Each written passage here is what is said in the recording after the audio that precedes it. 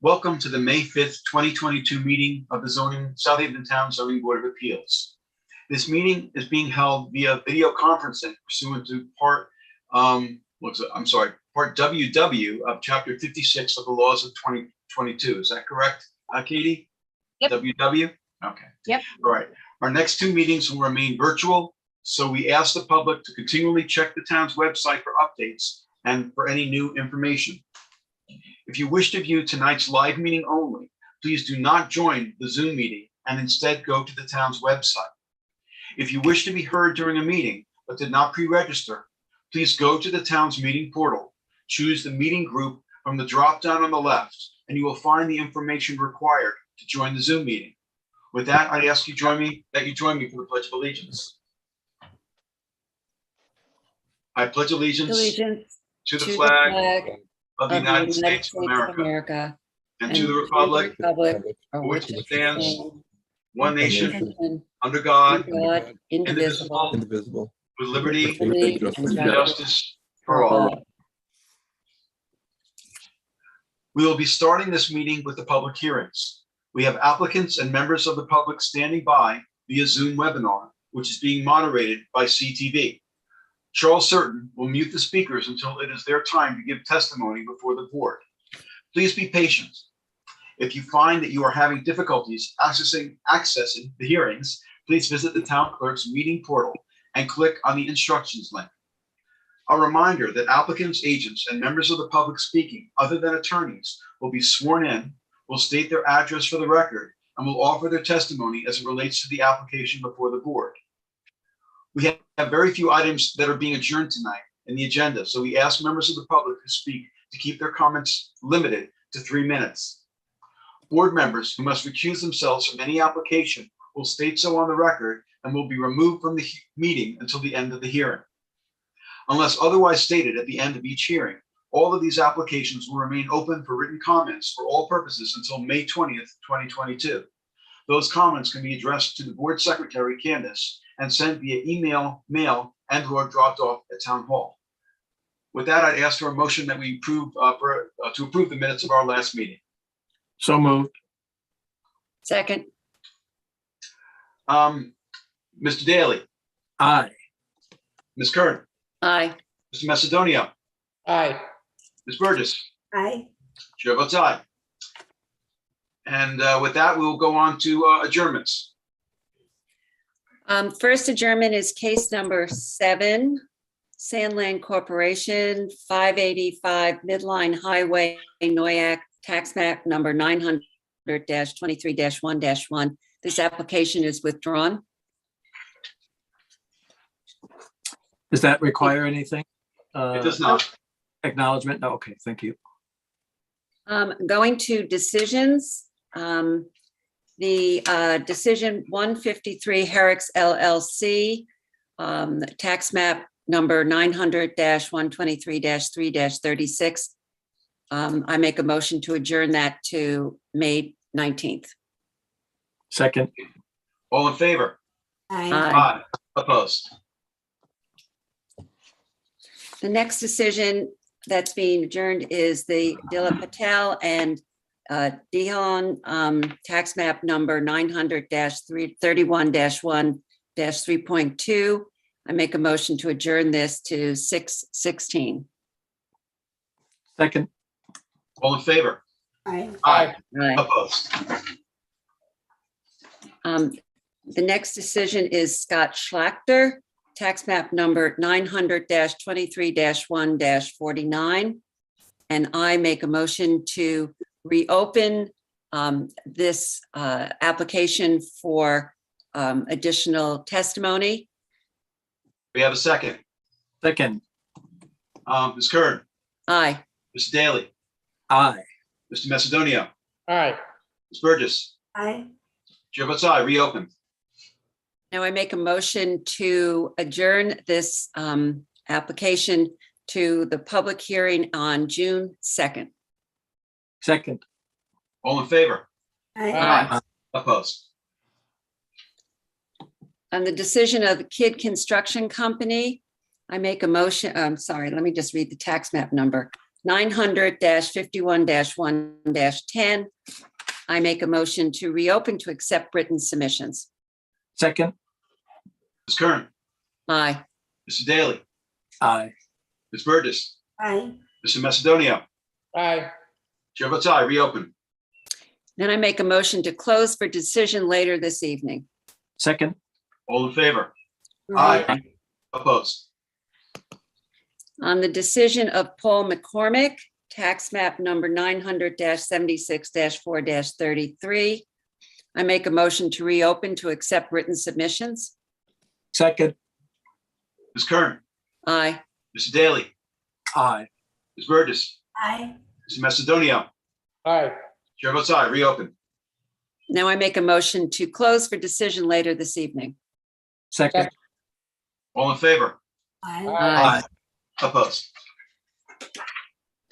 On the decision of Carlton Gibson and Kaya Highmark, tax map number 900-92-3-13, I make a motion to adjourn to May 19th. Second. All in favor? Aye. Aye. Opposed?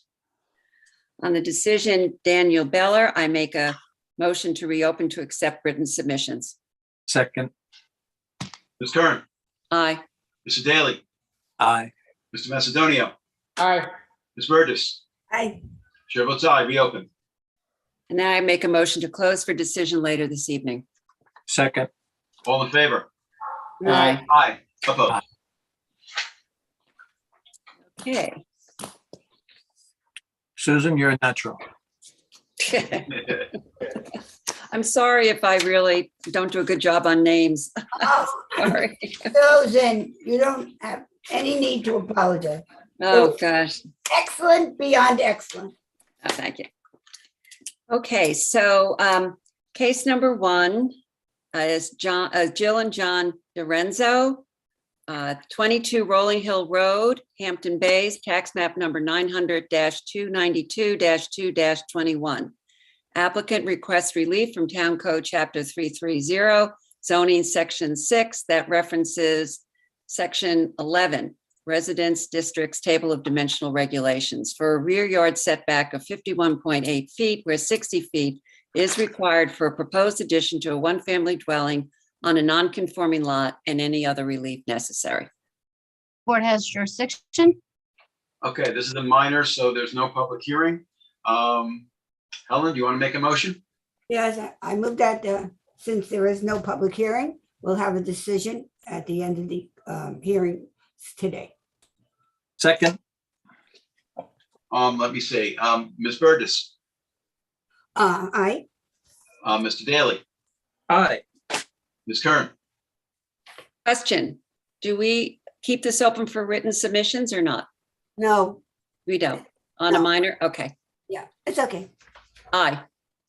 Mr. Macedonio. Aye. Chair votes aye. Decision later this evening.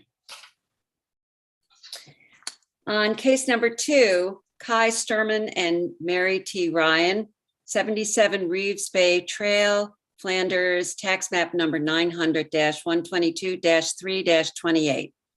Applicant requests relief for a proposed dwelling on a non-conforming lot, 1, Town Code Section 330-84 pyramid height for a total pyramid encroachment of 5,083.917 cubic feet, 2,558.667 cubic feet on the east side, and 2,525.250 cubic feet on the west side. 2, Section 330-11 residence districts table of regulation uses for a required minimum side yard setback of 10.4 feet on the west side of the property and a required side yard setback of 11.4 feet on the east side of the property, where a minimum of 15 feet is required. And 3, Section 330-11 residence districts table of use regulations for a proposed rear yard setback of 35 feet to the dwelling and 31.1 feet to the proposed roof over step where 50 feet is required.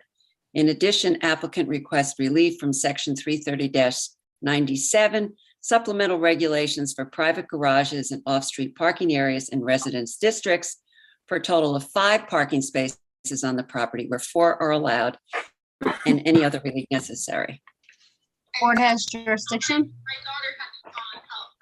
Okay, I think there's something in the background. Mr. Case, you here on behalf of the application? Well, I am the application. You're the applicant. My daughter had to help me get on here. I meant on behalf of the applicant. So you are the applicant. I think he's case number 3. Yeah. We're on case number 2. We're on case number 2, and I saw Lori was on and then disappeared. Okay. Second call, She's back. She's back. she's back, okay. Okay,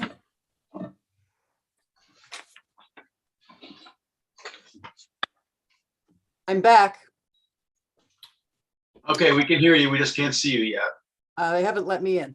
Okay. Okay, there we you go. are. Okay, very good. All right. Good evening, Lori. Just have to swear you in. If you can state your name and address for the record, please. Lori Wiltshire, 231 Pantigo Road, East Hampton, New York. You cannot start, sorry, sorry, he's sending me You swear messages. to tell the truth, the whole truth, and nothing but the truth. I do. Okay, thank you. If you can tell us about the application. Yes, I will. The application is for multiple variances necessary to construct a 2-story structure containing a 3-bay garage on the first floor and a small 2-bedroom residence on the second story. A common driveway is proposed with the lot to the east, which is owned by Mary Ryan, one of the owners of the subject premises. This property is quite non-conforming. It is undersized at 7,109 square feet in the R15 zoning district and is very narrow at 50 feet wide where 100 feet is required. It also fronts on Silverbrook, requiring the proposed improvements and limit of disturbance to maintain at least a 50-foot setback from the bulkhead. These nonconformities create the need for all of the requested variances.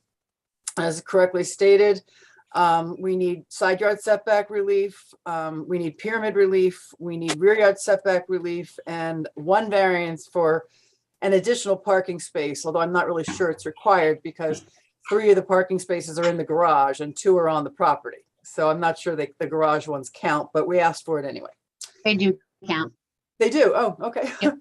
Many of the properties in the neighborhood are similarly constrained in terms of their size. These lots all contain pre-existing non-conforming improvements, so there haven't been any variances granted in the area. The proposed improvements are compatible. They will not have an adverse effect on the environmental conditions in the area. The owners and the architect have worked very hard to design a structure that will fit into the neighborhood, and they will install an IA OWTS sanitary system, leaders and gutters to dry wells to contain runoff.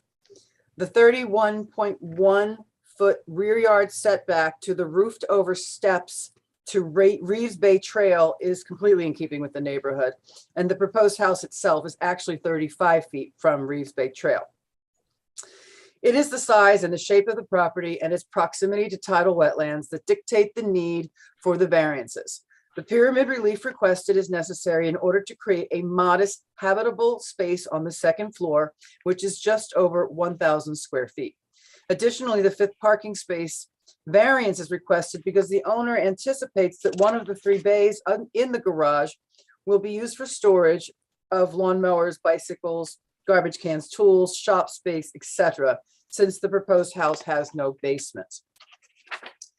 Finally, the pyramid relief and rear yard setback relief sought may be considered substantial, but this should not preclude the granting of these variances. Many existing homes in the neighborhood, if not pre-existing, would have required pyramid relief to be built. And I will note that there is a letter of support in the file that I was sent for 84 Reeves Bay Trail. And my client mentioned that there was a second letter of support, but that one was not sent to me. Okay, so we have a decent amount of relief, but we have a constrained lot and we have a very small lot, very, very small. Yeah. And I did drive by to take a look. So I understand that there's a limitation of disturbance because of wetlands. So that gives you, basically, looks like it takes off about a third of the parcel Yeah. that can't be used. So what you have left is a really tiny space. That having been said, this amount, around 5,000 cubic feet, well, we have granted it at times in the past. I don't know whether the board is going to be asking questions of you about reducing the amount of pyramid relief. It does appear that the structure is essentially centered on the property line, so it's not like you can move the structure. Because if you move it, it doesn't matter. It just goes more pyramid on one side versus the other side. Right. I think that the setback relief, in my view, is pretty modest for the most part. And the relief for the parking spaces we have done before. Maybe you can talk a little bit more about why the additional parking spaces are needed, or actually, I think it's just one additional parking space more than what's required. But anyway, we talk about the parking a little bit more. Okay, well, I mean, I do want to remind you that one of the neighbors is in fact us. So that pyramid relief will have no impact on anyone but us. Yeah. That the apartment is only 1,000 square feet in size. And if we were to reduce the pyramid variances, it would almost make it uninhabitable.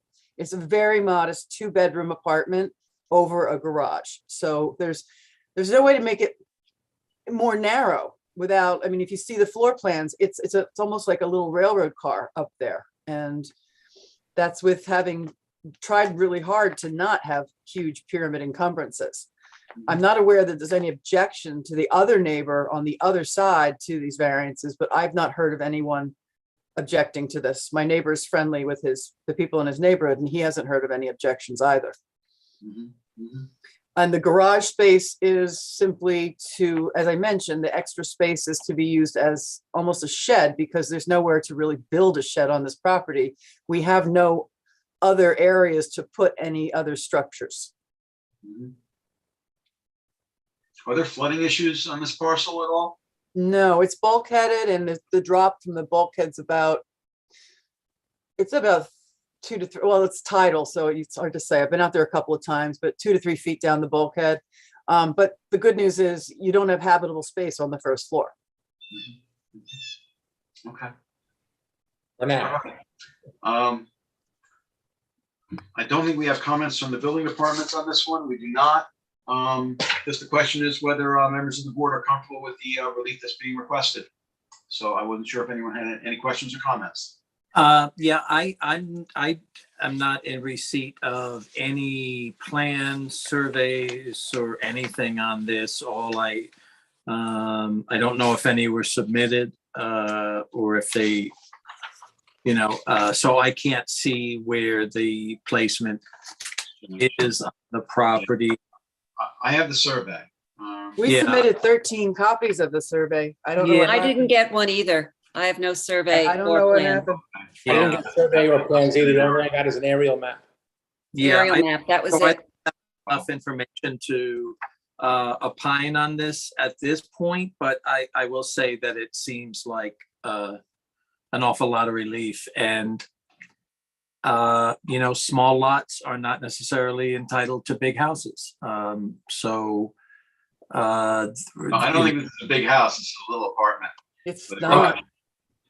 Okay, well, it's 5,000 cubic feet of pyramid relief in a spot like this seems like an awful lot to me. But again, I don't have a survey or anything to give. And it seems like the other members, aside from you, Adam, don't either. So Yeah. I don't know how to put. Adam, it appears that all the other houses on the block are 1 story. Is that correct, ma'am? No, even our neighbor's our own property next door is 2 stories. That's okay, but the rest on the other side, not on the water, all 1 story? That I'm not sure about. Well, I don't know if you can give that information to us in a written submission, Lori, if you wouldn't mind. If you can gather that information. Would you like that, Bob? The only thing we have is an aerial map, and that's all I have. I don't have a survey or any of the plans for the house. I don't have. Why did I submit so many copies of everything? Where did they go? No, Lori, something happened with the mailings. It's nothing to do with you. Oh. Okay. But Lori, maybe you can share the survey. Can you If just you put have- something up for Yeah, the on the board? screen, we have, we could do it that way, that's fine.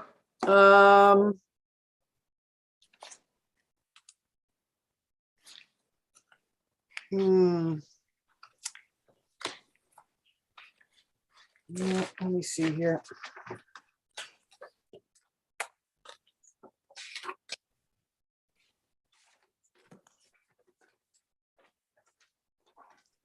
How's that? Can you see it? No. No, No?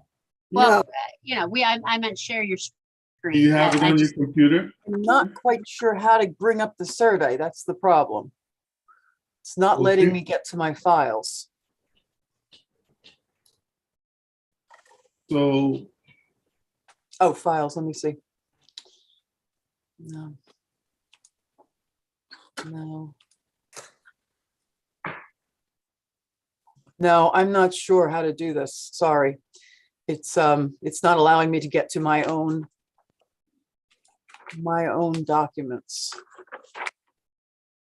What, Lori, as it relates to the pyramid height, what are the ceiling heights? What's the ceiling for the garage? What's the ceiling for the house? I'd have to get the plans out. Give me a second, please.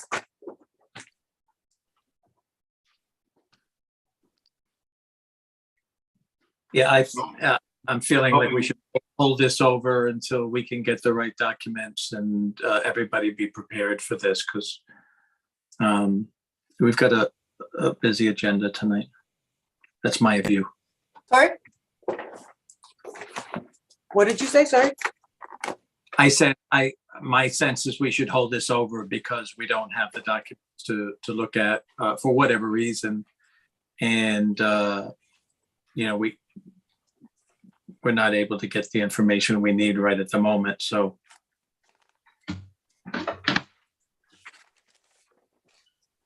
I tend to agree with Michael on this.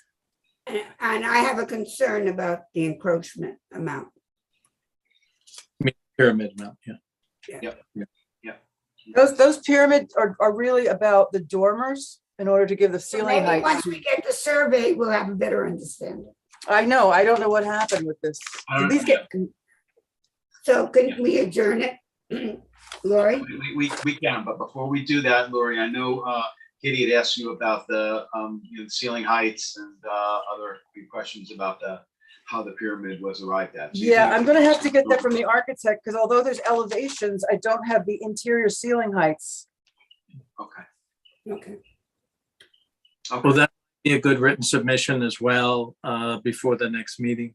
So you want, well, first of all, are we giving you more surveys and such, or are they gonna get to you? How's this gonna work? If you can just ask Check Candace. with Candace tomorrow and see if she has them. I mean, I don't know if that, usually we get them right with our packets. Yeah, So, And I have mine. Candace is Okay, here.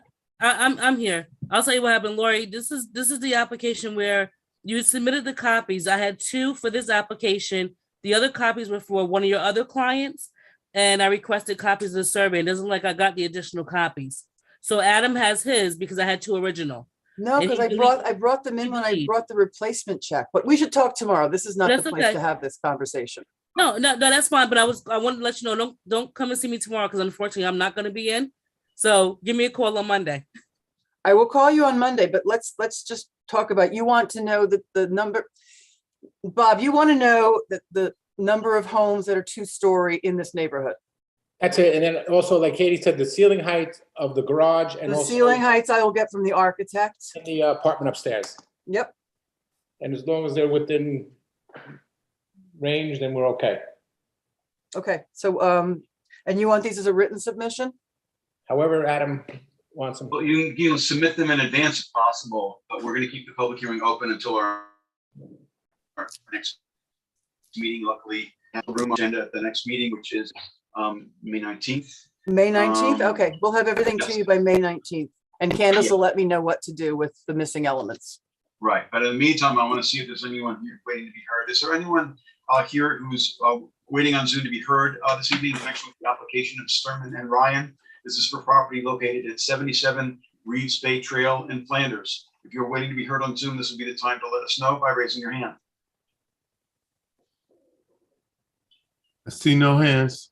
Okay, all right, so I would move that we close, or I'm sorry, we keep open the application of Sturman and Ryan for all purposes until our May 19th meeting. Second. Mr. Daly, Aye. Mr. Macedonio, Aye. Ms. Kern, Aye. Ms. Burgess, I, Joe votes aye. Thanks so much, Lori. Thank you. We'll see All you right. in 2 weeks. Absolutely. Have a good rest of the night. All right, you too. Bye. Case number 3, James Case, 23B Baycrest Avenue, West Hampton, tax map number 900-357-1-34. Applicant requests the following relief from Town Code Section 330-11, Residence Districts Table of Dimensional Regulations for a tennis court built without the benefit of a building permit on a non-conforming lot. 1, an accessory rear yard setback of 6.8 feet where 10 feet is required. 2, for an accessory side yard setback on the east side of the property, a setback of 3.1 feet where 10 feet is required. And 3, for an accessory side yard setback on the north side of the property of 0 feet where 10 feet is required, and any other relief necessary. Board has jurisdiction. Good evening, James. I just have to swear you in unless you're an attorney. Okay. You can state your name and address, please. James Case, 23B Baycrest Avenue, West Hampton, New York, 11977. And do you swear to tell the truth, the whole truth, and nothing but the truth? I do. Okay, thank you. If you can now tell us about your application. Okay, I'm applying for a area variance on 3 corners of my tennis court overlap the 10-foot setback. All 3 together total about 558 feet beyond the 10-foot setback. Square, that's square feet, of course. And I got a letter. I've been working on my building permit since 2014. I had a fire in my house, and it's been a long process. I finally got my application for the building permit in January last year. And then I got a letter in August from Mr. Marion of the building department saying I needed to get a variance. So for those 558 square feet overlapping the 10-foot setback. Okay. So, Go ahead. pardon me? Well, I want to ask you about how this is an as-built tennis court, correct?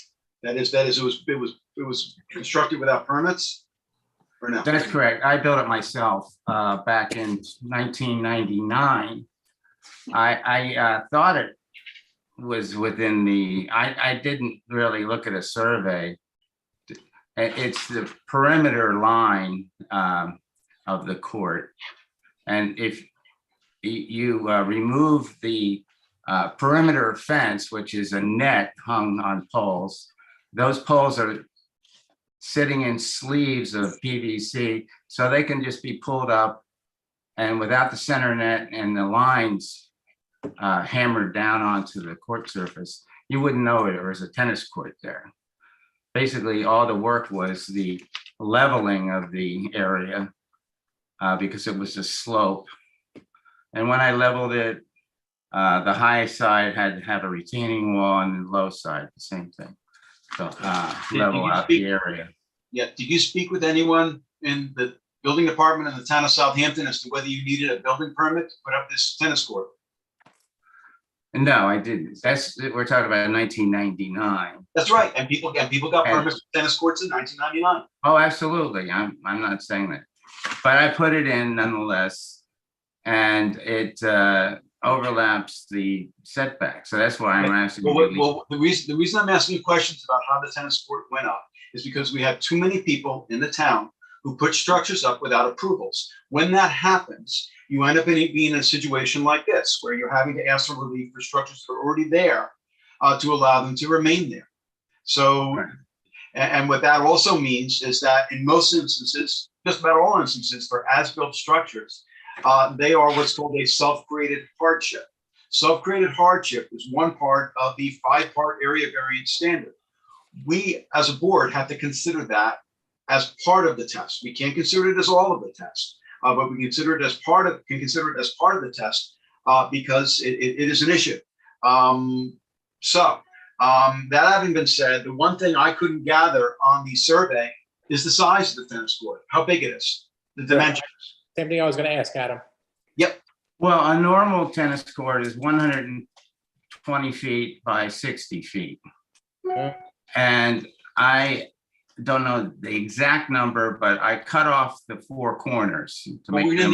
gonna need to know what the size is. And let me tell you why. Because we as a board generally do not grant variances for tennis courts for 120 by 60. What we do grant relief for tennis courts, in terms of the size of tennis courts, the relief we grant is generally 55 by 110. If this tennis court is larger than that, we'll see where the board stands. No, it's not larger. We need to know. I had to make it Well, smaller. we need the exact size. We need the exact size. You're going? Well, I think it's on my survey. It's not on the survey. It's not. The measurements are not on the survey. No, That's why I'm asking you.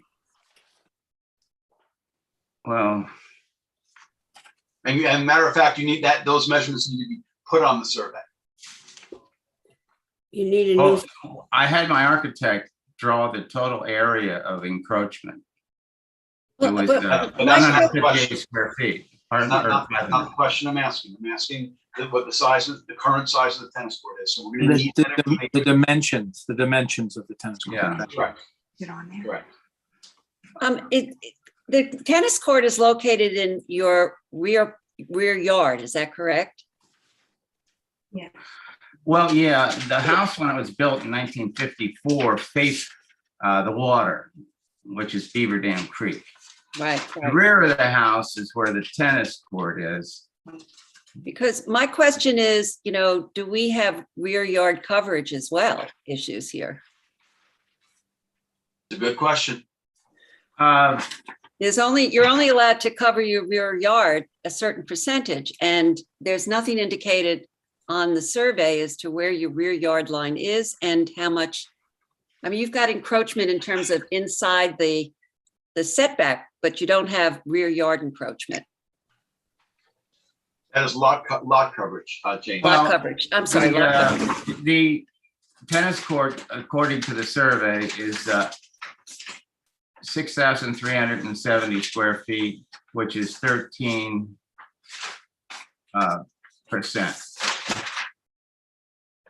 we're asking to have a survey that spells out specifically what are the dimensions of this court. And in addition, we're going to need on the survey what the percentage of rear yard lot coverage is available, up to 20%. That is if the tennis court there, whether it's at 20% or over 20%, because it looks like it will be over 20% significantly. Rear yard lot. Well, if you eliminate my front yard, which this would be the Beaver Dam Creek side, you're eliminating all that area, so it means I can't, is that, James, that doesn't count in the square footage? James, we're asking you for information we need in order to evaluate this application. We can't even begin to evaluate this application without the information we just asked for. So we're gonna have to keep this public hearing open. You're gonna have to come back. All right, well, it says it right on the survey. It does not, sir. It does 13. not. Excuse me, it does not. It does not say what the rear yard lot coverage is, and it does not say the dimensions of the tennis court.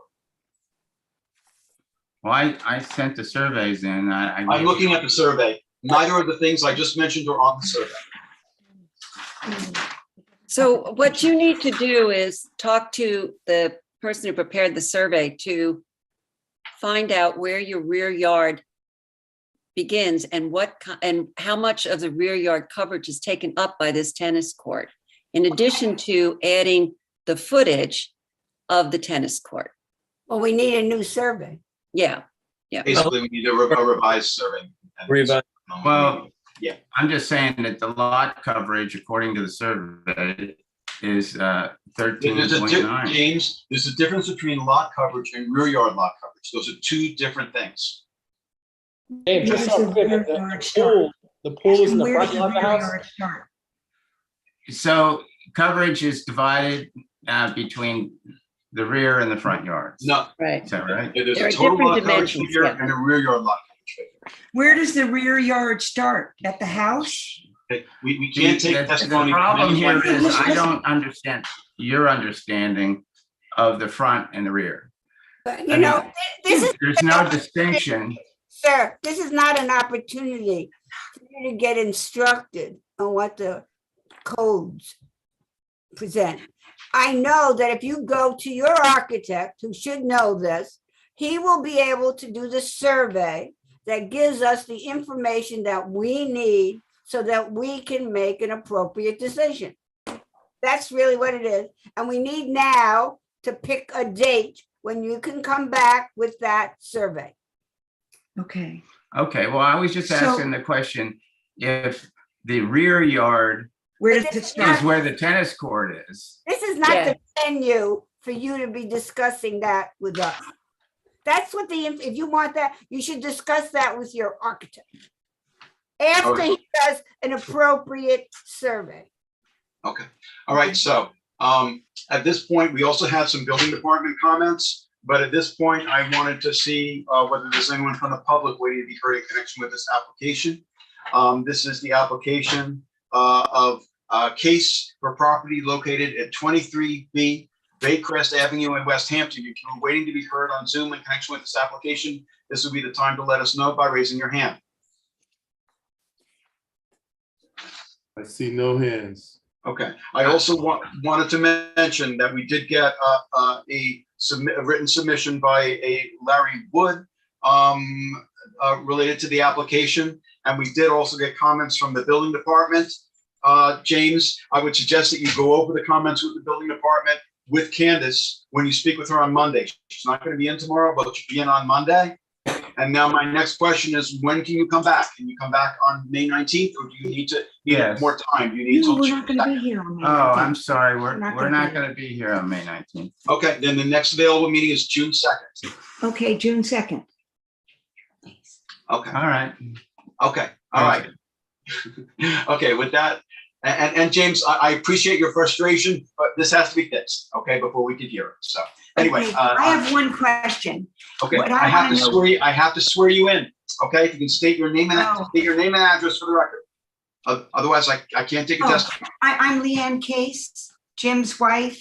I live Your at address? 23B Baycrest in West Hampton. Okay, and do you swear to tell the truth, the whole truth, and nothing but the truth? Yes. Thank you. What would you like to ask? I want to ask, our house is on the water, and what I want to know is our front yard considered the water side of the property, and the back of our yard where the tennis court is? It's a little dirt road that comes down here. That's our backyard, we always thought, and the front of our house faces the water. Is that how you all are looking at it? Yes. Yeah, Okay. Yeah. Okay. But then the So- pool is in the front yard, correct? What's that? The pool I is in the guess, front yard? yes. Yeah, the pool's in the front yard on the water side of the property. The tennis court is in the back, which where when you drive down the dirt road, that's the back of the house. Would okay. be the first thing you see, which is where the tennis court is. We have a super long agenda, so I'm Okay. sorry. I just wanted to clarify that. Okay, All right. great. Very good. Okay, thank And you. then we need the square footage of the tennis court. Thank you. As I indicated, the size of the tennis court and the rear yard lot coverage figure to be added to the survey and submitted to us. Okay, thank you. Okay. Okay. Susan, it's yours. So I'm going to make a motion to adjourn the public hearing to June 2nd. Second, Ms. Kern, Aye. Mr. Daly, aye. Mr. Macedonia, Aye. Ms. Burgess. I Chair votes aye. Thank you for being here. Have a good rest of your night. Thank you. Thank Take you. care. And hi, Case Anthony. How are you? Come back. Case number 4 is Jean-Marc Chalian and Geraci da Silva. And it's for 2 High Road, Hampton Bays, tax map number 900-231-3-27.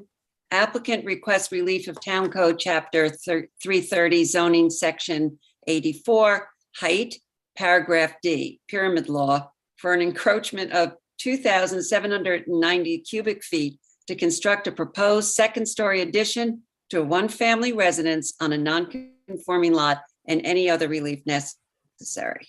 Board has jurisdiction. Good evening, Joan. Good evening, board members. I'm Joan McGivern from Toomey Latham, and I'm here representing the applicants of 2 High Road. The subject parcel consists of 0.61 acres in an R40 zone. If I could share my screen now. Sure. I would like to share the proposal. You may. Hang on one second. So this is an aerial view of the property. This is the property in the middle here. The High Road is on the top of the screen, and the East Montauk Highway is at the bottom of the screen. So far, we've received no comments from the neighbors except support from the neighbor directly across the street. The proposal is in front of you, which is the bottom picture is the existing house, which, as you can see, would have needed a pyramid variance, a small pyramid variance.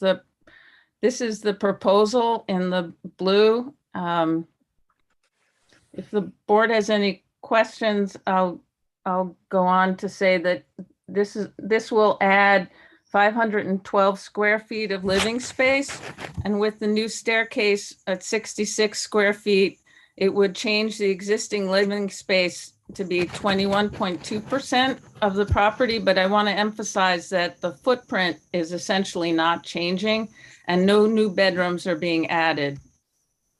In terms of lot coverage, which we've heard a lot about tonight, the lot coverage is changing less than 1/4% from 9.57% to 9.8%. In terms of the standards, the neighborhood will remain the house will remain modestly proportioned in keeping with the other houses in the neighborhood. And as I mentioned, one neighbor at 3 High Street, directly across the street, Hans and Lydia Schumacher, have expressed support for the proposal, and we're not aware of any other opposition.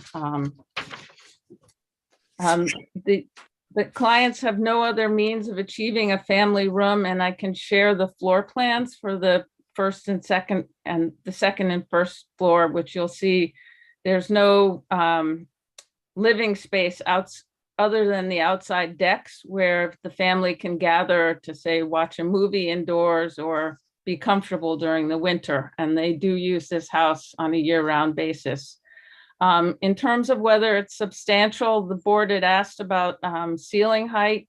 They've kept ceiling height at 8 feet to keep the pyramid variance as minimal as possible. By letter dated April 2nd, we had shared some research we did of the past 15 months of pyramid applications that the board has reviewed. And of the 9 pyramid variances granted, they've been an average of 3,662 and 0.0 cubic feet, which means we're seeking about 25% less than the average. Accordingly, we believe this is on the modest side of pyramid variances that you've granted. In terms of the environment, there will be no adverse impact as no new bedrooms are being added, and the footprint is not changing. And yes, while it is a self-created need, the family, as I said, is looking to have a gathering space other than its outdoor decks. So I respectfully submit that given the 5 factors, we hope the balance tips in their favor. If the board won't object, my clients wanted to say a few words. And I also am remiss in noting that Mr. Rick Scott is available. He's the architect of the plans. If you want to discuss any, have any questions about the plans. Okay, well, we'd be glad to hear from the applicant or applicants.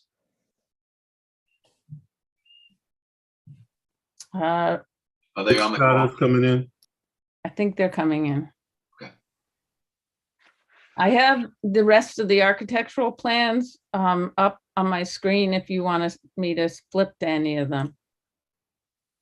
Can I just ask a question, Joan? So you're saying that the existing house, there is a small pyramid variance required.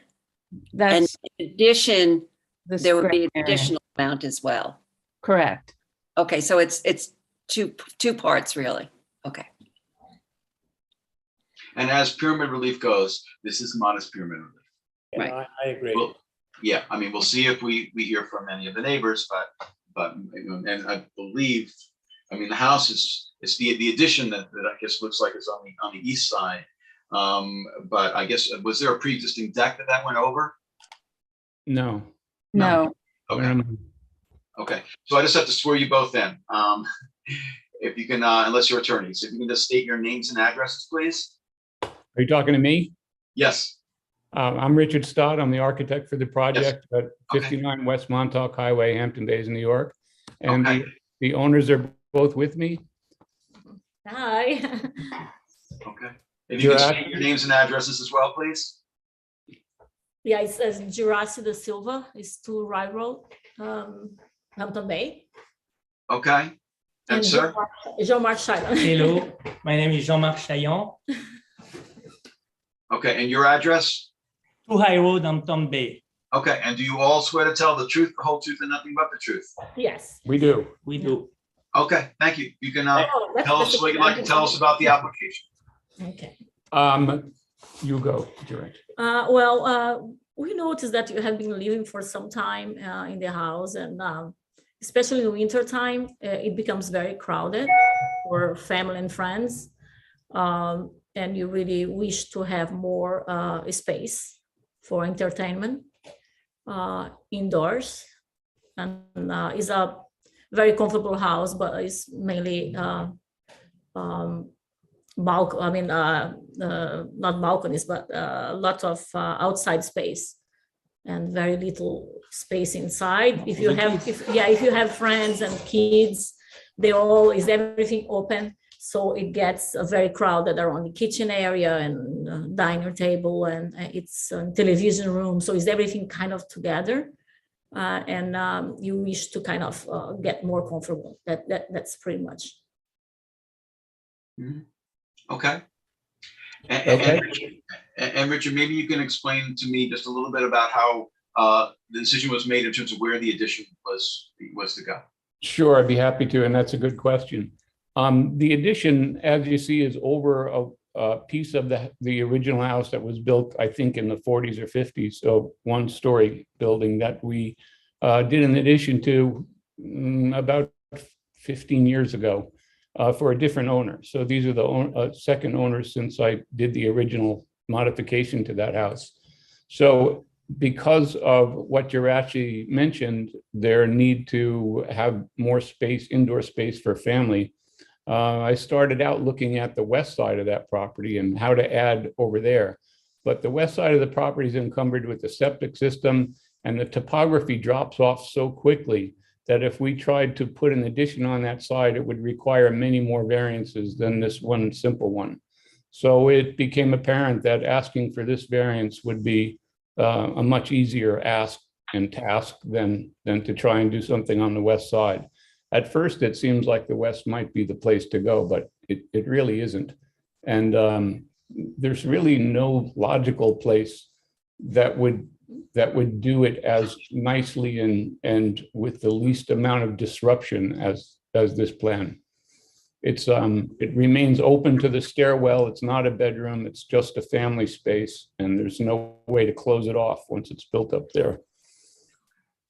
So it's in conforming with the rest of the relatively low pitched roofs and low scale and proportions of that house and the neighbors' houses. Okay, and I see in the file that there was a prior variance for this property. Because I was actually just taking a look at the survey and trying to figure out, because I guess the second story is going over a first story that is fairly close to the eastern property line. Yes. Yeah, yeah. Yes, there was a prior ZBA decision in 2011 that awarded cumulative setback relief of about 6 feet, which is probably what you're looking at, and Yeah. allowed for the placement of a proposed deck along a required side yard. Right. And this is why you don't need setback relief, because that was previously, I guess, addressed in the prior variance. Correct, but that's why I was emphasizing that we're not changing the footprint. And yeah, it was the original house was built there where it is. We didn't do an addition that required that relief. That was the original building. Yeah, you're just going up to a second story, and that just triggered the pyramid, but Right. it doesn't trigger setback only because there was prior variance setback. Correct. Yeah. Yes. One story. I had originally asked about a deck, because maybe I thought, well, maybe there's a deck there, but then I realized very quickly it's was part of that. It is part of the house. Okay.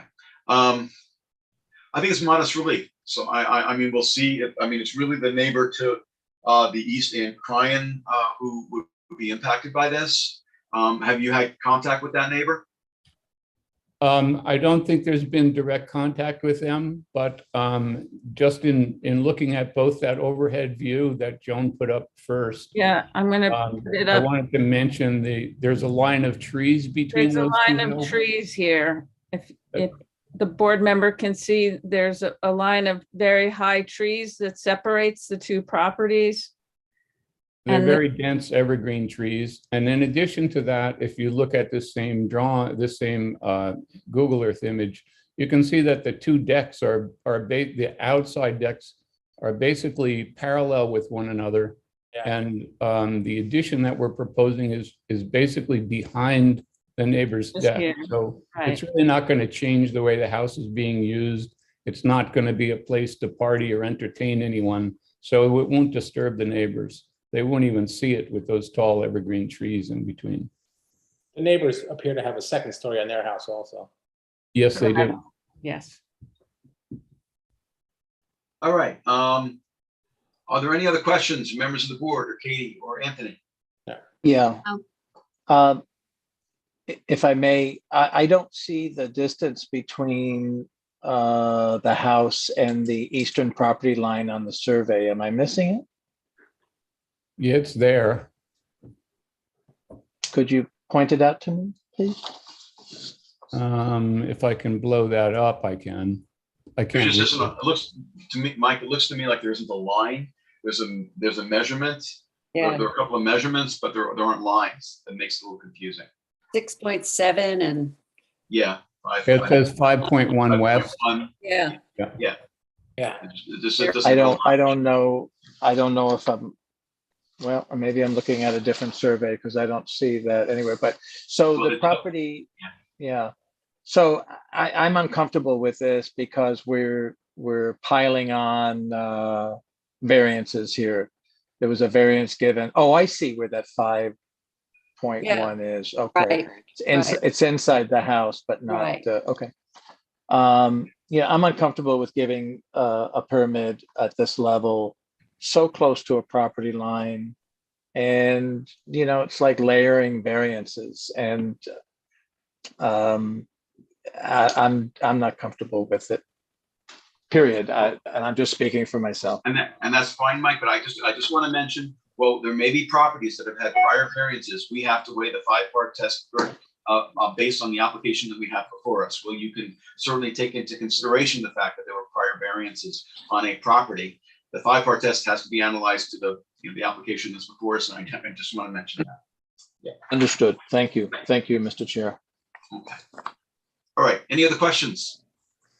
No. Okay. Is there anyone from the public who's waiting to be heard? Waiting to be heard on the application of sorry if I'm pronouncing my names wrong, Chalin and De Silva. This is for property located at 2 High Road in Shinnecock Hills. I'm sorry, it said both Shinnecock Hills and Hampton Bays. If they're waiting to be heard on Zoom, this would be the time to let us know by raising your hand. I see no hands. Okay. If not, Bob, it is yours. I move to close and hold open for submissions. What's the date, Katie? Written submissions. By Oh, go 20. ahead. 5/20? 5/20, 6/2 for decision. So I move to close and hold open for submissions to 5/20 and 2 for decision. Okay, do we have a second? Second. Mr. Macedonio, Aye. Ms. Kern, Aye. Mr. Daly, Aye. Ms. Burgess. Helen, I think you're muted.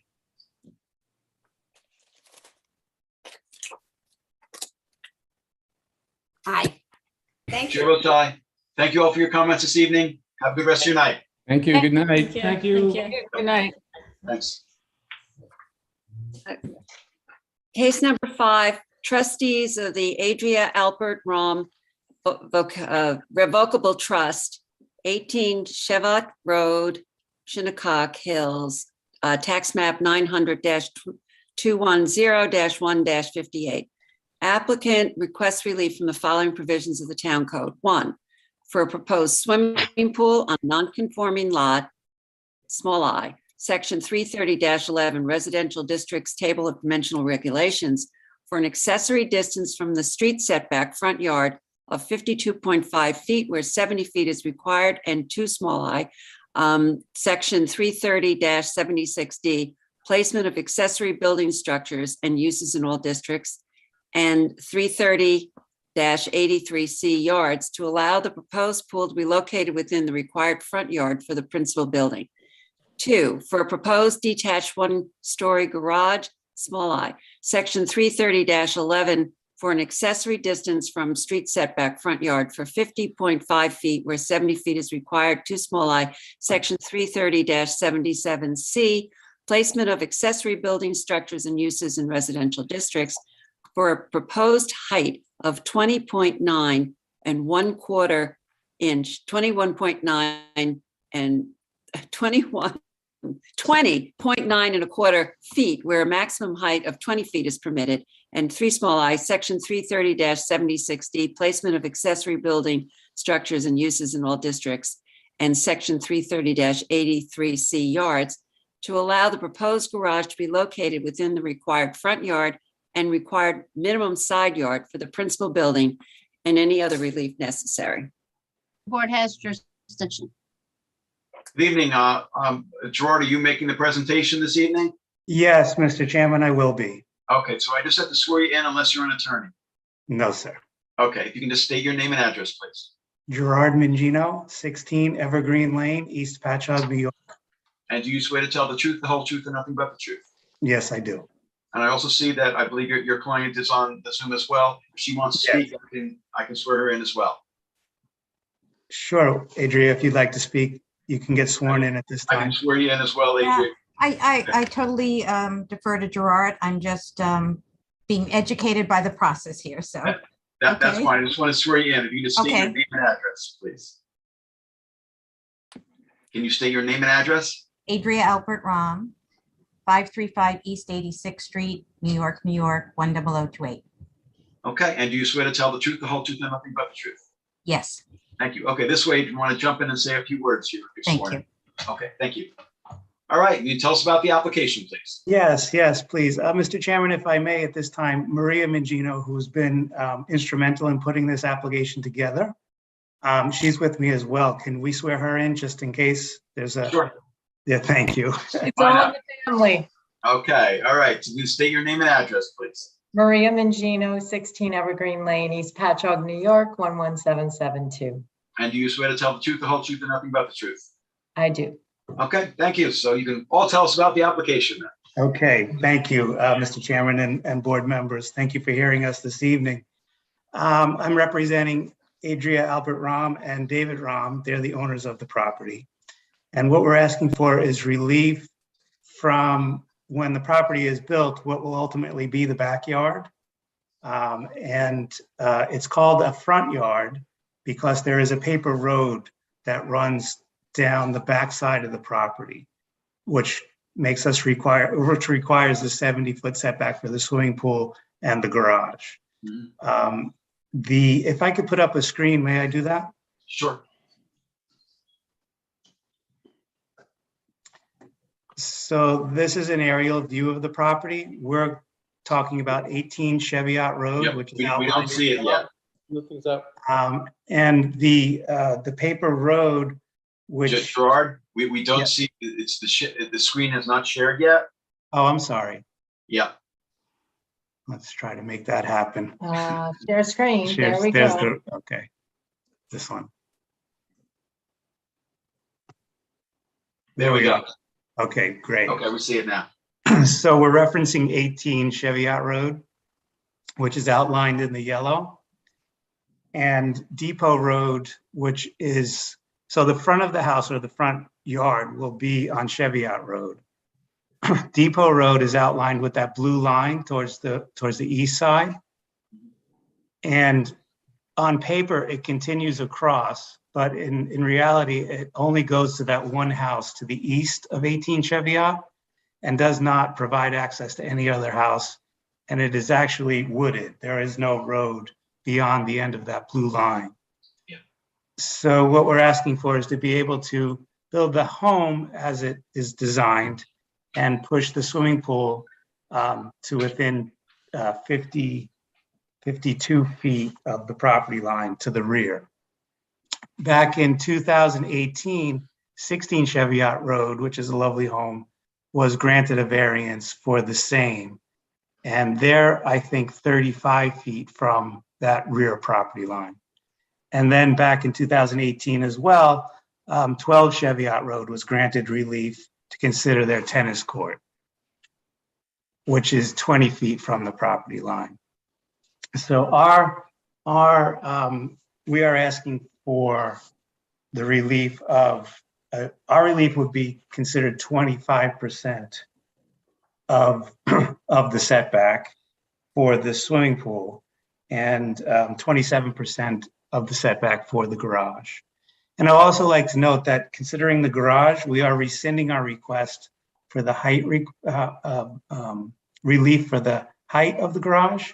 We have resubmitted plans to Marjorie, which we brought down the height of the garage to 19.2 feet, I believe.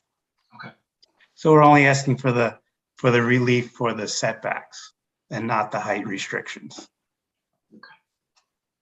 Okay, so I appreciate the visual and the presentation because it sounds to me like what you're asking for is to be treated in a similar fashion as the two adjacent property owners. Yes, and nothing more than that. Yeah, okay. We're trying to get out of the screen. I apologize. Yeah, that's okay. Oh, here we are. Thank you. Okay. All right. So, but you've given us information. I know you have a couple of other people who want to tell us a few things. So, Would you like whatever to? you'd like to tell us, this would be the time. Okay. Hi, Mr. Chairman. Hi to the board. Thank you for hearing us tonight. Our clients are building on a vacant lot. It is a proposed new construction. We feel that given the area of the neighborhood and the similarities and other houses that have similar traits with pools and garages in their backyard, it will meet, the criteria of fitting into the neighborhood. In this particular case, we wouldn't be seeking relief had it not been for basically a road that doesn't exist. So it's all vegetation towards the back of the property. But the relief that we are asking for, we feel is fair because the rear yard of the neighbor to the southeast, which we showed you, it was in the photo, they are actually only 30 feet from the property line. And we are requesting relief of 50.5 feet from the property line and 52.5 feet from the property line. So we ask for your consideration in just the setback relief. And as Gerard had mentioned, we are not asking for any pyramid relief of the accessory building of the detached garage. We do meet the requirement of the 20 feet height restriction. So if all is in order and you have any questions or if anyone would like to inquire, we're here. Please ask. Okay. Any questions from the board for Katie or Anthony? But I will just say you get this a lot on these paper roads. And the way I look at it, just from a professional standpoint as a planner, unless those roads are really ever going to be opened, and very few on those paper roads are, it's hard to treat them as a front yard in a lot of cases. I know that this board gets a lot of those. And the big thing is in those cases on the paper roads where they're never going to be opened, the other side of it is a property owner could go ahead and abandon the road altogether, and ultimately eliminate any need for variances. So you could always take that into consideration as well. Okay. Thank you. Okay. Adria, I know you. Do you want to say anything? Muted. I know. No? Okay. Okay. All right. Any other questions, members of the board? Is there anyone from the public who is waiting to be heard this evening on Zoom in connection with the application of Adria and David Rom, trustees of the Adria Albert Rom Revocable Trusts for property located at 18 Cheviot Road in Shinnecock Hills? If you are waiting to be heard on Zoom, this will be the time to let us know by raising your hand.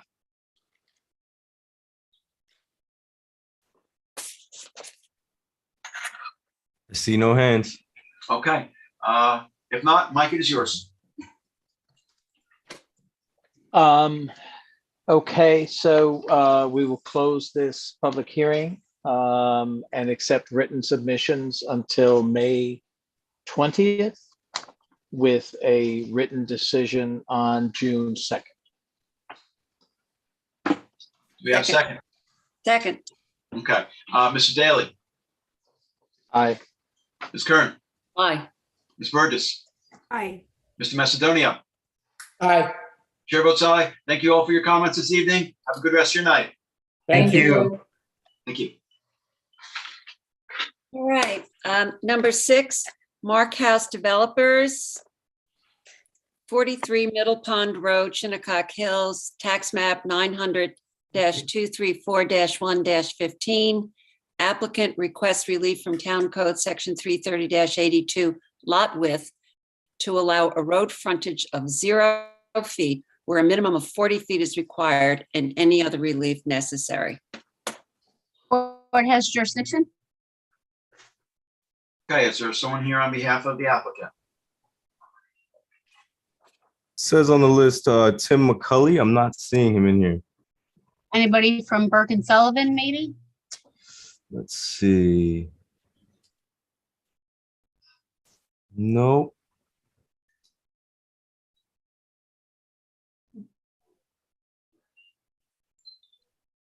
Okay, well, if not, we're gonna have to second call it.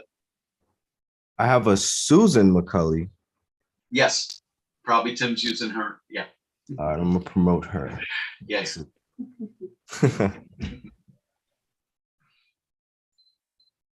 Declined.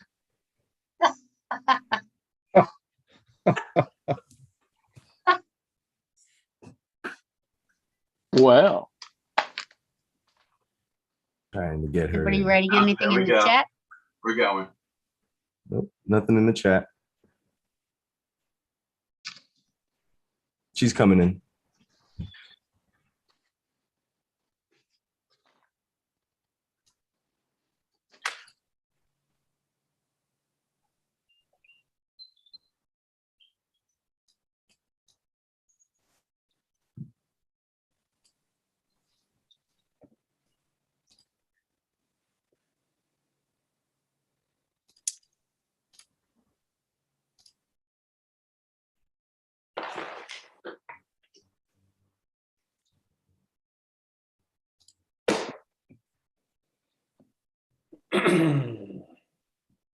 Can you hear me now? We can hear you, Tim. Okay. We I can't share the see you, computer but we with, can hear you. I share the computer with my better half, so her name shows up. I'm second fiddle here. That's all right. Okay. I don't know why I'm not showing up here, but as long as you can hear me, that's what's important, I guess. Yep. Okay. You can tell us about the application. Okay, Mr. Chairman, members of the board, Timothy S. McCully of Council to Burke and Sullivan, 41 Meeting House Lane, Southampton. The property is located on the north side of Middle Pond Road in Shinnecock. It consists of 34,885 square feet. It's located in an R10 zoning district, so the property itself is about 3 times the size that's required for that zone. The lot and the adjoining lot to the east were created in their present configuration sometime in the 1950s. These lots were created by a combination of lots in the amended map A of Shinnecock Shores sometime in the 50s, but I'm not sure exactly the process that was used by the Coral family. They owned a lot of property here. I did find a deed that transferred this property and described it as in the late 50s. At the time, the property was located in the D residence district, which, like the present zoning, required 10,000 square feet. Since these lots as created were conforming, there was no need to go to the planning board because it was considered a minor subdivision. And that didn't come into play until 1975.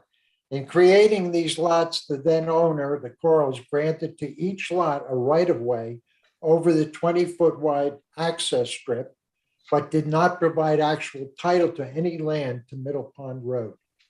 The access right-of-way is 250 feet in length from Middle Pond to these lots. Both the 57 code and the present zoning code require 40 feet of road frontage, except where the planning board grants a flag lot, in which case it could be reduced to 20 feet. In 1958, the then owner of the adjoining lot to the east, now identified as 41 Middle Pond Road and Suffolk County tax map number 900-234-116, made an application to the board to allow the waiver of the legal access requirement and allow the use of the 20-foot right-of-way. The right-of-way was referred to in that decision back in 1958 as a private road, but I believe it's a right-of-way. So this applicant is asking for the same relief that you gave, or the board gave in 1958 to the lot to the east, so that this lot can be developed. In conjunction with this, back in 61, all the board did was grant the right to use the access with no requirement of any improvement. This applicant has gone to the town engineer and devised a complete upgrading of the 20-foot access. So there'll be drainage, pavement done. So it's an upgrade of the way the property is being used. Right now, it's being used by the property, which is on Middle Pond, on the east side of the right-of-way. And that's how they take their access. So nobody is on these 4 lots, the one on the west side, the one on the east side, and the 2 lots in the back are all using this right-of-way. So that reduces the number of driveways that we have coming into Middle Pond at this point. I haven't heard from any of the neighbors except when we advertised it the first time, where the sign didn't stay up. One of the neighbors to the west did contact me, and I did speak with them, and they had a question about where the access actually was. And I think that I answered her questions. So I think that it's in the interest of justice, and with the improvements that we're going to make to this right-of-way, I would think that the application should be granted. And as you know, from time to time, we have applications dealing with properties that are essentially landlocked. So that's what this is. This is resolving an issue of property being landlocked. And so in certain instances, an applicant needs variance relief because of the way in which the lot was set up. And this is, I believe, one of those instances. Anthony, I don't know if you have any comments about all of this. No, I don't. I actually was trying to look at maps and everything. This sounds like this was, stuff that happened many, many years ago. And probably would not, how lots are created now are very differently than how they were done back then. So, in this particular case, I think the relief is more than acceptable. I agree. Tim, I had a question. Do Sure. you know, like if you look at the historic planning map and you look at that prior variance, it definitely looked like it was more of a right of way back then. Now it's actually going over people's properties. Do you know how that happens? Do you know what I'm saying? Not really, but I know that the properties were given out. The properties were divided by the Coral family, and the two lots in the back were granted an easement over. So in other words, the easterly 10 feet, okay, or let me say the westerly 10 feet belongs to tax lot 14.1. And the other one belongs to, I believe, it's lot, I'm not sure of the tax map, but it's the one on the middle pond in the front. Mm-hmm. And then the easements were going, they're all subject to these easements for the two lots in the back, and that's the way it was done. But when were what is the date of the easements? I know we have like a very. The date of the easements were when the properties were transferred back in, I think, 1960. Okay. I think the lots were created before that, but actually transferred after the zoning board granted the right to build on it. I think that's when they transferred stuff. And that's when in those deeds, they reserved the easement. So the easement's been there from the get-go. And now we're going to improve that whole access way with drainage and everything. And I was able to go to the health department. I got water line easements, et cetera, which were required by the health department. But I guess my question is when you notice this and you're making all of these improvements to this right of way, the people who this easement or this right of way is going over their property, nobody has said anything. They know about it. So yes, I believe they do. I mean, it makes sense. It's just, like I said, if you click on the historic maps in GIS, it actually had its own tax map. It was like lot 13, and now it's part of those other two lots.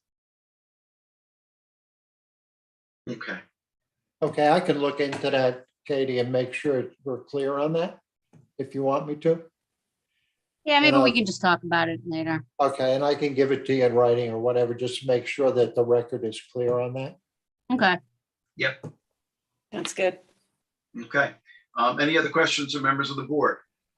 Is there anyone who is waiting to be heard on Zoom this evening in connection with the application of Mark House Developers LLC? This is for property located at 43 Middle Pond Road in Shinnecock. If you're waiting to be heard on Zoom, this will be the time to let us know by raising your hand.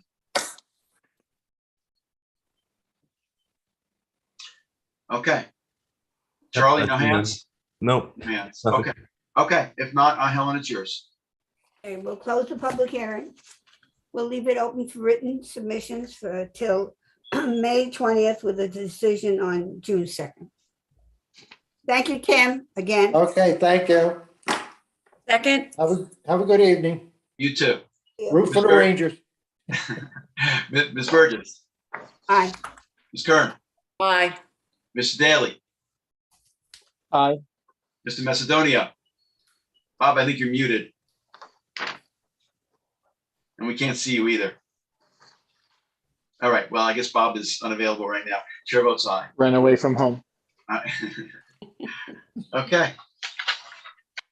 Okay, thank you.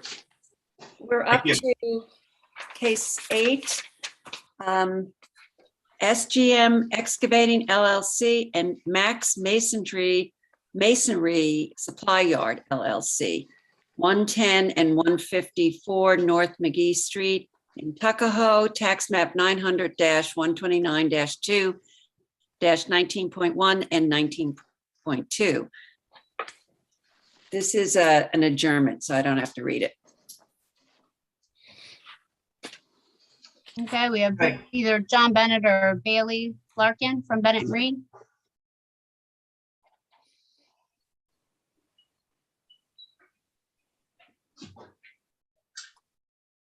Is anyone here on behalf of the, there we go. So John's here.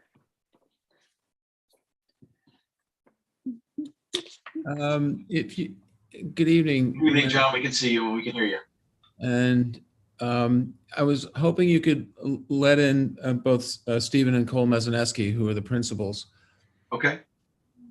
Are you on? Oh, are you not on Zoom? Oh, you're gonna, they're in the office. They can observe. Okay. All right. Okay. That's perfect. They'll look on Bailey's. Okay.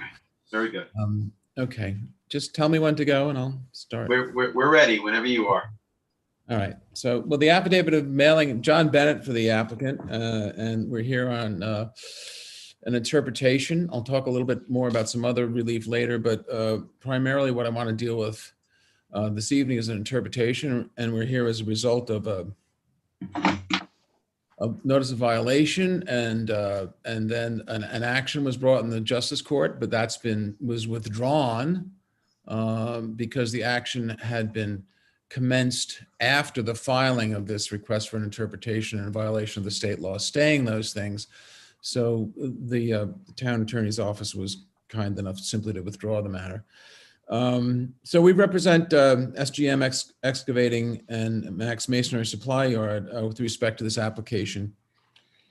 There's something that there's a couple of things that I think I really want you to focus on, and I'm going to ask you to superimpose over your entire thinking on this, and it makes it, as far as I'm concerned, from the interpretation point of view, a very easy thing to do.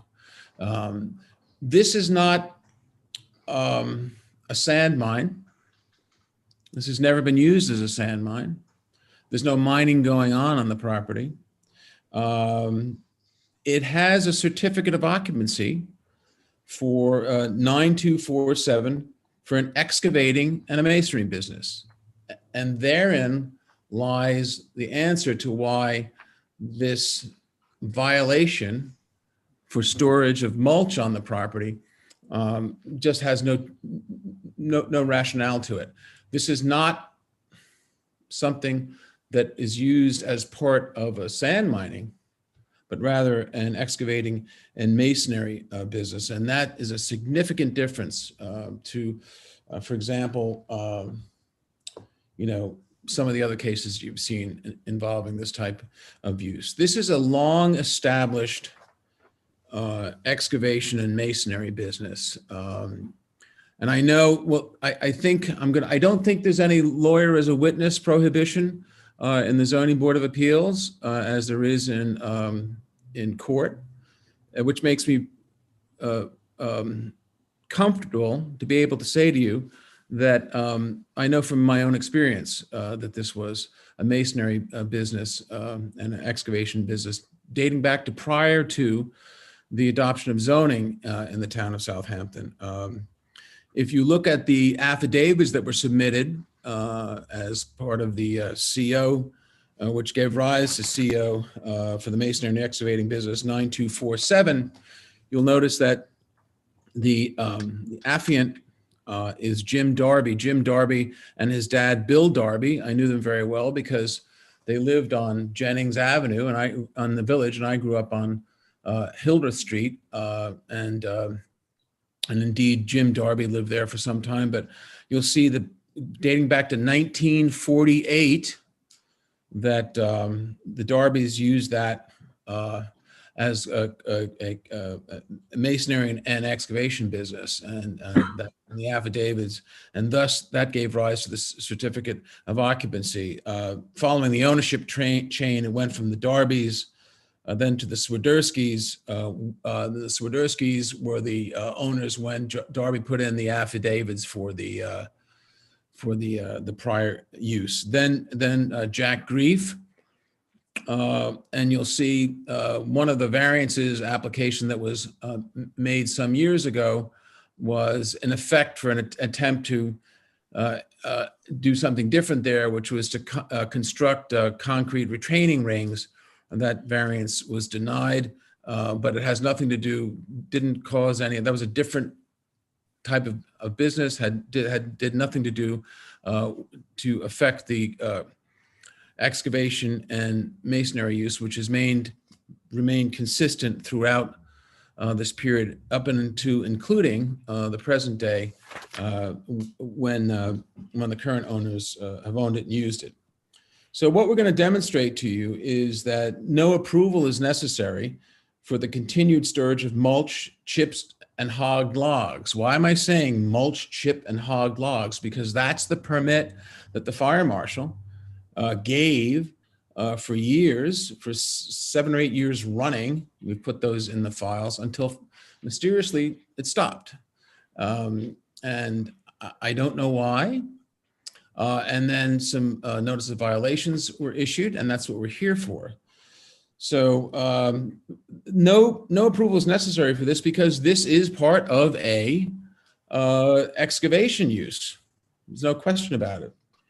And we're going to demonstrate to you, you don't have to take our word for it in terms of this storage of mulch and use of the mulch in the excavation business. Because we're going to demonstrate to you both state law and your own town code acknowledge and recognize that.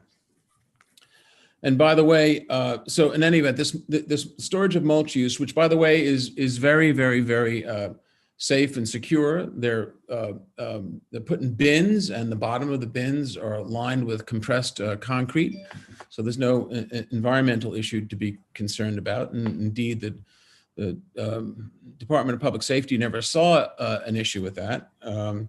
But in any event, this is part of the existing use. And by the way, I want to remind you that an increase of the intensity of use, if someone were to argue that, there's plenty of case law that says that an increase in the intensity of the use is not a change in the use. Usually that has come up in the town of Southampton in the various bar and nightclub cases. But here, the same theory holds truth here. The applicants cannot comply with the federal, state, and local requirements for the implementation of stormwater prevention plans unless mulch is utilized. This week, we submitted some very significant supporting documentation on that. We also filed historic aerials demonstrating that the pre-existing masonry and excavating business has been continuously maintained on the 2 parcels, including the Darby's use of this parcel and continuing through to the current day.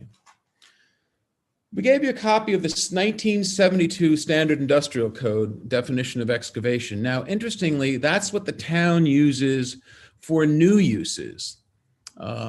It's not conclusive here, but it's nevertheless very helpful. Excavation is defined as contractors primarily engaged in excavation and foundation work, digging and loading, building construction, earth moving, building construction, foundation work, excavation work. I've also submitted the property record information from the town GIS demonstrating what I've told you before, which is the Office of Fire Marshal has issued permits for the storage of mulch, chips, and hog logs from 2015 to 2021. Again, Counselor? Yes. Excuse me. What is a hogged log? I'm glad you asked me that because I had a premonition as what a hog log is, and thank goodness Steve told me. There are these things, you correct me if I'm wrong, there's like feller bunches. They put together, they cut down these logs and sear as a bunch, and they're like, it's essentially a bunch of logs. It's a unit of logs, hogged logs. That's what they call them. Compressed wood into a log, or no, it's just logs. It's just a group of logs. They call them hog logs. hog logs. Yeah. It's like it's a bundle of logs. It's like what do they call them? If you put them together and stuck them into the wetlands, they'd call them a dolphin, I guess. I don't know. It's it's a term of art, hog log. It's more than Thank one. you. It's a series of bundled logs. Yeah. But again, we're not engaged in the processing of or creating of mulch. We merely store them for sale and store them for use in connection of the permitted excavation business. So the package that I sent to you, very interestingly, and I think compellingly, includes a copy of the New York State Standards and Specifications for Erosion and Sediment Control. We gave you the latest iteration of it, but it's a long-standing manual. And what it says is that you'll probably, if you did a global search in that publication, you probably find the mention of the word mulch in about 50 to 60 places. I just wanted to, what was it? What was 429? 129. I'm sorry, Cole is telling me it's 129. I'm trying to think of what was it? Page 429 though. 439, what was it? What was the page number that had? Was it 39-4? Just want to read to you. What was it? What was it? Is this in the package you originally submitted? Yeah, well, no, it's what we submitted. Was it, did we really submit it? On Thursday? We submitted a big package on Thursday. Oh, okay, because I don't have it. Okay.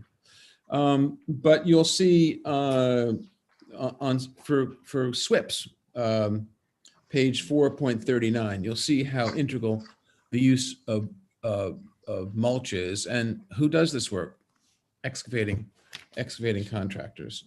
That's who does them. And then you don't even have to go to the state DEC regulations. We have a stormwater management and erosion and sediment control chapter 285. And note that in that 285, final stabilization, I'll read it for you. Because it's important. I don't like to, I'm not reading this just to bore you, it's just important. When all soil disturbance activities have ceased and a uniform perennial vegetative cover with a density of 80% of the entire pervious surface has been installed, or other equivalent stabilization measures such as permanent landscaped mulches. And then it goes on, I'll stop reading there.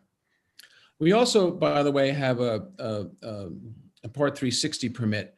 And I don't want to scare anybody. It's not a landfill or anything like that. Part 360 of the DEC regulations are very, very broad. Anytime you're bringing material onto a site, you have to have a 360. But I tell you that only because we have been very compliant with all of the laws. We had the Part 360 permit. The town Department of Public Safety was issuing these permits. It's interesting, the permits that they issued,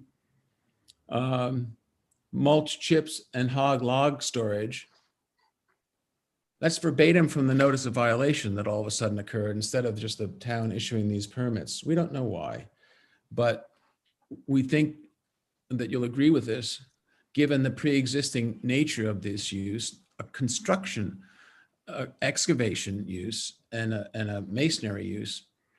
There's absolutely no basis to find anything other than this use can continue, and the mulching and chips storage and use it in the excavation business, which we've demonstrated as a necessary part of it, can continue. So we received two notices of violation back in September, and we submitted those to the ZBA. And again, it's a pre-existing non-conforming subject business on the property. And again, you don't have to take our word for it. The certificates of occupancy say that. And I guess what we can do is we can get you, to the extent that they're not in the record, we'll get you the affidavits that were submitted and accepted by the town for that certificate of compliance. Annually, we obtain the approvals from the fire marshals. The storage of these materials and all other activities on the property are associated with the pre-existing non-conforming use And this is an application regarding the extent and breadth of that unquestioned pre-existing non-conforming use on the property. Not an active sand mine, never been an active sand mine. No mulch is created on the property. It's not a manufacturing thing. We're simply storing the mulch on the property. I think it's pretty clear. I think what we've submitted demonstrate not only the town recognition of that use, but the state's recognition of that use. And there is no definition of an excavation business in the town code, zoning code. So we've given you, what do you do when you don't have that definition? You look to other sources, other chapters of the town code, other chapters of the state law, and other chapters of other regulations and definitions found in there. And we think we've done that very handily for you. So I'd like to stop there unless there are any questions. I don't think there's really anything else that we need to put in the record. We also were issued a violation for 2 trailers on the property. One is used for storage, the other is used for an office use. We'd like to either renotice this application, or if you think that's too cumbersome, put in a new application for the variance relief that would be necessary to maintain just one of the existing trailers on the property as part of the business for an office use. Obviously, a typical incidental use to any sort of business. The building trailer has a front yard of 22.9 feet. It complies with the side yard setbacks. I don't think there's an expansion analysis necessary, but we can put that in the alternative. I think it's covered under the 2 cases that I had handled in the past, the We Got It Auto Parts, the Sandluski case, or the Burkowski Oil case, sometimes known as the Bill Clares case, because we think there's no expansion here. It's just housing some of the stuff that's gone on in the past there. But either way, I could either respectfully ask that you renotice it and keep it a variance aspect of it as part of this case, or alternatively, I could, if it makes more sense, and I'll leave it up to the secretary and council and to the board members, if it makes more sense just to make that a separate application.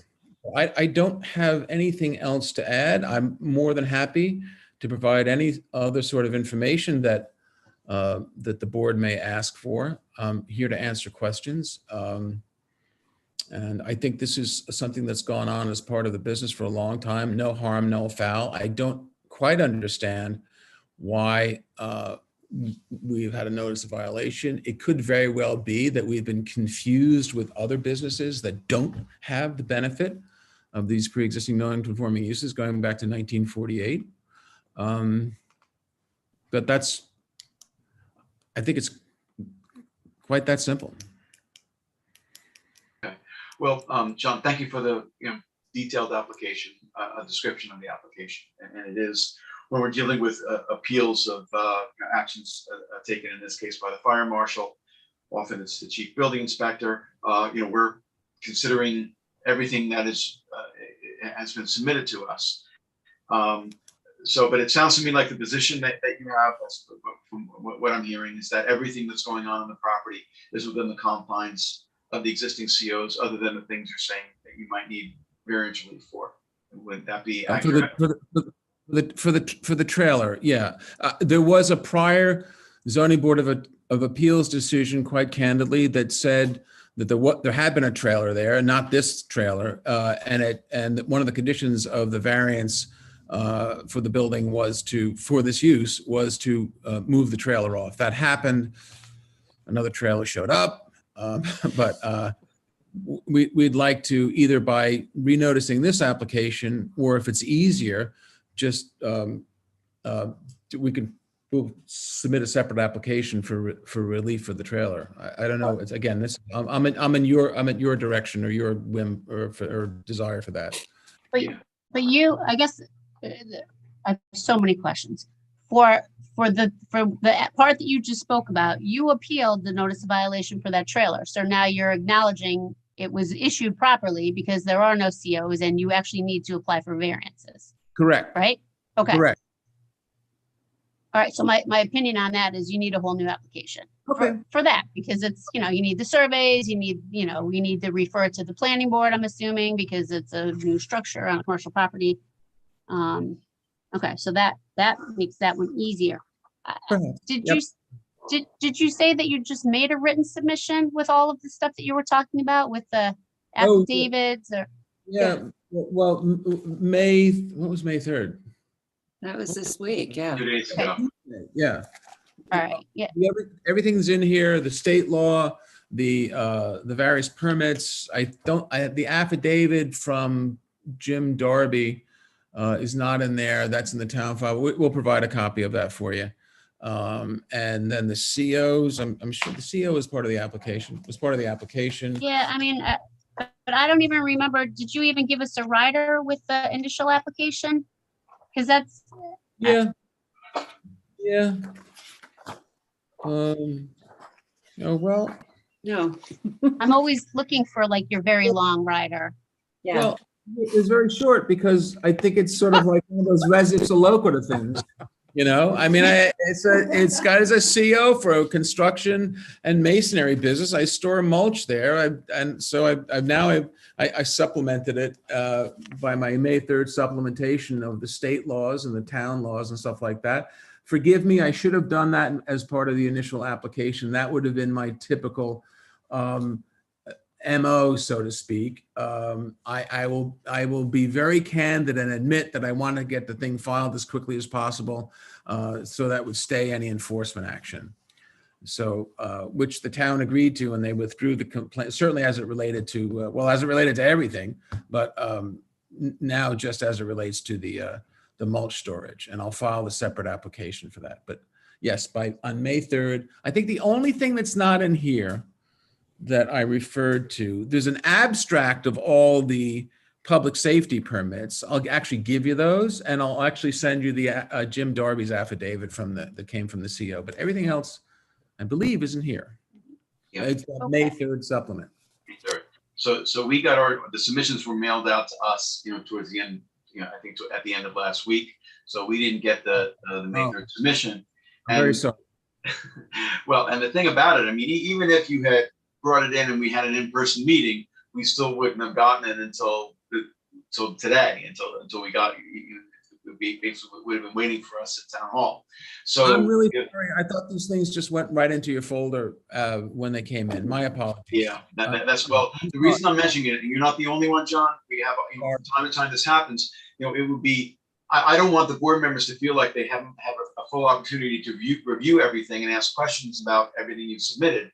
I agree. I agree. I'm very sorry. That was not my intent. It's never my intention to ambush anybody, because I'm not dumb enough, although sometimes people say that. I'm not dumb enough to think that all you're going to do is say, I got to look at this stuff, so we're going to put it over. So I understand. It was certainly not my intention to do anything. I just thought the stuff gets put right in the file. But it's a lot of stuff to read, so even then you might want more time. That's it. Yeah. But I just want to make sure you understand, that is in terms of the board members, my sense of it is, without polling anybody, is that they want an opportunity to review what we submitted and be able to ask follow-up questions. Agreed. Understood. Yeah. Understood. And we'll get that. The applicant. I'm looking at Bailey. I always look at her. She's like, "Oh, thanks. Another thing to do." We'll get that application for the variance filed for the trailer. Okay. So it makes sense to me for a variety of reasons, as Katie indicated, that it'd be a separate application. I agree. I'm sorry. I should have done that before. But since we do have you guys here, I do have just a couple of specific questions. But one of my questions was, and I know it's not a sand mine, but the inquiry that the board makes is similar. So my question is, you have a pre-existing CO, and John and I kind of talked about this before, and he can address this, but you have a pre-existing CO issued for one of these properties that does talk about the masonry, whatever it is, the masonry, excavating and masonry use. So are all of these other uses that you got notices of violations for, would you say they're accessory to that use? Are they necessary to that use? No, they're necessary in part. They're an intrinsic part of the use. If you go to any excavation business, they store and sell the material that they use. They use it during their excavation business and they sell it. So it's an integral part of the use. And then as it relates to the two properties, this use was commenced in 1948. So we talked about that. There's no need. There was a CO issued for a part of the building, but there's no need to actually obtain a certificate of occupancy for a use that was created on a property. For example, if I own a house that was built in 1930 and it's been in my family since 1930, in 1957 there was zoning and there was the ability to get a CO. Most people get them because they want to refinance the property or they want to sell it or something like that. But there's no requirement per se, for example, that I get a certificate of occupancy for any existing use. And that's why we gave you the aerials. They're quite conclusive. We took them pretty far back, as far back as we could. We looked at a 1930 aerial, there's nothing there, but again, the Darby's affidavit, 1948. Yeah, it's always been on both properties. The properties have always been held together. Somebody wisely many years ago must have told people to keep them in separate ownership, and that was carried through. But they've always been used in conjunction with one another, and that's why we submitted the aerials. Okay, well, listen, this is my concern, and I just want to make sure you're not frozen. My concern is, and I hear what you're saying, and obviously with non-conforming structures, it's more obvious because the structure is there. With these non-conforming uses, many times the town and the ZBA is asking people to get the COs so that we can quantify. Has it expanded? How long has it been there? With sand mining, there's case law that talks about you can use, all of the property as long as there's been pre-existing mining. This isn't the same, but maybe it is. I don't know. And I got to think about it more after I read your written submission. But my concern is, the ZBA says, "Oh, we agree with you. The storage of mulch." I'm saying if they said the storage of mulch chips and the logs, is part and parcel of this non-conforming use, that the NOV was improperly issued, it's almost implicitly saying that they agree that you have established this pre-existing non-conforming use on a lot that there is no CO for. I don't know if that's overreaching or if I'm being overly academic. Yeah, no, I understand, but I don't think it's a concern. I mean, here's an aerial. Good Lord, here's aerials back from the 60s, 62. It's both properties obviously being used for this. And somebody probably got a CO on the one property because it had the building on it, structure on it. And I just have to say to you, I mean, I don't know, I'm not trying to get all Holmesy and bluegrassy and down homey about it, but having grown up in this business, there wasn't the exactitude in those days. It just wasn't there. I mean, okay, you got a building, we got a variance for the building, he will give you the CO for it on that. Here's the CO, it's just, it's not fair to fast forward people into current land use exactitude, because that's just ain't the way it happened. No. So, that's why I gave you the aerials, and I'm sure somebody said, well, I'll give them the CO on that parcel because that's where the building is. But the fact that there was a use that predated zoning by 9 years. You can have a use on a property without a structure. Can I ask a question? You mentioned, John, that it's for the storage and sale of mulch. Do you sell mulch separately? Absolutely, as part of the business. It's a very common. That's separate and apart from when you're doing your own excavating. Absolutely. Absolutely. All right, well, I have some hesitation on that. I have to look at the materials because that one gives me some pause. Well, no. Well, let me, if I may, this sounds like, don't reach through the screen and choke me, please, because it's going to sound a little pompous, but I just want to educate everybody a little bit. And I have the benefit. I'm probably the best lawyer to put this in because not only do I know some of the players that are involved going way back, but my family was in the business. So I'll put in for you, was in the construction business. I will put in for you in the next round of submissions. I went up to what used to be the, I think it's Duryea and Wild building, right near the railroad tracks in just outside the village of Southampton, but it's actually in the town of Southampton. And I'll show you, that was always a masonry business. That was the company. And they have a series of bins where you could buy, what do they call it? Fru run, I think that's a type of gravel, bluestone, sand, and they sold it to the trade and the public. And the reason I know that is because more than one time I would back one of my dad and uncles were in the contracting business. If you want to consider me as testifying now, that's fine. We would back one of the trucks in. But that's bluestone and that's stone and that's stuff that you can relate to in terms of excavating. Well, that's why I gave you the very, very, very specific chapter and verse about. And it came in late, so we need to look at it very carefully. No, I think you'll be persuaded when you see it. It's the mulch is mentioned how many times in the SWIP? 129 times, and it's mentioned in the town code. It's required, literally required. I'm not saying that it isn't for the excavation, but the sale by itself is what I'm asking about. And what I'm saying, and I'll demonstrate to you through other uses in the town, other examples of the use in the town, that the sale of that is part and parcel of that business. All right. Be interested to see it. We'll give you the photographs from the former Duryea and Baird site, which is also in the town of Southampton. Remember, we're not constrained by the code definitions either, but interestingly enough, the code definitions are very helpful to us here.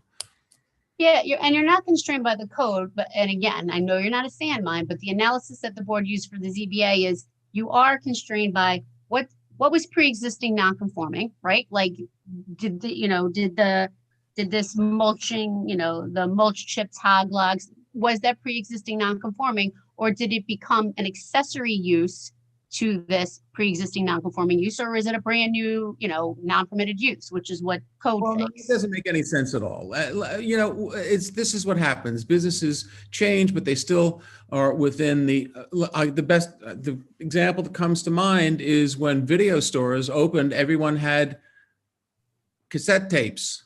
Mm-hmm. Next thing you know, you weren't buying cassette tapes, or what did they call them? I forget them now. VHS tapes? Is that what they were? Next thing you know, you're picking up a disc. That wasn't a change in the use. It was a change. It was all part of the business. Right. That's what I'm trying to figure out. I'm trying to, you're making it, I'm trying to say, is this, but for the excavation and the masonry, these other uses wouldn't exist. So, maybe that's become more prevalent because there's less excavation, or maybe that's the nature of what's in the ground. I have no idea. You can call it part of the use. You can call it a customary accessory use. These uses always existed on excavation places. I mean, I didn't want to go outside of the town, but probably the best example, of course, is, I don't know if it's still called that, but the Bistrian facility in Wainscott. I mean, general public could go in there and buy excavation materials. And as I've demonstrated to you, mulch and excavation material. And I'll show you another example of it just outside the boundaries of the village of Southampton that I have personal experience with, for years. Okay, do we have more questions? Okay, all right. Is there anyone from the public who is waiting to be heard on Zoom this evening in connection with the application of SGM Excavating LLC and Max Masonry Supply Yard LLC? This is for properties located at 110 and 154 North McGee Street in Southampton. If you're waiting to be heard on Zoom, this would be the time to let us know by raising your hand. I see no hands. Okay. So Cornelius had been the lead and he's no longer on our board. I can take the lead on this application. What happened to Cornelius? He decided to leave us. He Resigned? decided. He resigned, Oh. yes. Just the other day. Yeah, Last Oh, minute. that's a loss. a big loss, big loss. Yeah. So, okay. But before I do that, any other questions, any other comments? Okay, all right, so we're gonna hold this hearing open. And I'm thinking, I think we're getting tighter on our next meeting on May 19th. Would you prefer, John, May 19th or 6/2? Do you want to push it off for a while? So that, do you want to hear the other one together? You want me to get it noticed or? We could do that. We could do that too if you want to time it, put it over for a while. Might be easier for you, but because you have the property in front of you. But again, I'm at your disposal. Okay. If we put it over in order for you to submit the separate application, how long do you think it would take? Well, then you got to post it 2 weeks. Should we put it off into, what are we in May now? Yep. July sometime? Is that too long? Sometime in July, is that okay? That's fine. Let me I just don't take know, it's the up to meeting you. dates. July meetings are July 7th and July 21st. 21st. Bailey has to write the other application. She was looking at me like 21st. Okay, very good. Then I will make a motion that we hold the application of SGM Excavating LLC and Max Masonry Supply Yard LLC application open for all purposes until our July 21st meeting. And we'll get the other Second. one. Okay, thank you. All right, Mr. Daly. Sorry, I'm just sorry. Yes. Candace, I assume that means will somehow jump the queue a little bit on the filing, if we're going to file the other one and keep them the same? Yes, yeah, I'll do. Yes, I'll do the re-advertise for July 21st for the holdover of this application and then the new application. They'll both be on the same night. Thank you. Okay, you're welcome. Okay, thank you. Counselor, would you please submit a hog log with your documents? Picture. Yeah. Photograph. Wait a minute. I don't want to get into, now I'm really dating myself. I don't want to get into a Jim Doherty situation where I walk in going like a fishing boat. Now I'm really, some of you people will remember that. I don't know. There was a fisherman who came into the ZBA one time with he had a lot of chum in his boots, I think. Yeah, that was before my time. This property, we're invited to go to the property if we wish. Is that correct, Mr. Bennett? Of course. Yes, I'm sorry, and you're not only you're invited, but I couldn't resist. Mr. Bezineski said you're invited, and you can come in and purchase some mulch too. No discount though. Hog a couple of logs while we're there. Okay. Okay. All right, Mr. Daly. Aye. Ms. Burgess. Aye. Ms. Kern. Aye. Mr. Macedonia. Aye. Chair votes aye. Thanks so much, John. Have a good rest of your evening. Thanks, John. See you later. I have another All right, one. take care. All right. All right, case number 9, Nicholas and Luz Cardaris, 30 Laurel Lane in Sag Harbor, tax map number 900-26-1-86. This was an adjourned hearing. All right, we're looking for Susanna.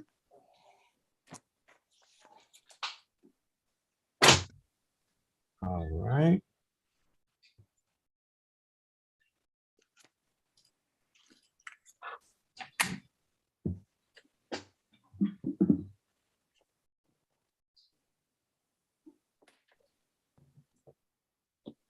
Laurel Lane, right? Laurel Lane. Yes. Good evening, Susanna.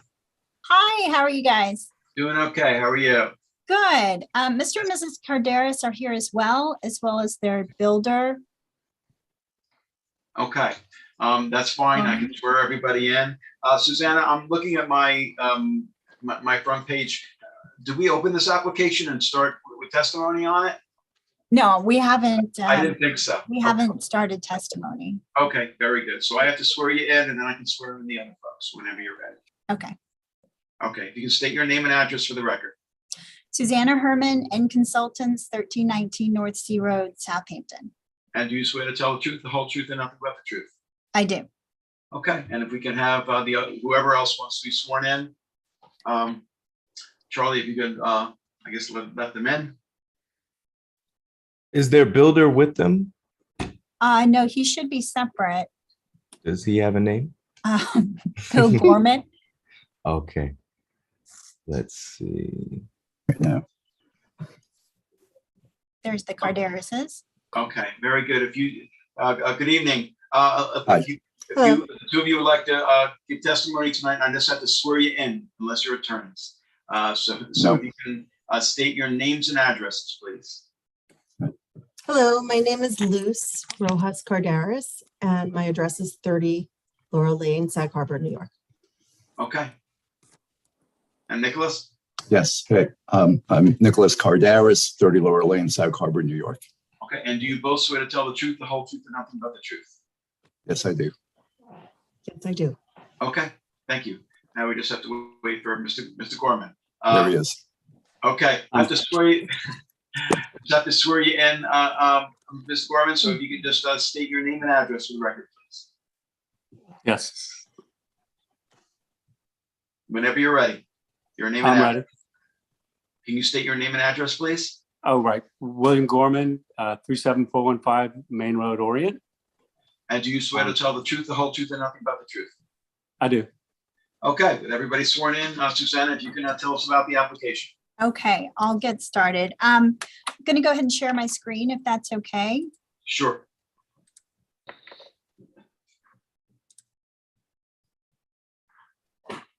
All right, can you see that? Yes. Okay. So the property is 30 Laurel Lane. The lot is 21,076 square feet in a CR 200 zoning district. The lot is only 80 feet deep. Can you see my cursor? Yes. It's 80 feet deep throughout the entire building area. It gets a little bit wider as you go towards the west. But where the house and the pool house are located, it's only 80 feet deep. And the required setbacks in this zone are 100 feet from the road and 100 feet from the rear lot line for primary structures and 110 feet from the street for accessory structures. So as you can see, there's no way that a structure could be built on the property without zoning variances. A previous variance was issued in 1988. It granted a front yard setback of 29 feet for the house and a rear yard setback of 23 feet. And then the original house was built in 1990. And the Carderises recently got building permits in order to add on to that existing house. So there was an addition on the east side and addition on the west side. And they also got a building permit for the swimming pool. So we're asking for a variance for the front entry to the house. It's previously flat across the front here. So it's just a covered porch here. That would be 23.5 feet from the front property line. And in the rear, the existing house with the additions is very narrow. It's only 22.3 feet on one side, 24.3 feet on the other side. And they needed a little 3-foot bump out for the kitchen in their renovated house. So that puts us closer to the rear yard. That takes us to 22.5 feet for that 3-foot kitchen bump out. And there's a roof overhang. This is actually a 2nd-story deck. There's a slider here on the back of the house. So that is a 20-foot setback. whereas the original variance was for 23 feet. So there's minor variances from the rear property line that we're asking for, and minor variance for the, I'm saying minor, but small variance from the front yard setback relative to what was previously approved. They got a building permit for the swimming pool, which needed a variance. So the building permit was issued in error because the street setback should have been 110 feet, but they were granted a permit to construct 34.7 feet from the street property line. The pool house also requires a variance because it can't meet the 110-foot street setback. It is set back 56.2 feet, where 110 feet is required. And both the pool and the pool house were built, Susanna? Yes, they are currently constructed. Yep. Okay. So, But constructed pursuant to both of them, pursuant to building permits? no, the building permit was issued for the swimming pool, and the building permit for the pool house was pending. And they thought the building permit was coming any moment, at which time they the pool house construction commenced as well. So the survey. So commenced without a building permit? That's correct. That's correct. So the survey that you're looking at, we actually had quite a bit of trouble with the previous surveyor for the property. The survey that was originally submitted with the application was by a different surveyor who appears to have either gone out of business or retired or just stopped replying. So they hired a new surveyor, which is one reason we kept having to delay. So this survey was done later when the pool and pool house were under construction. So it actually says under construction, the pool house basically there now. Yeah. Was there a stock work order for the pool house? No, there wasn't.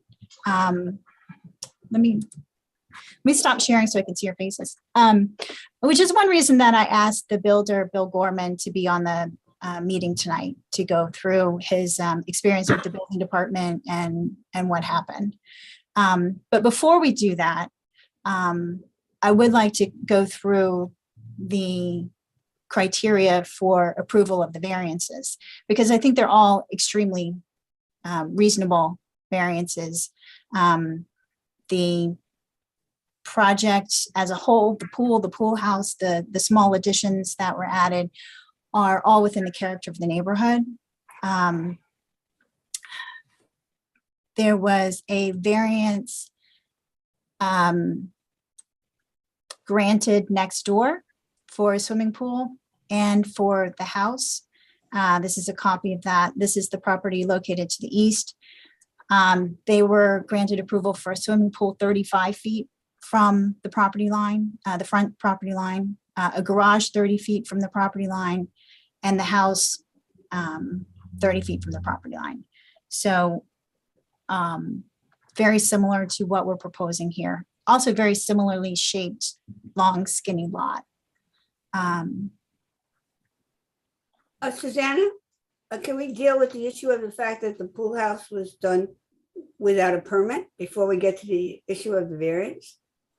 If you'd like to do that first, we can do that.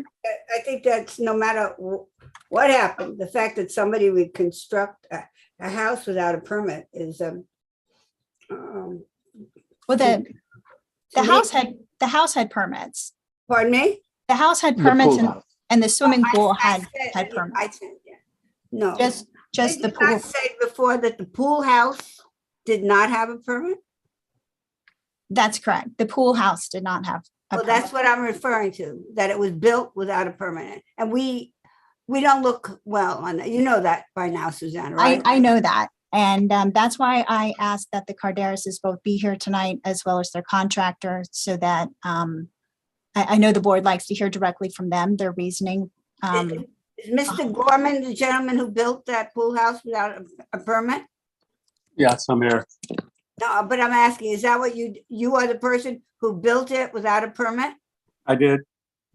Are you a licensed contractor? I am. Why would you do that? Well, we have, if you look at the location of the pool house next to the pool house foundation becomes a retaining wall for the pool. And we built, we got the pool permit. I applied for the pool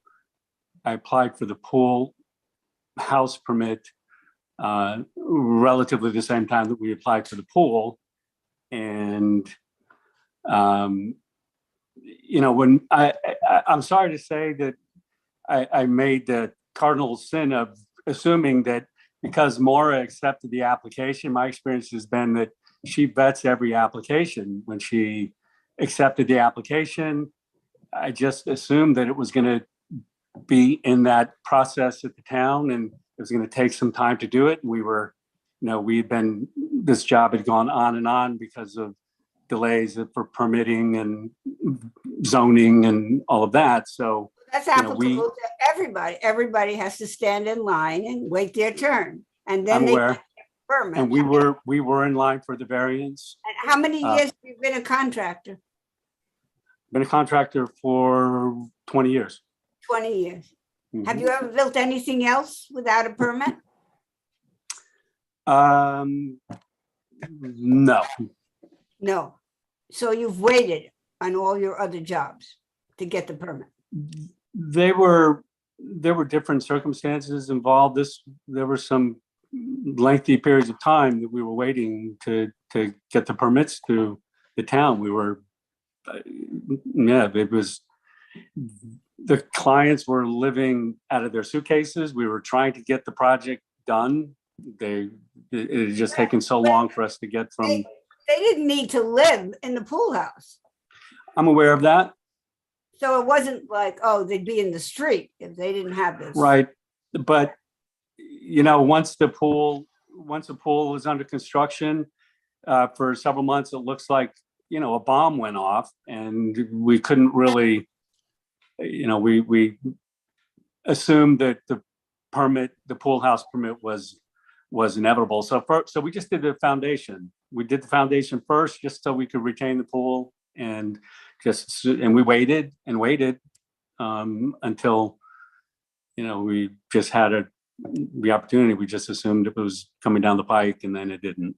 So then we got the word that the pool was given a permit in error. And of course that created the issue. Otherwise, So I do apologize for that. I ordinarily don't do it, but there's such a vetting process at the application. But everybody has to follow the rules. Everybody. Well, and I also want to mention, when it comes to licensed contractors, we do,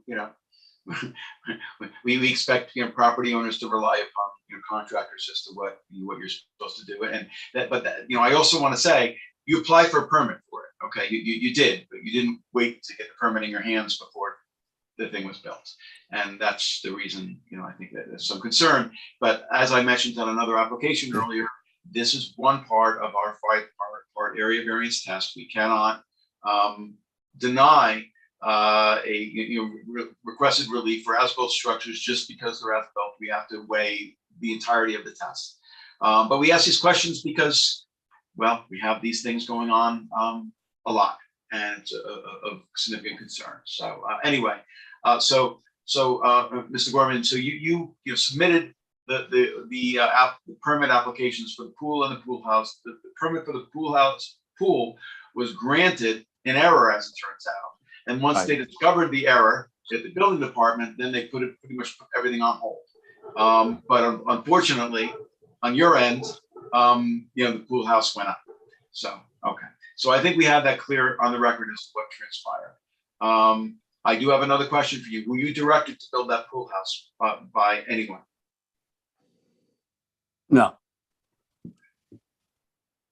All right. Okay. And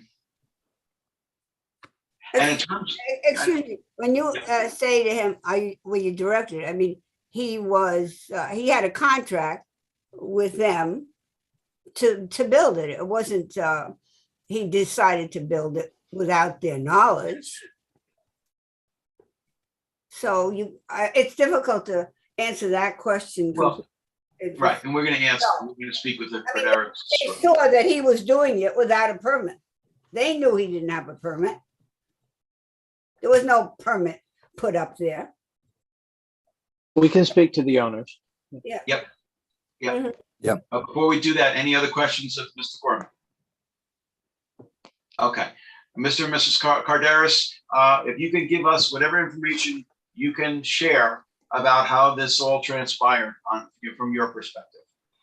Yeah, I can start. Both of us were long-term residents of the East End for over 20 years. And my wife is a local school teacher. I'm a local psychologist. We've been here for 2 decades. And we had moved out of state. We were living out of state when this had happened.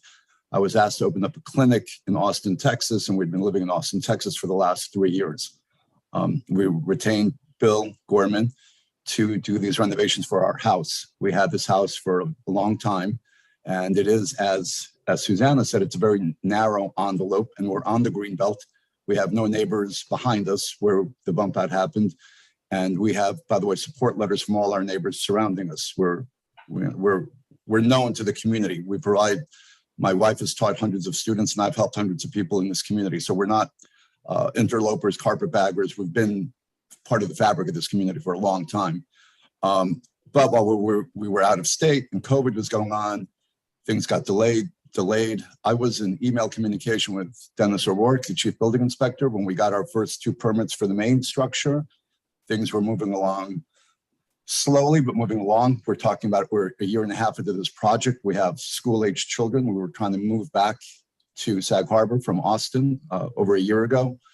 And in the process of, so we got the 2 house permits, we got the pool permit, and then we submitted the pool house permit.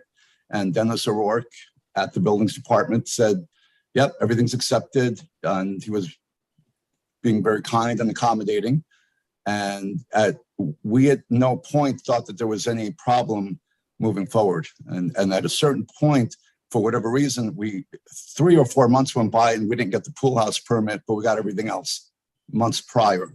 And we weren't given any reason. We weren't told that there was a variance issue. In fact, Bill had told us that he was told that we didn't need a variance for the pool house, and Bill can speak to that, but that's what we were told, that we didn't need a variance for the pool house.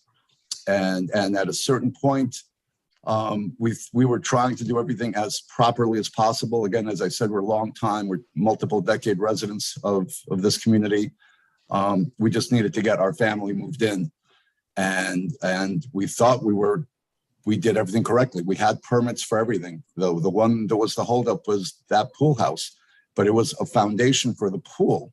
And so the pool couldn't get built without that foundation getting built. And so things happened. We're not, and I appreciate very much the role that you all have. We tried to do things correctly. I think for the most part, we did everything correctly. We got our permits in hand. We didn't build without permits. We certainly didn't do anything to the main house and to the pool. We waited in line and we did everything. We waited for a year and a half. And it seemed like this was the last piece of the puzzle that we were told we wouldn't have an issue with. We were told that there's, Bill could speak to that. We were told that we weren't going to need a variance for it. And here we are. Well, and I appreciate that. I'm sorry, Susan, you have a question? I want to ask a question. Do you have a variance for the bump out for the kitchen and the overhang on the front porch? Those are part of this application as well. All right, so those have also been built, is that correct? That's correct. Okay. Sorry, Adam. No, that's okay. That's okay. So anyway, I was just going to say in terms of, first of all, I appreciate your giving us candid information as to how this all transpired from your perspective. From my perspective, just speaking as a board member, as I said earlier, this happens too much, and people who are homeowners rely upon design professionals and licensed contractors in order to get the work done. So you may not have been aware of what approvals were required, but it sounds like you were involved with the process, which is fine. But it's when you have a licensed contractor and we hear these kinds of stories, it always is frustrating to us that people are put in this position sometimes. Understood. That all having been said, we also have applications come in that are for as-builts where nobody even put a permit at all for anything. So I mean, it's not like you weren't trying to get the approvals, okay? And there apparently must have been an error at some point with the pool permit having been issued on the part of the building department. So that plays a role in this too. But mainly, what I will tell you is that mostly when you see anywhere in Southampton Town construction going on, you'll see the building department permit posted right there on the site. I mean, that's what you have to do before you start building. And so the fact that some of this stuff happened, I understand there was confusion. There was apparently information going back and forth as to whether variances were required. But I mean, the main point I'm trying to make is that you don't build until you have a building permit. That happened here. People make mistakes. I understand that. And we need to understand in circumstances like this how that came about. Okay, and so I do appreciate all of the information.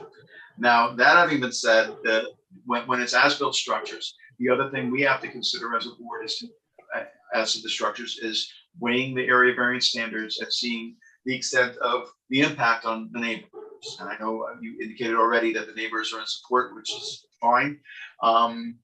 Looking at the relief that's being requested, it appears to me to be relief that for the most part, although we'll see, but for the most part, it's not something that's completely off, different than what we have granted to applicants in the past. But this is, in my view, in part a self-created hardship, and so that is, a factor for us to consider. But in any case, I do appreciate all your comments about this. Mr. Gorman, if you could just tell us a little bit more about the house and Susan's question about the bump outs and what needed variances and what needs variances and what doesn't and how that came about. Well, again, we were trying to get the house completed and so they could move back. And I think that Nick and Lucy can attest to, they really were sort of bopping around from Austin to the West Coast to here, and they were staying in various places, and because the house wasn't done, and we had to, we had to make some financial decisions about, what would the kitchen look like without that bump out, and how much room did we really have, and so we were, again, we were told that when I called originally and spoke originally with the zoning department, they said that it wasn't a big relief. It wasn't a big ask because of the lot, and that, we were, nobody there says, oh, you'll 100% get granted this relief, but they were saying this is something that is granted, often, and this type of relief is not, a big ask. And again, so it was a financial decision. What would it cost to come back after the kitchen were done and do a bump out there? And that was really the big one for us, was the kitchen. And so, we did that bump out. You did that without a permit, is that right? Well, we had the permit on the house, yes. But the permit was for the structures without the bump out. Correct, without the bump out. The house was the renovations and additions to the house were already underway when the decision was made to make the kitchen 3 feet larger, that it really needed to have that extra space. So It's a very it's a very narrow house, and we were trying, just to be fully transparent, my father passed away right before COVID, and we left us a small inheritance. We're not wealthy, we're working professionals, and like I said, working professionals here in this community, and we had a finite amount of money that we were working with, and the clock was ticking and quite a bit of time was going by. We have two 14-year-old boys. We were in school. We were, as Bill said, we had moved our time in Austin was up in terms of what I'd done. I built a clinic for young adults and teenagers in Austin, and that contract was over, and we were trying to move back into our house that now was 80% completed, but not livable. And so there was some real practical logistical constraints. You know, the time was ticking and money was running out, quite honestly. And we needed to do what we needed to do to move into a house. We're in that house right now as we're speaking to you. And it's, you know, it's still not quite done, but we're sorry, because we know the best way that I can put this, if it wasn't for COVID and if it weren't for, I think, unusual delays that were perhaps unprecedented, and then Dennis O'Rourke resigned after he had been supportive in that, then he went radio silent. And then, you know, we had one of our workers had passed away. There was all sorts of issues that happened that it was an unusual time, but this is not something that we would have probably ordinarily have gone through. But we were where we were with kids who needed to get housed and start school in September. And we are sorry, but again, we didn't do anything that was opulent. We were just trying to expand a house with my father's inheritance money that was running out. I have a question, William. Was the pool house and the bump out on the kitchen, were they built around the same time? No. No. But we had applied for the variance already. My original application for the variance was for the bump out. And I don't know, it just, you know, there was a long line. And we waited in that line for quite some time, and we got to the point of critical mass where we couldn't really continue anymore until we had, you know, we did the bump out or not. And no, it was sometime later that we built that I applied for the pool house. Okay. Well, I want to mention about the bump out of the kitchen. It's actually kind of worse. of the two things, it's actually kind of worse because you knew you needed a variance for it and you built it. Whereas with the pool house, you know, the pool had gotten a permit in error, and so but I mean, you knew for sure. Unless I'm misunderstanding something, it sounds like you knew for sure about the bump out of the kitchen, and you just decided the decision was made to do it. And if I could say, at that point, I didn't know that. I'm not trying to throw Bill under the bus, but at that point, I was told we had permits for the house and that things were being built accordingly. The bump out issue at that time was not the variance issue for the kitchen bump out wasn't. We weren't clear when we were living in Austin, and we were told that we had permits and things were moving forward on the main house, and we weren't aware that there was an issue with 3-foot bump outs at that point. I have a comment. You know, Mr. Carderas, it's like when you use the word that without the bump out, the kitchen, I'm trying to rephrase it, may not be totally correct, but the gist for me was that you were saying that the kitchen as it was, without the bump out, was not livable. I mean, that's so many people don't even have a kitchen the size you had before the bump out. So for you to say it wasn't, I didn't say it wasn't livable. I never said that. What did you guys? say? We have a lot. Guys, we have a lot of. Pardon we me? have a lot of Yeah. testimony on this, though. I mean, Yeah, we need to move forward on this. Yeah. Yeah. Okay. Adam, do we normally ask for figures on what it would cost to rectify these? Yes. So we have it in the file. Did you want to? Yeah. So Susanna, yeah, we would want to have, and this is not because we're leaning in the direction of doing this, but to show the financial impact on the applicant of denying the relief. If we haven't received it already, we would want to get an estimate as to what it would cost to remove all the nonconformities, meaning. Yeah. the I pool asked house- I'm sorry, you submit. No, I'd asked Mr. Gorman to have those numbers prepared. I don't know if he has anything ready for this evening. I do.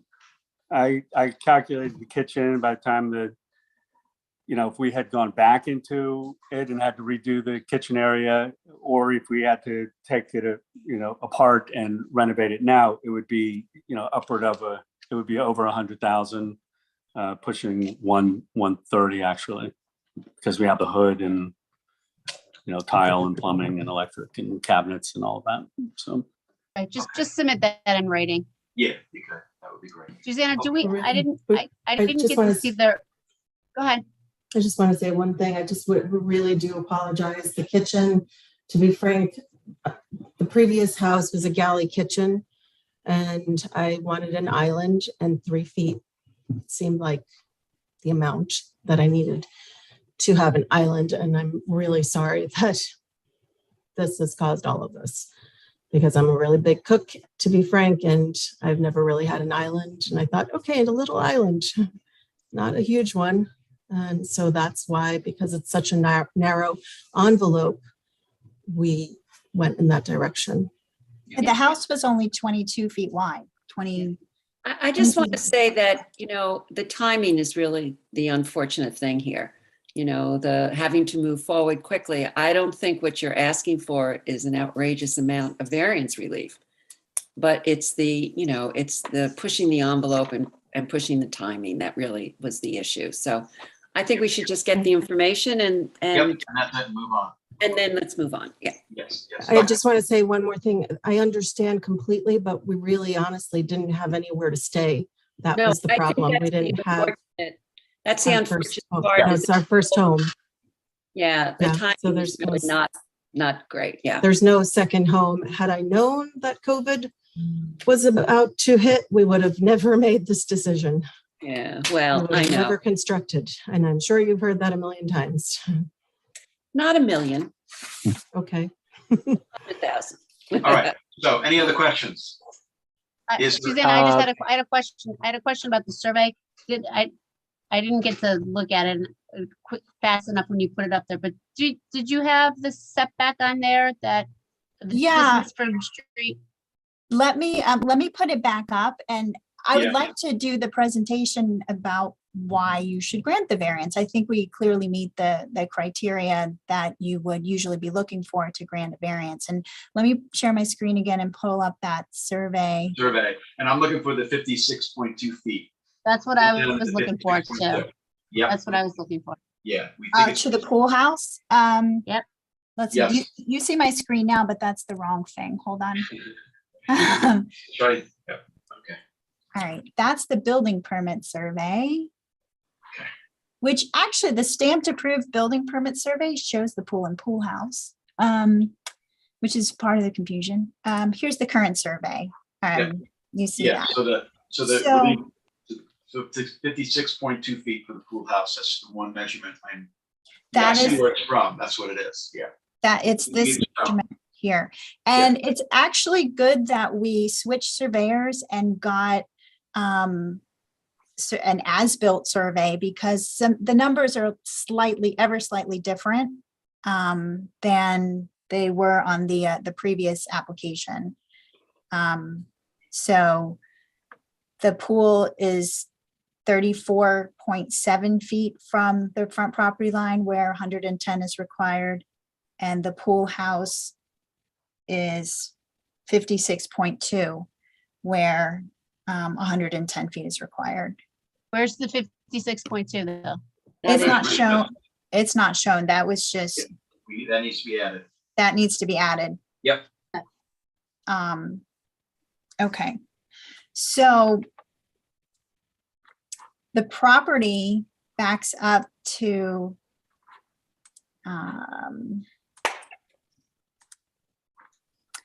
this is the property here in orange. So you can see it's very long and narrow. This is only 80 feet wide.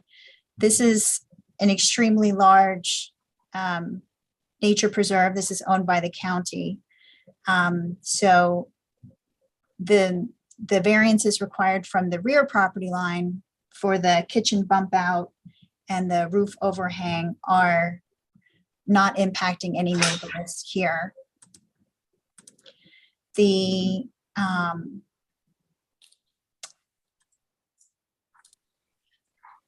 sorry. The neighbors, we have letters from the neighbors on either side of the property, the east, the west, and across the street, from the Sharks, Mrs. Shark, from O'Grady, and from Cosgrove. So that's the east adjacent property, the west adjacent property, and across the street. So we're not having any negative impact on neighbors or the neighborhood. The variances were issued for pools next door, which I've already gone over. That swimming pool was approved 35 feet from the street, almost exactly where our pool is proposed, or the variance that we're requesting. So that's across the street. And next door,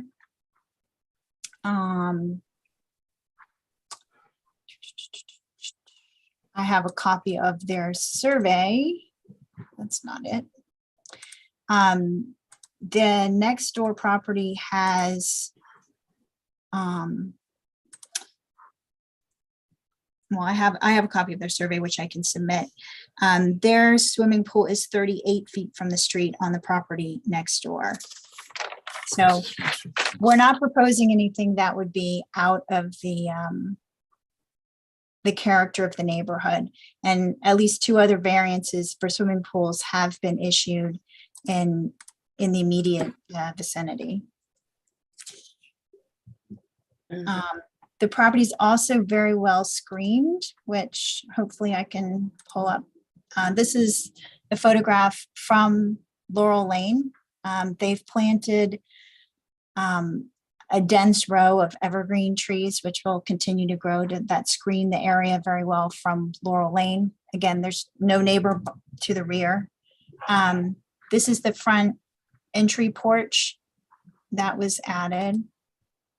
That's another view from Laurel Lane. You can see the pools behind this row of trees here. The pool house is pretty small. It's 12 feet by 18 feet. It's not that large.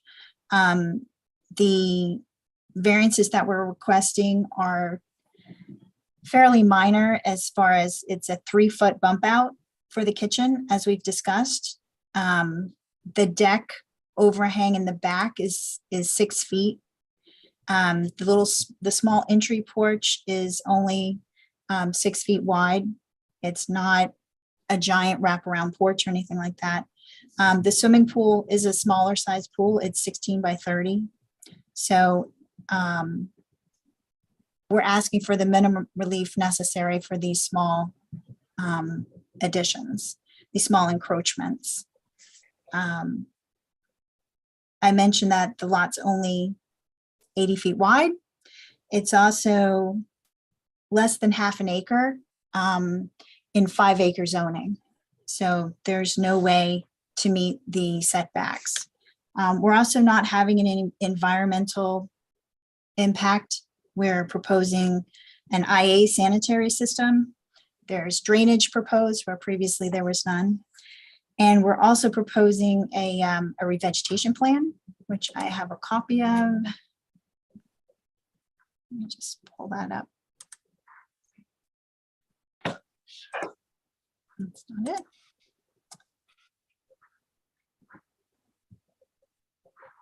Bear with me 1 second. Let me pull that up.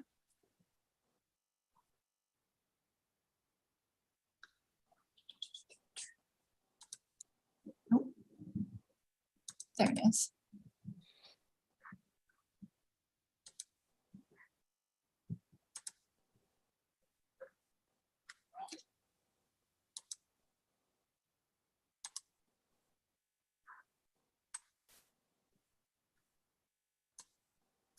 So as you can see, this is all native vegetation proposed around the perimeter of the property. And this is the large trees along the evergreen trees along the front for screening. There's the area of lawn is actually pretty small. So you can see the clear area here. So a good deal of the property is being revegetated with a really high quality native vegetation plan, which I can submit a copy of this as well.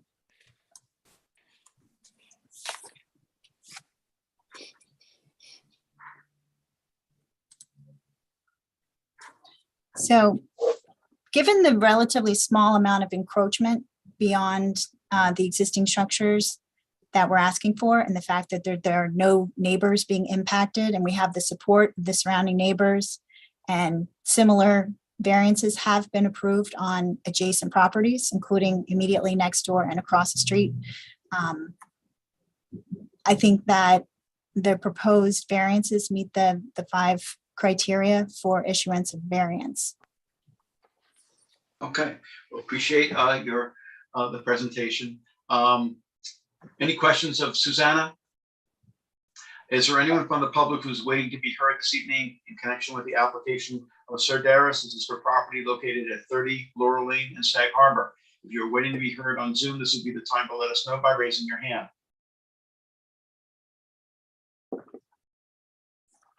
I see no hands. Okay, this is another one that I've been Cornelius's. Any takers? Take the lead. I'll take it. I'll Take take it.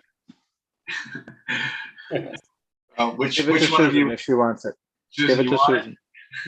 I'll take it. Okay, all right.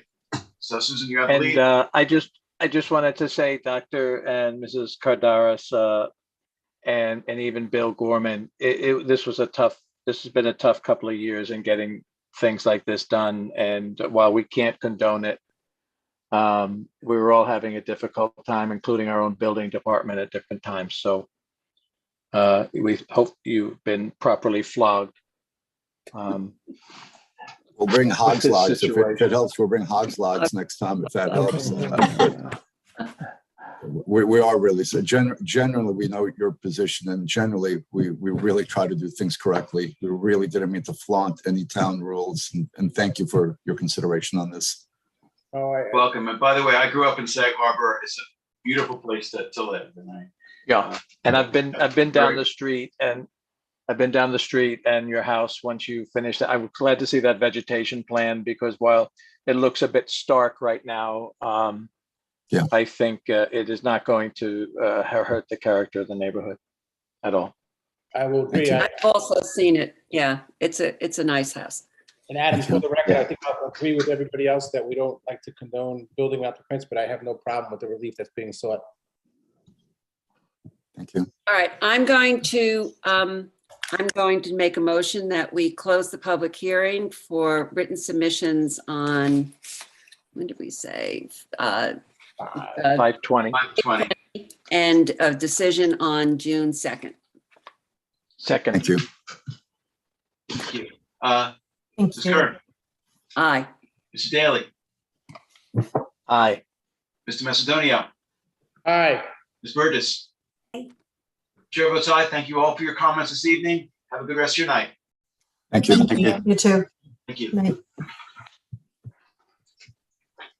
Okay, number 10, 192 Hampton Bays Realty LLC, 192 West Montauk Highway in Hampton Bays, tax map 900-221-3-17. This is a holdover.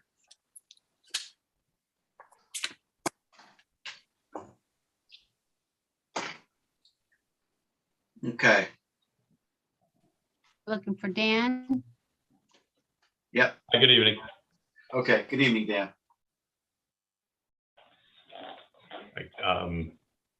Okay. Unless you're an attorney, I have to swear you in. Okay. So if you can state your name and address for the record, please. Dan Peperero with Key Civil Engineering, 664 Blue Point Road, Holtzville. And do you swear to tell the truth, the whole truth, and nothing but the truth? I do. With your suit on, I thought you were a lawyer. I only play one on Zoom. Okay. Anyway, you can tell us about the application. We were here in March presenting a sign. It got held over. We've since made several revisions to the sign. I will share my screen here and go over it.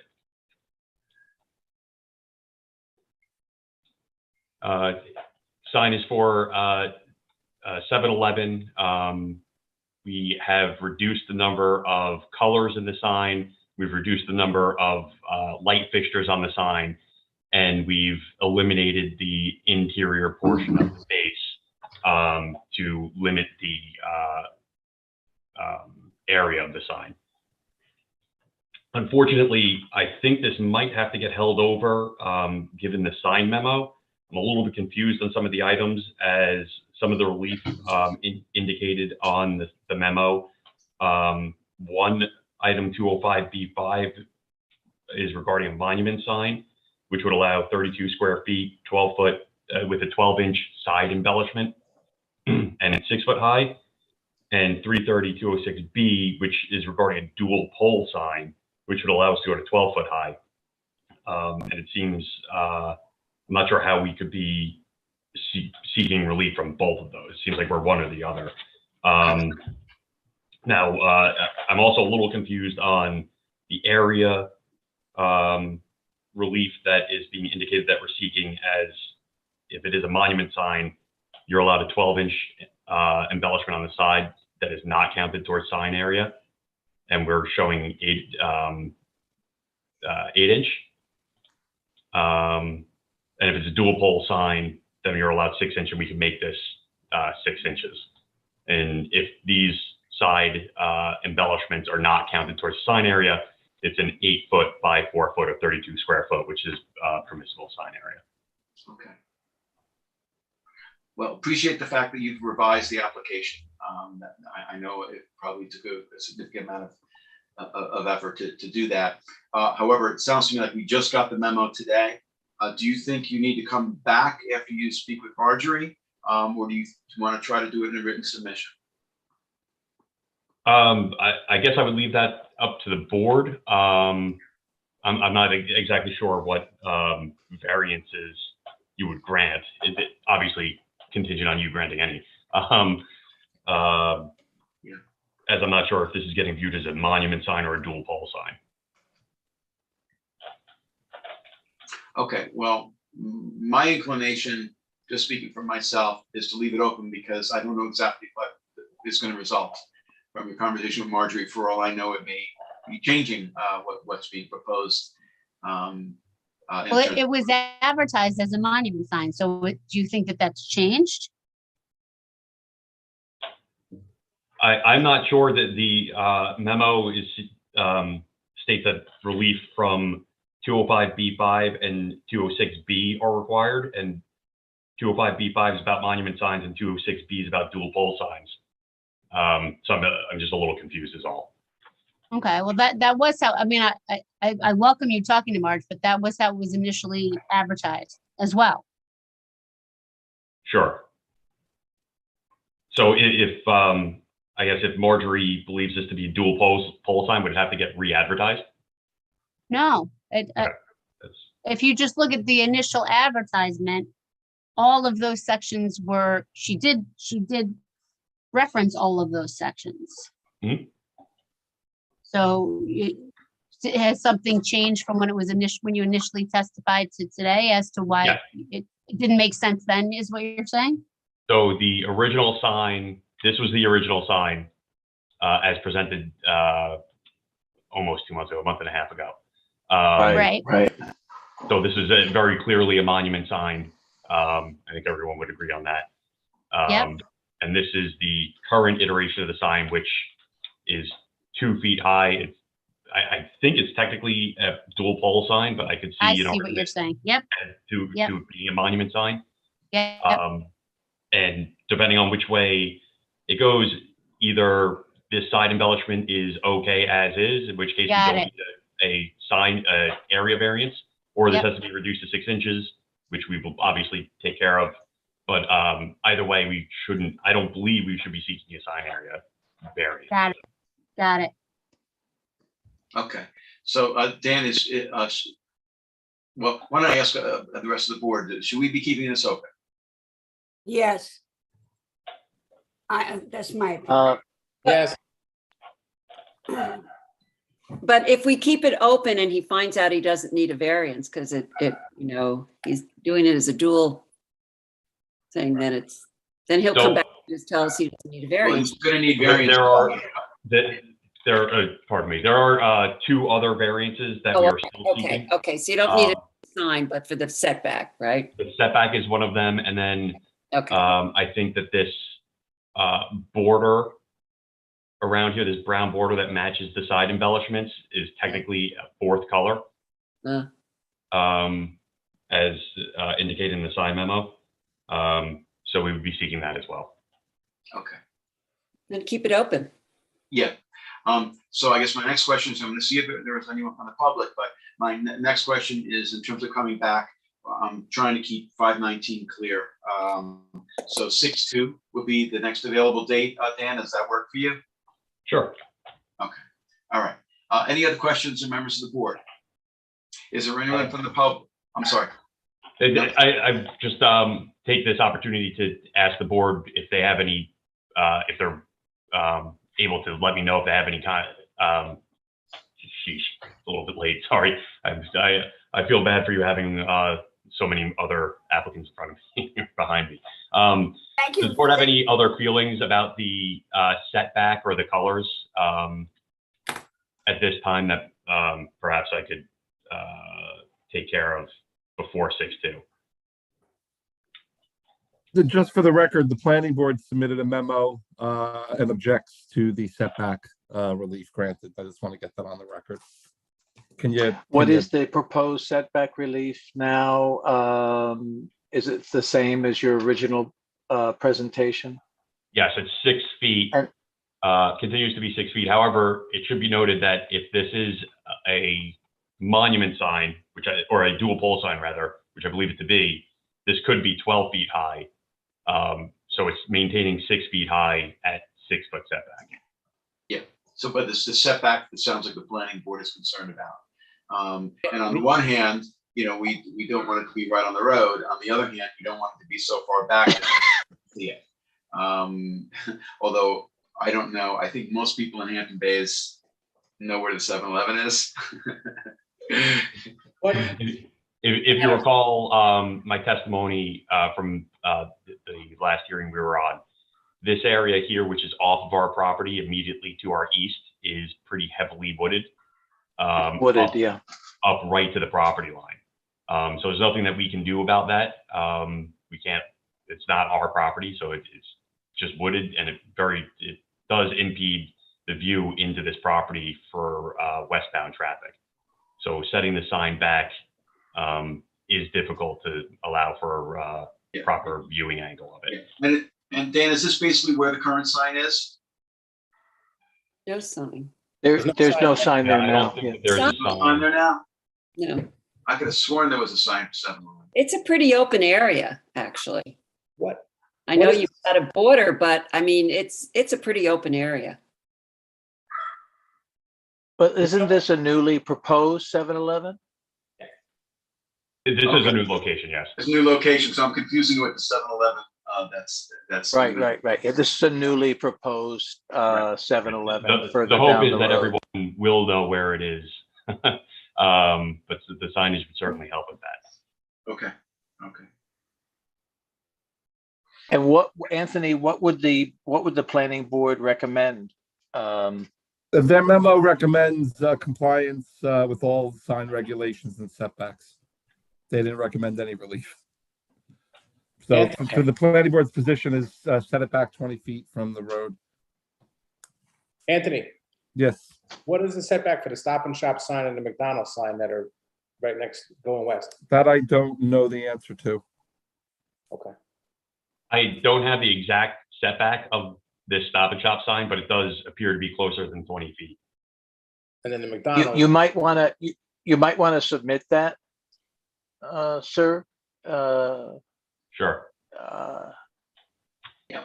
And now I'm remembering about the issues with traffic that were brought up, that were concerns about traffic at that corner. as well. So, which I'm presuming have been addressed or are going to be addressed. Or get a chainsaw.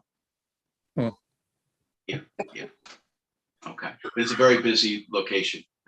Keep the trees though. Yep, in my brain somehow I mixed up in my head with the existing 7-Eleven, which is not very far away. I have did, to say, me too, for a competing moment. with each Yeah. other. I mean, not, I don't know, quarter mile, if that, not even a quarter mile. It's a quarter mile. It's Yeah. a half mile, I think, yeah. Really? It's more, yeah, it's closer Yeah, to. yeah. Okay. All right. Any other questions? No. Is there anyone from the public who's waiting to be heard this evening in connection with the application of 192 Hampton Bays Realty LLC? This is for property located at 192 West Montauk Highway in Hampton Bays. If you are waiting to be heard on Zoom, this would be the time to let us know by raising your hand. And I have no hands. No hands. Okay, so Keith has the lead on it, which is Keith. I'm just going to move that we hold the application open for all purposes until our June 2nd meeting. Second, Mr. Daly, aye. Ms. Burgess, Aye. Mr. Macedonio, Aye. Ms. Kern, Aye. Chair votes aye. Thank you for your comments this evening, Dan. Have a good rest of your night. Thank you. You too. Thank you very much. Number 11 is 3 Sticks Q LLC, 111 Quimby Lane in Bridgehampton, tax code number 900-117-1-11. We'll hold over. Good evening, John. Good evening for the applicant, John Bennett and Reed, and Bailey is here with me. Bailey Larkin from my office. Good evening, Bailey. So this is I think you heard a bit of this beforehand. This is it's a big lot. It's a 146,202 square foot property located in an R60 zoning district. So I want to have everyone keep that in mind. There were 3 variances that were being requested the last time we were here. Because we want to establish a carriage house on the property, which is more than enough square footage on the property. But the carriage house law says you can only have one driveway. Originally, as presented, the request was relief from that. And we've removed, oh, by the way, I'm sorry, Michael Haverland, the project architect, should be, if you could let him in, if he's in, I'm sorry. If he's, I think he said he was going to be here with us. Michael Haverland. I'm sorry for starting without him if he's That's okay. Charlie, do you see him? I think we have Sage with us now. Yeah, I'm looking for him. He says he's here. He's here. Okay. Sorry about that, Michael. So the last time this was before you, there were a request for 3 variances, parking. There were too many parking spaces, so relief was needed for that. We've reduced it to the required number, so there's no request for any parking spaces relief, number 1. And number 2, or that's number 2, I started to tell you about number 1. One was there are, the carriage house law says you can only have one driveway, so we've removed that request for relief. So the only thing before you is a request to waive the transfer of development right into this property in order to create the carriage house. And the reason we're doing this is because there's a fairly long precedent of the board allowing this to happen when the property owner is willing to covenant on the property. I'll just refer you to the matter of Dorothy Simmons, whereby in that case there was a 45,000 square foot lot, which was over the then 20,000 square foot minimum required in the code. The board allowed the creation of a carriage house without transferring the development right. And I'm reading directly from the case. As the applicant agreed to covenant against any subdivision of the premises unless the carriage house is terminated or made to otherwise comply with town code. This board finds that there are no external development rights need to be brought in. This is something that the board has done in the past. It's a very, very large lot. It could be subdivided into 2 parcels. We submitted 2 separate subdivision schemes. One just slicing it in half, the other one a flag lot. Both of them comply with zoning. It was a big lot, R60 zone is over, it's 146,000 square feet. As a matter of fact, you could almost subdivide the property and have enough for a carriage house on one of the resulting lots. Not just almost. So we don't think, particularly given the board's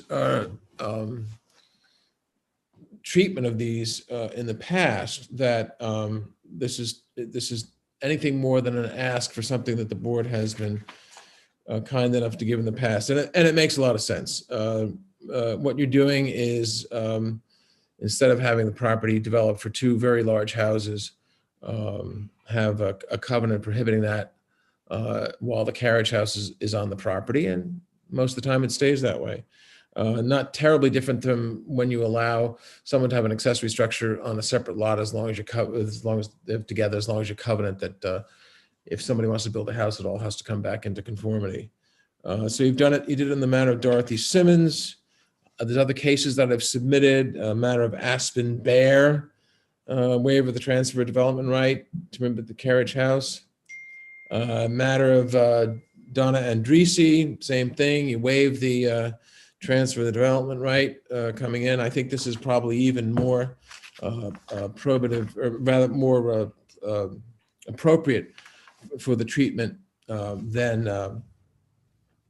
the other, or certainly as appropriate. We've got 2.4 times the required area for a lot, more than capable of yielding 2 conforming lots. So again, rather than construct the 2 single-family residences, and I guess with 2 single-family residents would have all their associated accessory structures, swimming pools, pool houses, garage. We want to establish a more modest carriage house, or the ability to have a carriage house. Significantly less intensive than if the subdivision with a parcel were to occur. And I don't know if, forgive me if I don't know if Anthony is here. Yeah. Okay. I'm here, John. Oh, thank you. And with your permission, Anthony, I'm just going to read back. I listened to what you said the last time. So if I'm saying something incorrect, you'll of course jump up and let me know. And he was agreeing with who was then presenting the case, where a property in this particular case exceeds the minimum more than double, there would be ability to subdivide and get additional residences. I think planning, in speaking with Dave Wilcox, is okay waiving the condition. I don't think it needs to necessarily state that the carriage house would need to be removed. I think the carriage house would either have to become the second dwelling or would have to be removed. So I think that would be okay in this case, provided that we have some assurance. Again, the whole idea behind the density incentive is that it's supposed to be density neutral.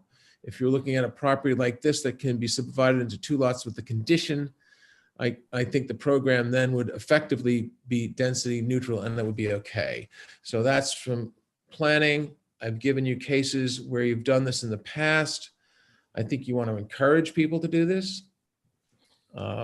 Somebody's lucky enough to have that large of a lot, and instead of subdividing it into 2 large lots, wants to have a single family residence and a carriage house.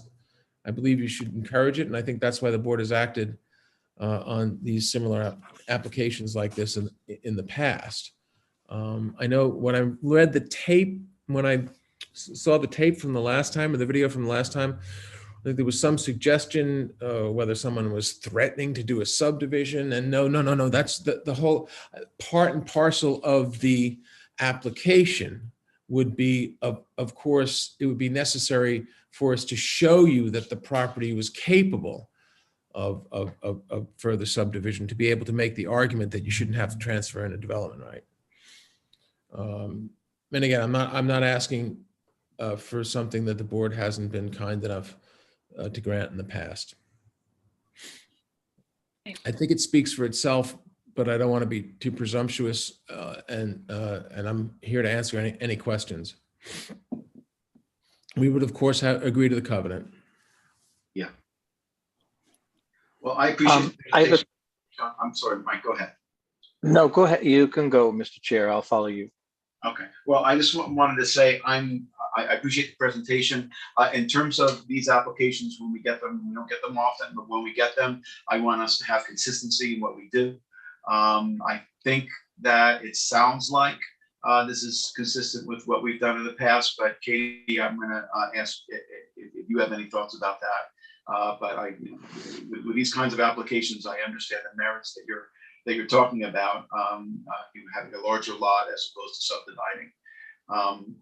That has some benefit, but I just want us to have consistency also in terms of waiving development rights. I know there's been recent discussions or concerns on the part of the building department about under what circumstances we waive development rights. So I want to mention that as well.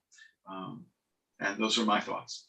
Yeah, and yes, that the cases that John mentioned are consistent. That the board has typically will waive them when it's considered density neutral, which is what Anthony said, which is what the planning board had said. We just had that other application the same night where the lot was significantly smaller, couldn't be subdivided. They were actually asking for lot area, a lot area variance, and they willingly withdrew their request to bring in a TDR because the board had said this isn't the instance where it makes sense to waive them. There is no, you're too small. You're too small for a carriage house. So yes, waiving it in this instance would be consistent with your prior variances. Okay, Mike, I know you had a question. Yeah, I just wondered what the applicant's objections were to complying with the development right. Well, Mike, there are 2 development rights on the property now. It's capable of being subdivided into two lots. So effectively, you have 2 development rights now. And so in the past, when someone is willing to burden the property by only having a single family residence and this carriage house, the board has seen it as the same thing. So yes, technically I'm asking not to have to transfer in a development right, but the development right is already there. That's one way of looking at it. Yeah, well, for example, there have been other cases where, you had a lot with a guest house on it already, and you've said, there's 2 units of density to begin with. So this is not even that case. This is an even better case. I mean, it's a big lot. It's 140,000 square feet in an R60 zone. You could almost subdivide it. And I understand you. No, I heard you. That's clear. You could subdivide this lot and, consistent with your prior decisions, have a lot, 2 big houses, and a carriage house. And request relief for a carriage house on top of that. Yeah. Yes. Okay. Yes. So all right. I don't think it's piggish. Okay. Thank you.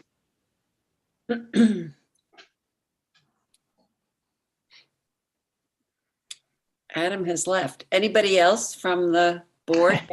Where'd he go? Where did Adam go? I'm sure it was important. Public who wishes to comment on this application? No, but Yeah, do you see, is there anybody? John, I don't think it's piggish. I have no problem with I see no hands. Okay. I'm sorry, Bob, what did you say? I agree with you. I don't think it's piggish. I don't have a problem with the relief. Oh. Thank you. Adam, So we don't have any neighbors. we asked for comments from the audience, so. The audience, okay. And there were no hands. No hands for 36Q LLC for 111 Quimby Lane in Bridgehampton. Okay. All right. If not, Susan, it's yours. It's mine. So I'm going to close the public hearing with written submissions due May 20th and a decision on June 2nd. Second. Ms. Kern, Aye. Mr. Daly, Aye. Mr. Macedonio, Aye. Ms. Burgess, Aye. Chair votes aye. Thank you for your presentation this evening. Have a good rest of your night. Thank you. Same All to right. all of you. Thank you very much. Thank you. Good night. Adam, is it halftime yet? Well, you know, every once in a while we have a long meeting, and tonight is that match. Number 12 is 1240 Ocean LLC, 1240 Ocean Drive, Bridgehampton, tax map number 900-134-4-29.9.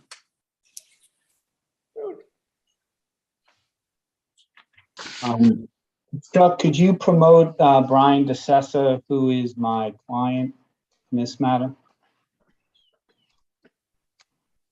Should be on his way in. Thank you.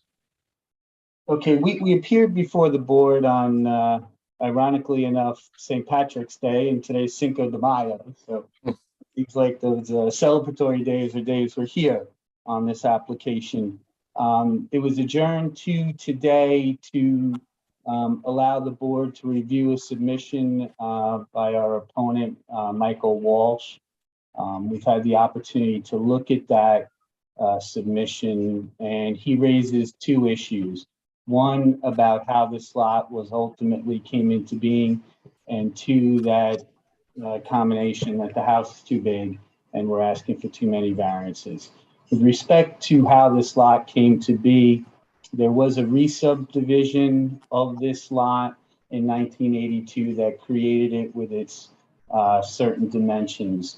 We've instructed our surveyor to remove the A residence and the prior map, which led us to some issues. Chuck, is it okay if I share the screen? Yep, it's Sage tonight. Of course, go right ahead. Thank you. So with respect to Mr. Walsh's argument, I'd just like to take a look at the survey and run through the survey and really drill down on the issues that we're dealing with here. If you can see my cursor, correct? Yes, you can see the cursor. Okay, so for the house and just the house, we are looking for a front yard setback here, 64.6, 67.1, and 65.2. If that were the only thing that was happening in this application, we would qualify as a minor variance. So that there would not be the need for public hearing unless, of course, Mr. Walsh came and objected, and then we'd have the public hearing. I think it's important to note what we're not looking for. We're not looking for a height variance. We're not looking for a pyramid law variance, and we're not looking for a lot coverage variance. And that's important because those are the traditional markers of a structure that's too big that creates those variances. So again, we're looking for the front yard variance. I'd also add that the structure itself is 25 feet in height. We are in a FEMA zone, so we have to raise the house, but it is only 25 feet in height where we could have gone to 32. The second, and I think really compelling part of this survey is we had our surveyor insert the setback from the house to the principal rear yard setback. And we can move this house back 16 feet and 15.9 here. So the house could be pushed back to that setback, and then that would, we would conform with the zoning code with respect to the house. So again, the only relief we are looking for is the front yard. I think it becomes more compelling when you look at where we are situated from the aerial and where Mr. Walsh's client is situated. This is the house that has been demolished pursuant to a permit, And this is the house where Mr. Walsh's client lives. If we push that back 15 feet, it's going to impact more on Mr. Walsh's client than where we have it proposed. I believe in this particular case that the relief in allowing us to move it forward towards Ocean Road helps Mr. Walsh's client. So again, there's the open space on his property, and we are looking to come forward instead of going back towards him. I'd also add that the lot, again, is in a flood zone. So our storage, there's no basement for storage, there's no basement for mechanicals, which creates a need to have more square footage, sort of like above ground, if you will. The house was, and an application was made to the ARB. That application was approved, wherein the ARB said it met with the character of the community. It was consistent. The only thing that we need to do to follow up with the ARB, and we've done it, is just provide the materials that the house will be made of. And then finally, we received an email from the building inspector, Sean McDermott, that our proposed driveway and our parking is consistent with the code. If you've read Mr. Walsh's opposition, he posits that 330-77A precludes parking in a required front and side yard. If you read that section closely, and actually you just have to read the title of it, that's for accessory structures. So we have an email that we will submit tomorrow to the board that provides that we are in conformance with the parking with respect to this particular application. The second issue and what we need to deal with then is the proposed pool house and the proposed pool. And the real challenge here, and this board has faced it, if not hundreds, then thousands of times, that we have two front yards, right? So that's our challenge, meeting the front yard setback from both Atlantic and Mid-Ocean Drive. I think, one of the very big mitigating factors towards those variances is, one, that this is the Bridgehampton, I want to call it Beach Club. It's not the Bath and Tennis, but it's associated with the Bridgehampton Golf Club. This property, the entirety of it, has a conservation easement over it. So this down here where the parking lot is and the actual club is the only development that will take place on this lot. So there will be no houses or any structures constructed in any of this area across from the property that we have. So these two structures, pool and pool house, will not be seen by a neighbor that's across the street. It will also not be seen by any passersby, really, because this has got to be about a 30-foot high, 5-foot wide hedge that really screens the property significantly.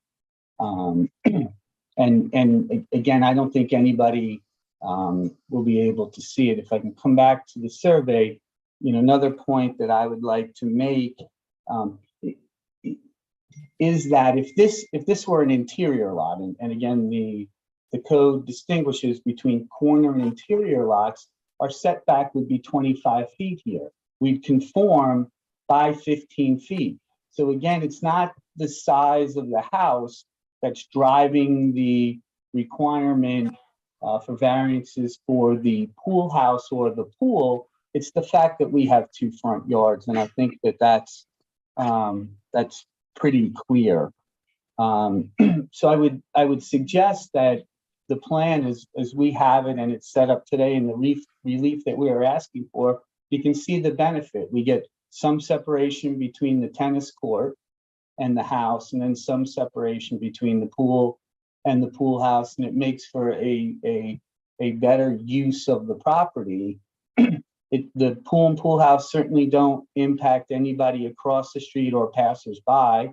And then the variances, again, bringing the house forward, I think benefits Mr. Walsh's client instead of impacting him. And, you know, I'd also note here, I've highlighted it, that we do meet the side yard setback, which is 30. It's 30.6 on that side. So just as you consider this application, I'd ask you to remember three things. The size of the house conforms with the traditional measurements under our zoning code on size. The house in its current configuration and size could be moved closer to the objectant. And finally, again, I know I've said it a couple of times, but I think it bears repeating that our challenge is really, we have 2 front yards. And that's what is the driving force behind the relief that we are asking for. I know that Mr. Walsh is here and wants to make a presentation. I know that Mr. DeSessa and I can answer any questions that you have. I'll stop sharing now and come back to you. But again, we can answer any questions. So does anyone have any questions, or do we want to go to Mike Walsh first? Okay, Mike, I think you're up. So, Mr. Chairman, Good evening. good evening. Thank you for permitting us to be heard this evening.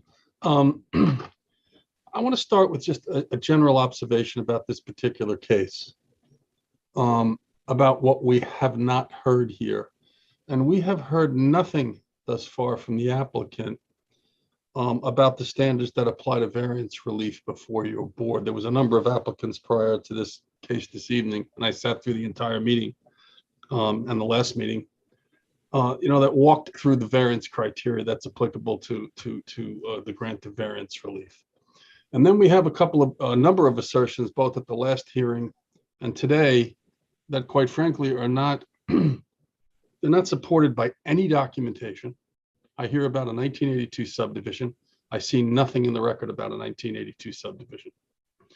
I hear about a memorandum from a building inspector where he apparently opines that parking in a required front yard is apparently permitted under the code. And this particular application with the parking configured in the front yard apparently complies. Well, I don't know what code the building inspector is reading, but I'm looking at 33077A, quite simple. Accessory off-street parking areas shall not be located in a required front yard. It's as simple as that. So now we're told that there's a memo floating around, which we're going to get tomorrow, that apparently opines otherwise. I'd like to see that memo. I'd like to review it, and I'd like to review the code and make sure that everyone's reading the same section of law that I'm reading. And then we hear last meeting about 3 variances that were granted in the neighborhood for corner lots. And we jotted down the notes. We researched those lots. And what did we find? There were no variances granted for those 3 lots. So I think if there are going to be assertions made in the record about a memorandum of building inspectors, prior variances, 1982 subdivisions, and otherwise, that these documents should be put in the record. What we try to do when we inform your board of either precedents or sections of the code or memorandum or approvals of an ARB, I don't see that in the record either. We like to put the documentation in so the other side has an opportunity to review it, rebut it, comment on it, and your board is fully informed as to what the documents actually say. If I can share my screen for a moment.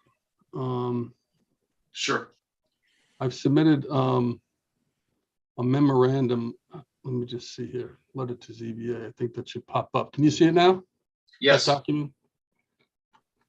I'm sorry, Mr. Chairman, you can see it? It's on your screen? Yes, we can see it. Thank you. Great.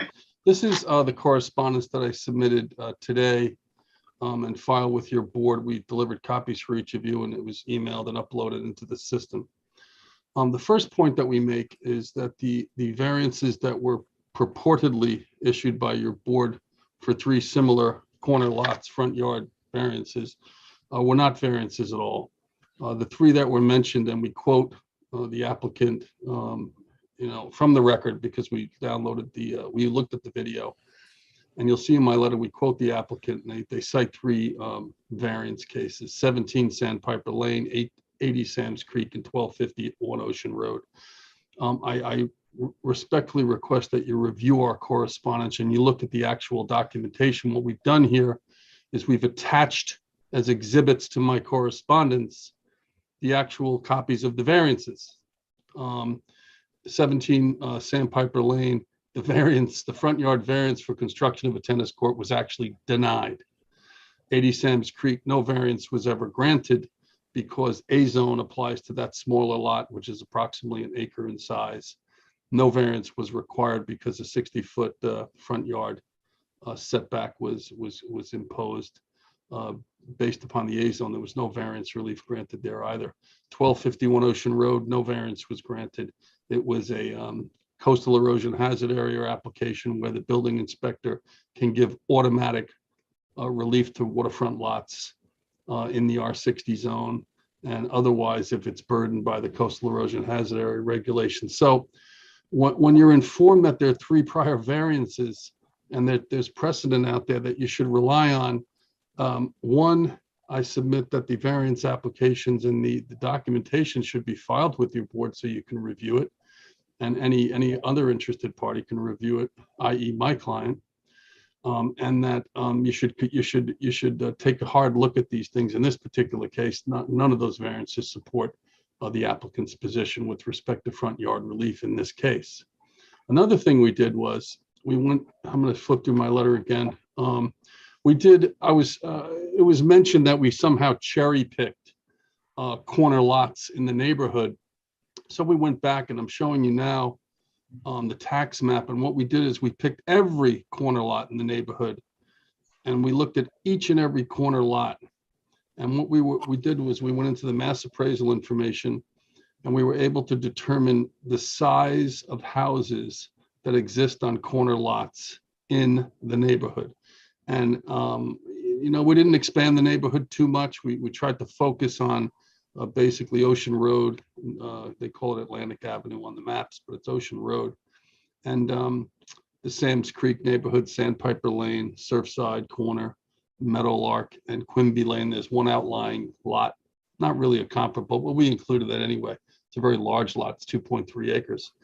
And what we did was we extrapolated from the mass appraisal information the average size of the house in the neighborhood on a corner lot, and whether or not any variance relief had been granted to any of these corner lots. The answer is no. In all cases, these lots all comply with respect to front yard relief. We've attached copies of the surveys to our submission. What's being asked for here, requested, is almost a 12,000 square foot house, which is surrounded by houses, the average size of which are approximately 4,000 to 5,000 square feet in most cases. That's the average. Are there some aberrations? Yes, on Quimby Lane, there's a 7,900 square foot house. That's first and second floor square footage, by the way. My client's house next door is 4,772. The house next to that is 3,663. There's a 9,000 square foot house, 3,380, 3,290, a rather small house on the other side, 1122, 2276, and 2317. Even the oceanfront house is 9,000 square feet. So when we talk about the size of the structure here, we encourage you to look at the materials we submitted at the last hearing, which are the applicant's own marketing materials. And what you basically have is a 12,000 square foot cube that's going to be plopped in the center of the lot. It's going to eat up the entirety of the building envelope. The problem here problem here, and the next graphic that we prepared was the survey that Mr. Gilmartin was just reviewing with you. The problem here is that the entire principal building envelope, which is outlined in red on this map, is eaten up by this very, very large house that the applicant wants to build. And that forces all of the accessory structures, not only outside of the accessory building envelope, but outside any building envelope that is available on this lot. Location of the swimming pool, the proposed patio, the pool house, the parking area in the front yard. We've spoken about that. What's driving this is this enormous structure that's being proposed, dead center on the lot pretty much. It eats up not only the entire principal envelope, but a good portion of the accessory building envelope. And then when you put a tennis court in the rear yard, and by the way, there has been rear yard coverage granted to this lot, because the tennis court, if you look at the prior variance relief, and we put those in, there was a variance in 87, a variance in 2000 for this lot. And one of those variances granted the applicant, this lot, rear yard coverage relief for the tennis court. So in fact, yes, if the applicant's telling you that rear yard coverage variances are an indication that the lot is being overburdened or overbuilt, well, I think we have that here. So when we talk about character of the neighborhood, substantiality of the variances, there's 7 requested here, began with 8, but I believe they removed part of the application. So, talk about the variance criteria, and you run through the criteria. Can the benefits sought by the applicant be achieved by some method other than an area variance? Certainly. Redesign the project. These 2 boxes here that we've put on the map. One shows a 5,100 square foot house with a footprint of 3,000, and the swimming pool and patio all fitting within the available principal and accessory building envelopes. You can certainly fit the parking. You can't fit 11 parking spaces, or how many, you need an enormous amount of parking for this large house. And the tennis court, it's a little unclear as to how that subdivision actually occurred. Was it a planning board subdivision? Was it just a property transfer done between neighbors in order to accommodate the tennis court back in when the variance was granted in 87 and 2000? Or was it a planning board subdivision? We don't know, because that information has never been given to you. Are the variance is the requested area variance substantial? It certainly is. There's 7 variances here. This project was designed in the first instance to require 7 separate variances from your board. There was no recognition of the setbacks, the dimensional requirements that exist in this neighborhood for this lot in the R60 zone. It was just, it's a design of the applicant's own making. Will it have an adverse effect on the physical environmental conditions of the neighborhood? And we make a point that it will particularly impact our client who lives next door.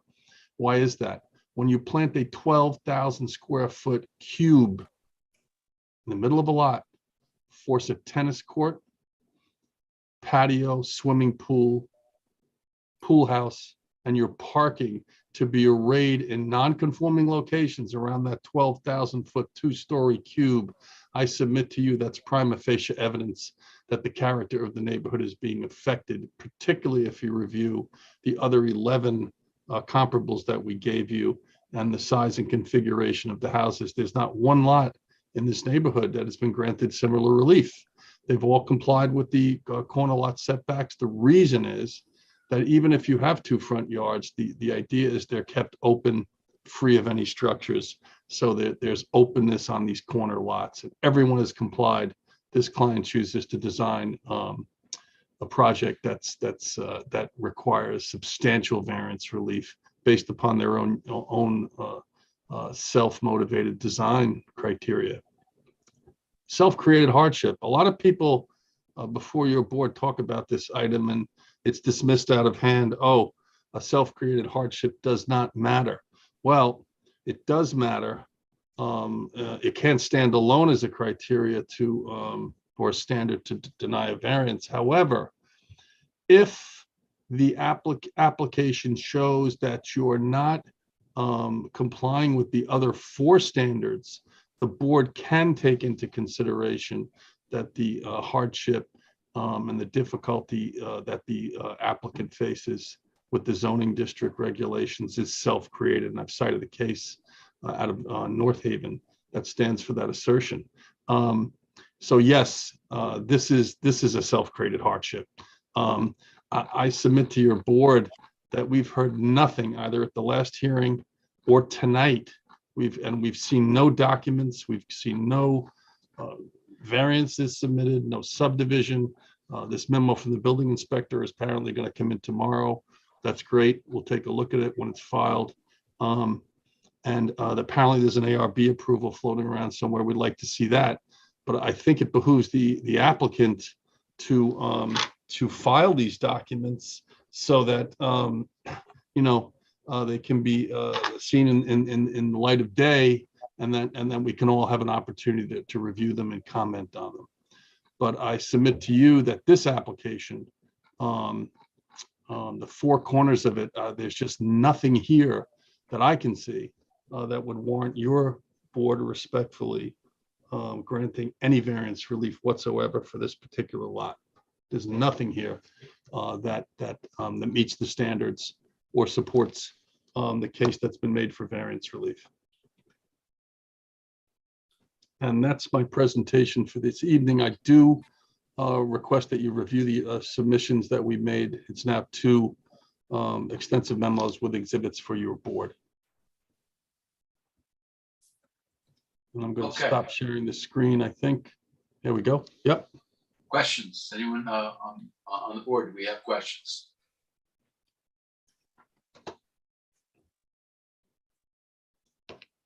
I don't see any hands. On, Mr. Grossman? Yes, you can. Can I share the screen again, Chuck? It's that sage. Of course.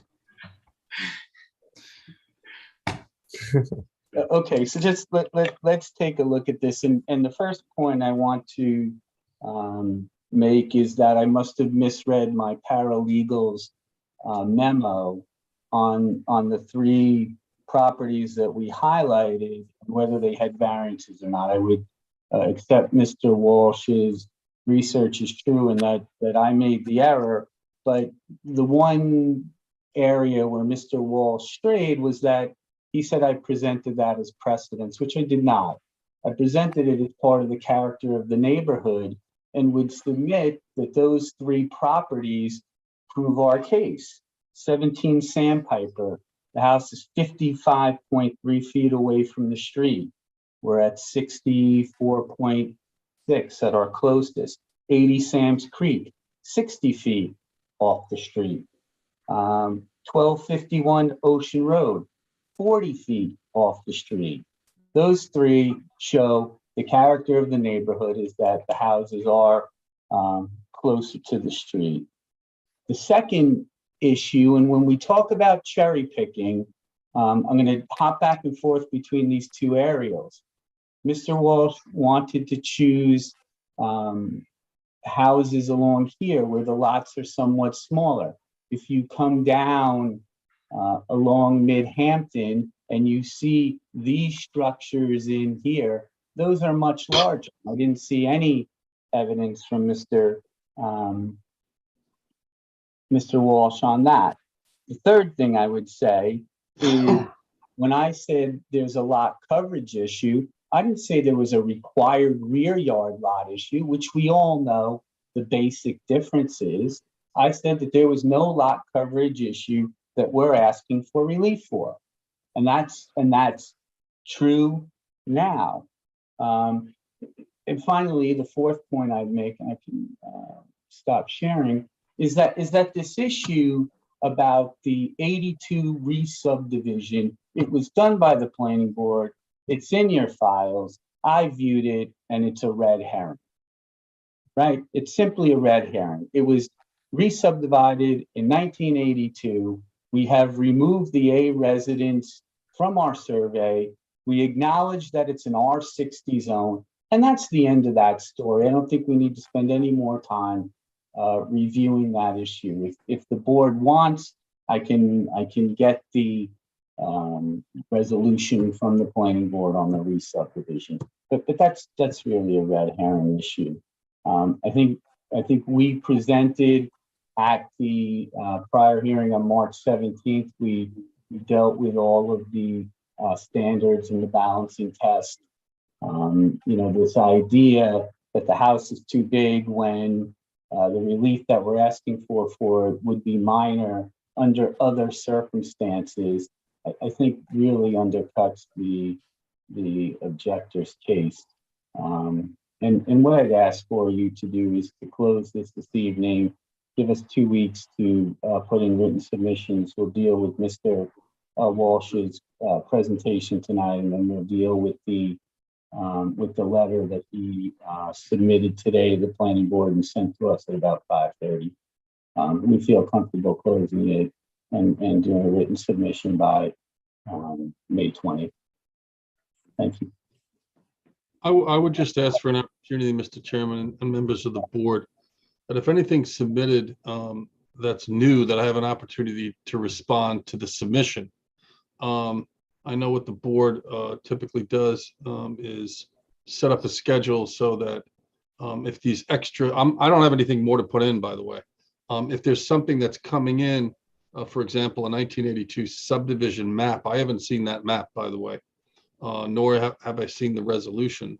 If there's a 1982 subdivision map coming in with a resolution, we'd like to respond to that and to Mr. Gilmartin's argument on that topic. Same with this building inspector's memo. I just read to you a prohibition in your code with respect to parking in front yards. I think that deserves some attention, and we'd like to respond to that as well. So if you close the hearing, but for written submissions, we'd simply request that we have an opportunity to respond to any new materials that's put in. There's a lot missing here. A lot has been said on the record, and I don't see it supported in the record by any documentation. If something comes in new after the fact, we simply want to be able to speak to your board about it, and we'll do that in writing, so as not to hold the process up.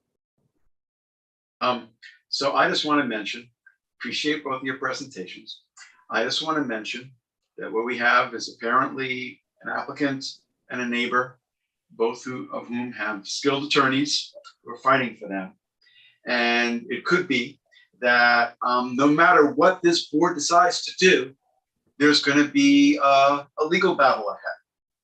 And so I understand that you don't have to communicate, you don't have to negotiate, but I just want to put it out there that it may be to all parties' benefit to consider having some discussions while this is all before we render a decision. Because if a compromise could be reached between the applicant and the neighbor, it might avoid a whole lot of litigation to come. So I'm just putting it out there. It's, I make that as a suggestion to both sides without my indicating I'm leaning one way or another on the application. Okay, and also this is something that I do, as you probably know, from time to time. So, yes.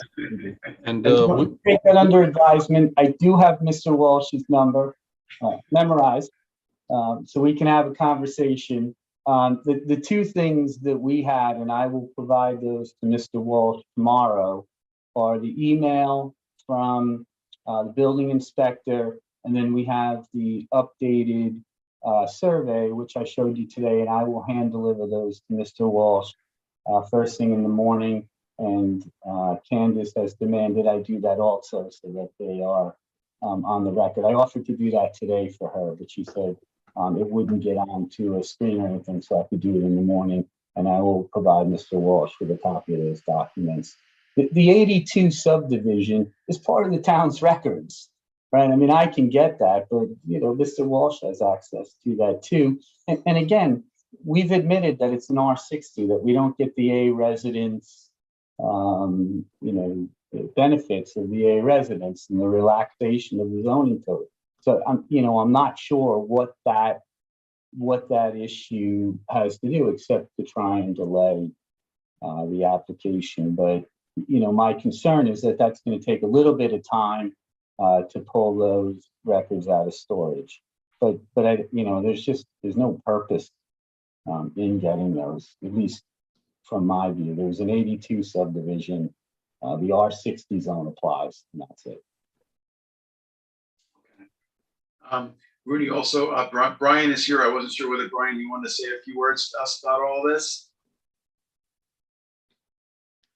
I did not, Mr. Chairman. Just if there were any questions, I'll rest on the record and the attorney of Mr. Gilmartin. Okay, all right. Thank you. Okay. Questions, comments for either side from members of the board? Can I ask a question? Could you refresh my recollection? Have we heard from any of the other neighbors? Not to my knowledge, we have not. Mr. Walsh. No, I haven't heard from any other neighbors. No, I have a question, Mr. Walsh. Sorry. Your client's property that appears like directly to the north, that seems to be on a corner lot also, correct? Correct. Okay, and were there any variances issued when that house was built? Because it appears to be very close to the property line. No. So it's all within Correct. setback requirements? Correct. Okay, that's my question. Yeah, and I thought it was interesting, the analysis going, one way up the road, smaller houses, and another way, larger houses, as to what is the, one can argue it, I suppose, either way as to what is the norm in terms of house size. But I do also think that house size is a consideration. Lot size on the lot that the house is on is another consideration. I also think, Mr. Chairman, I think you have to compare apples to apples.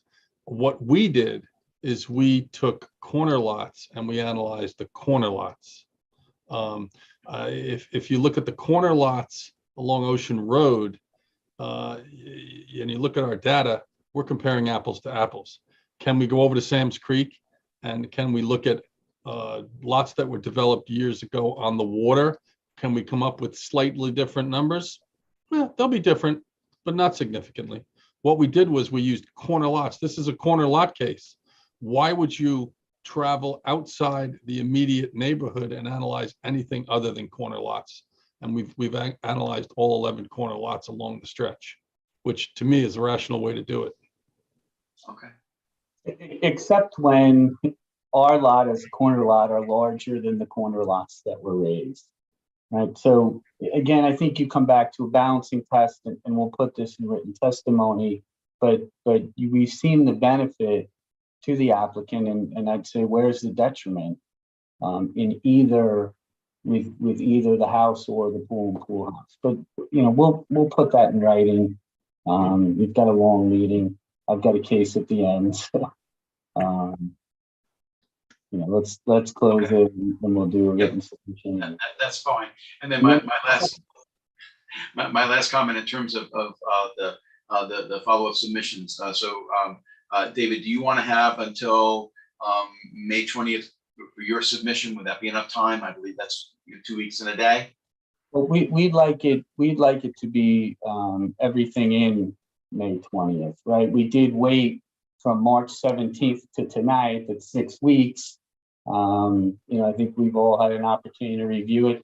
And in my view, this is a setback case. It's not complicated, but it's a setback case. So let's do the analysis. Let's get it in. If necessary, we'll put ours, we'll submit it to the board and get a copy to Mike on Friday, and then he can respond by the 20th. Would that be acceptable, Mike? Fine by me. Okay. When you say the Friday, so you're talking about the 13th? Talking about the 13th, yes. 13th, okay. Okay, and I'll respond by the 20th. That's fine. Okay. All right. I lastly want to ask if there's anyone from the public who's waiting to be heard on Zoom in connection with the application of 1240 Ocean LLC. This is for property located at 1240 Ocean Drive in Bridgehampton. If you're waiting to be heard on Zoom, this would be the time to let us know by raising your hand. I see no hands. No hands. Thanks, Ed. Okay, Mike, it is yours. Okay, we will close this public hearing and accept written submissions up until May 20th with a Well, and let's be more specific. So the written submission from David's going to be May 13th, and then from Mike will be May 20th. That the response from Mike will be 20th. Correct. Yeah. Okay. Okay. With the intention of having a decision on June 2nd. Yep. Okay. We have a Alright. second. Thank you very Second. much. Thank you for your time. Okay. All right. Thank you. All right. Mr. Daly, Aye. Ms. Kern, Aye. Ms. Burgess, Aye. Mr. Macedonio. Aye. Chair votes aye. Thank you all for your comments this evening. Thank you. Thank All right. you. I'll see you a little later. Okay. Chuck, can you remove me?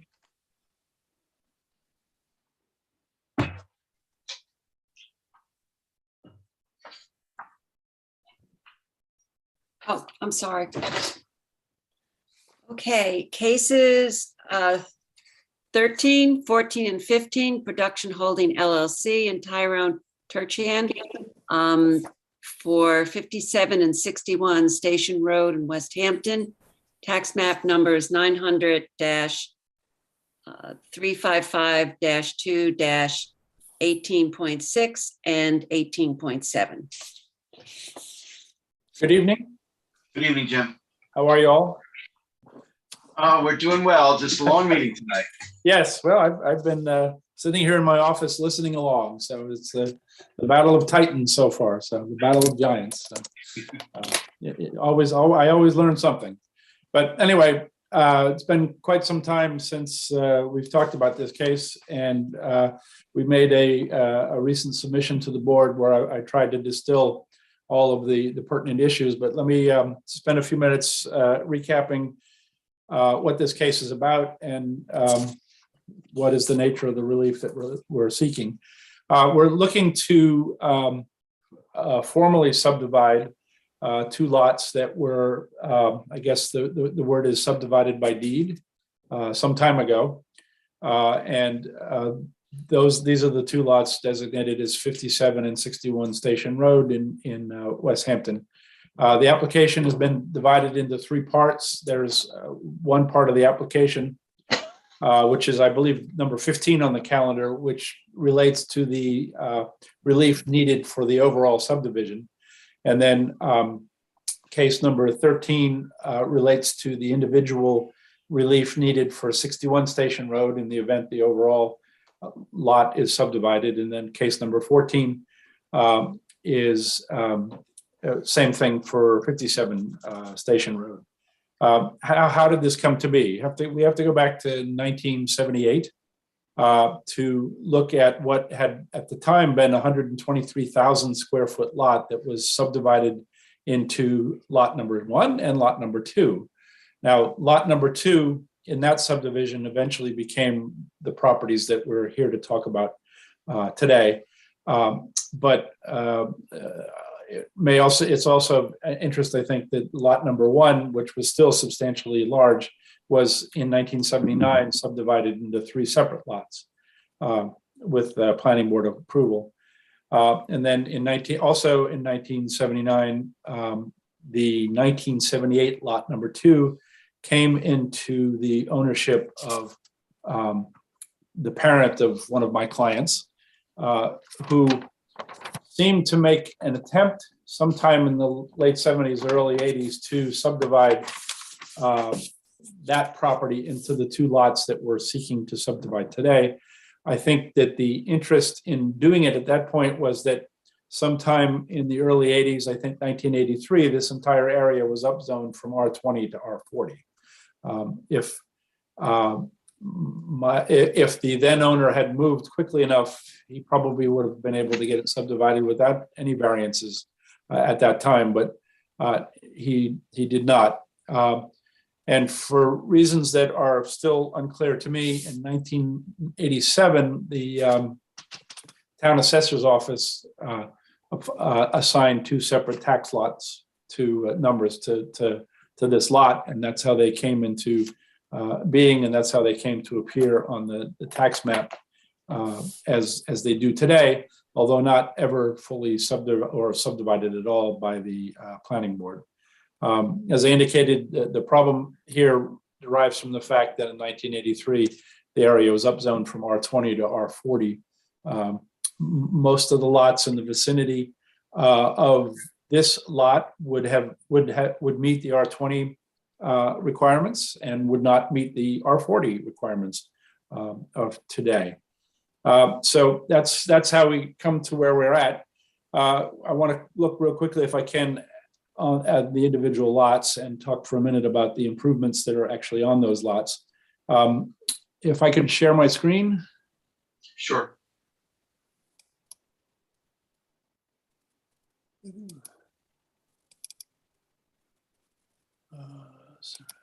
Okay, can you see that? Yeah, we can see it.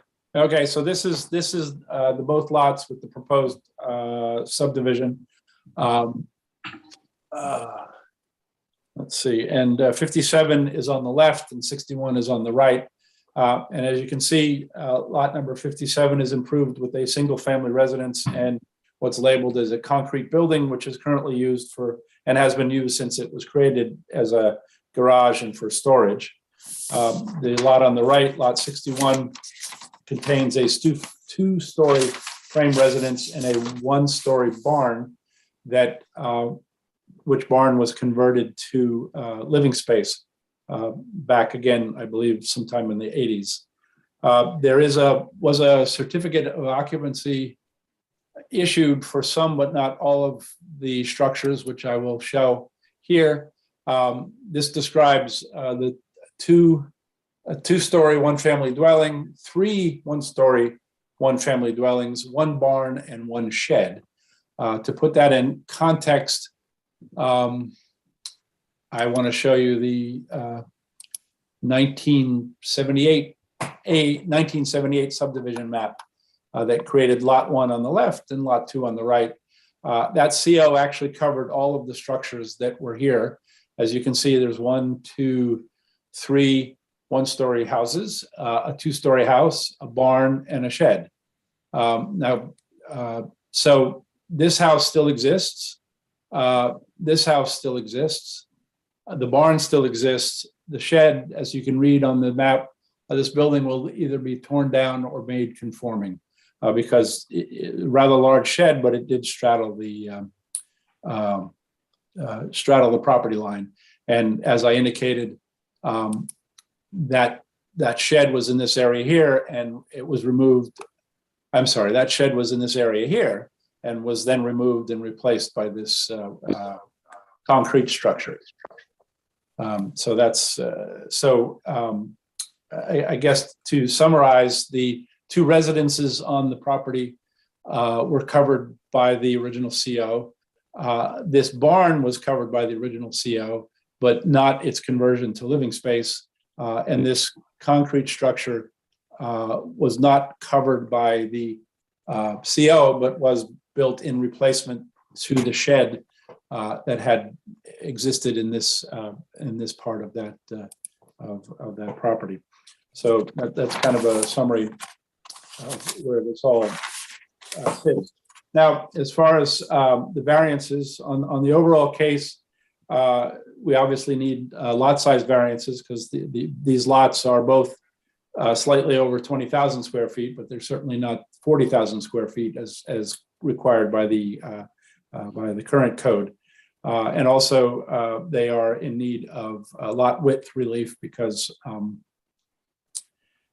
they are both, one of them is 113 feet and the other is 120 feet, and where 150 feet is required. But as I indicated before, and as you will be able to surmise from this area photograph, here's 61, here's 57. I didn't collect enough lots here, but as you can see, they're all very similarly sized and with the same smaller lot widths and the like. So allowing the variances to create the overall subdivision would create lots that are quite similar to the lots that are existing on the subject premises. So that is really the relief that's needed for the overall lots.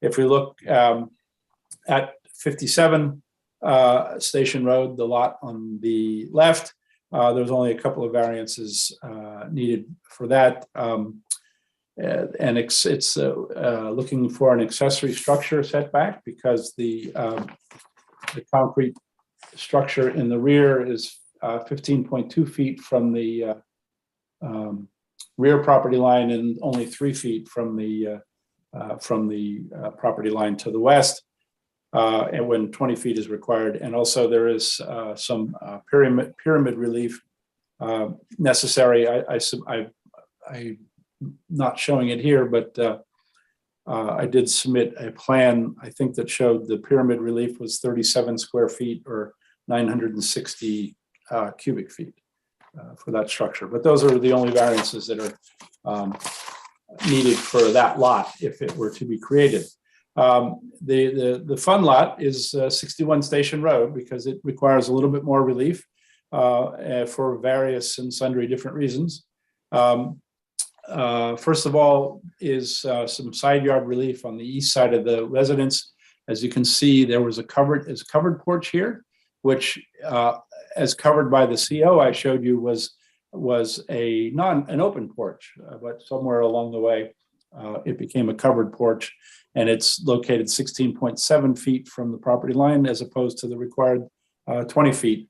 And we're also looking for some accessory structure setback relief because this building is 11.1 feet from the internal, the proposed property line, excuse me, and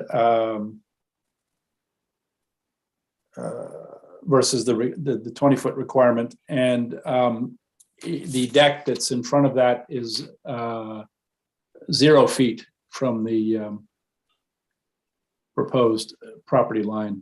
If you look carefully enough, you'll see that the deck actually extends across the line, but we've proposed the removal of a portion of that. So that's one set of reliefs that is necessary. The fact that this building was in the early 80s was converted to essentially an accessory apartment to living space from the CO'd barn necessitates a number of variance reliefs, including the conversion of the barn itself. The area of the lot area is not quite big enough compared to the requirement under the code, and the percentage of habitable space GFA in the apartment is 38% of the area of the single family residence that's also on the property, and that has a limit of 35%. So we exceed that by a little bit, but it does create some additional housing stock in this part of the world. And then the last area of variances for this particular lot is some very small pyramid relief from on the south elevation, and a little bit more, but still not great pyramid relief as specified in these drawings on the west elevation, as shown on the west elevation. None of the pyramid relief creates any additional habitable space in the premises, as it really carves mostly through the roof lines. Just going through, summarizing some of the things that I focused on tonight. First of all, we're seeking lot sizes that are small for the R40, but very much in keeping with the lot sizes of the neighborhood, which for the most part developed when this entire area was zoned R20. It has been practically subdivided since the early to mid 80s with no complaint from anybody in the neighborhood at all. The impacts of these variances are, for the most part, not on residences. A lot of the impact is, well, there's the Long Island Railroad Station itself, or the old depot, is just to the east of these properties. The Long Island Railroad tracks are to the north. Some of the relief that we're looking for is really internal to the property, so it really impacts, one lot is impacting the other, so we're victims of our own selves and not anybody else. And so the only real impact here is the small pyramid relief for the concrete building in the northwest corner of the 57 Station Road. And as I indicated before, that building replaced a rather large shed that was in that very same location, and in fact extended across that property line. And the subdivision that created that property line specifically contemplated the replacement of the shed with a conforming structure. They got the structure on the entire, they got the structure entirely on one property, not quite conforming, but certainly there was development in that part of the property before, and there still is now. So that's basically the case.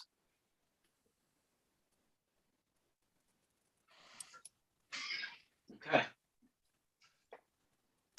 That was a mouthful. Yes, it was. I wanted to get it out as quickly as I could, because I know we've all been here a long time. Did a good job. Thank you. Yeah, that makes sense. Yeah. Katie, do you have questions? Do I have questions? Yep. Sure do. I figured. Jim, because I don't, a lot of this is kind of foggy. I know that you submitted revised surveys. Yes. Did any of the setbacks change? We have at least one plus or minus for the 61 Station Road. You get a 0 foot setback there where 20 is required, and then you have an accessory rear yard setback of 10 plus or minus. I think that's now 11.1. Okay. I mean, if anything, I think you said the accessory apartment, I don't know what you said, but we advertised it as being 50% of the size of the principal. Is that what it is? I thought you said something smaller. Yeah, I've calculated it as 38 point, but I will be happy to confirm that. Yeah, maybe, we'll check it too, Yeah. when a decision is prepared, but just go through the call out and see, if anything's changed. Yes, I will do that. Certainly, that would be in your favor. Some of the setbacks are close. For the concrete building you were talking about. Yes. Do you know how big that is? We didn't really, call out we didn't write it up as the accessory structure being large as it relates to the principal, but it's hard to tell from the aerial how big it really is. I'd say, according to the survey, it's 865 square feet. Okay, and it's used for what, like storage? It's a garage. It has garage doors on the front of it. It's for a garage and storage. Yes. Mm-hmm. It's not habitable at all. Habitable space at all. Did you submit any letters in support? From like that neighbor? I did not.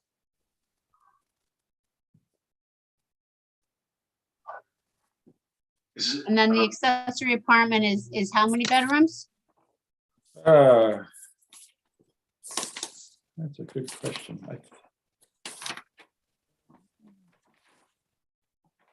Let's see. I think it is it's a loft, I think. Okay. Yeah, so I don't know if that even counts as one, but it's no more than one. Okay. Is there a floor plan required for that? I submitted one. Yeah. Okay.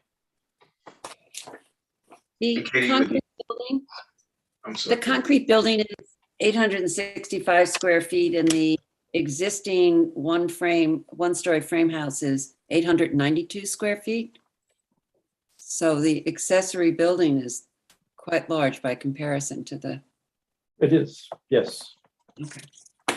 And Katie, do we need relief for the subordinate structure? Yeah. Well, I mean, obviously that was one of the things I was just, Yeah. inquiring about. Again, we didn't do that analysis back in 2020 when we wrote it up, but it occurred to me when I was looking at the aerial. So I Yep. mean, yeah, I think if you guys want to allow that to be legalized, that's Yeah. an analysis that you'll have to make.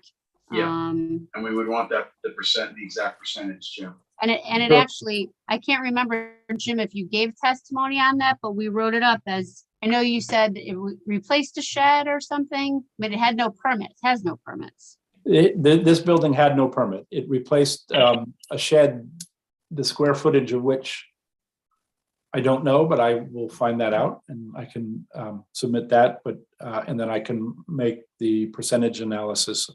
I can do the percentage calculation as well. Do you think the shed had a permit or a CO? Yeah, the shed was covered by that CO that I showed. Okay, with maybe that same, like a similar setback? Yes, actually, it's part of the shed. The problem was that shed crossed the proposed western property line of this lot. Oh, that's right. That's the one you said they moved it back wholly on the Yeah, property. so they had to remove it or relocate it. And so instead, a different building got built, but let me compare and contrast. Yeah, but there's a long history on these parcels as to what went up at different times. Yes. But I did want to ask, are we dealing with anything in terms of structures being built without permits, or are we talking about being built prior to zoning? Well, this concrete building was clearly built without a permit. But it was built either, I have a 1979 map, which I didn't show, but I think is part of the record from before that shows it as a proposed building on a 1979 survey. Right, and I think I probably asked at that time whether we had any information as to how that building went up. I would imagine. The person who constructed it is deceased, so. Right, okay. Adam, do we need to get figures on, if we were to not approve this, what the cost would be to demolish them? We could, Jim, I think it's in the applicant's interest to have that information. Yeah. Sure. An estimate as to if the variance relief were denied on all three applications, what the financial hardship would be on the applicant. I think that information. And I can get that. Yeah. Okay. But Jim, the barn itself did the barn itself have a CO? Yes, the barn itself had a CO. The issue is that it became living space rather than a barn.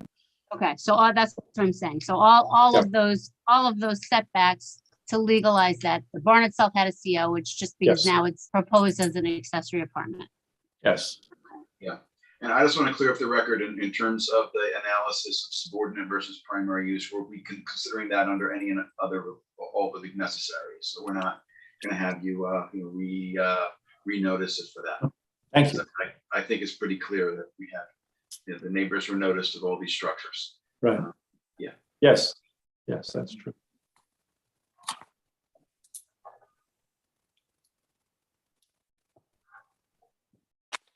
However, I'm hoping that the size of the accessory building is 50% or less of the size of the primary structure.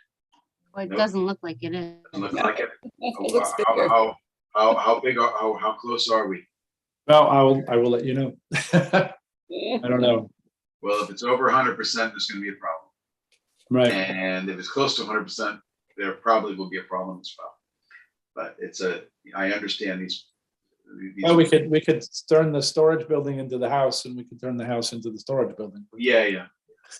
Well, I mean, it's more problematic because it didn't have a building permit, and I understand you're saying maybe possibly in kind in place, but it's got a 3-foot setback. Right. Yeah. And Well, if it's like 100% of the size of the primary structure, we would have to reach a conclusion that the subordinate building is subordinate. If it's the same size, I won't support reaching that conclusion. So to speak. Well, I would think that its use as well as its size would go to the subordinate nature of it. Well, the use is an aspect of it, but I will tell you, we have not done, with it the same size. Yeah. That was always a first time, you know. Well, it was the first time for many things.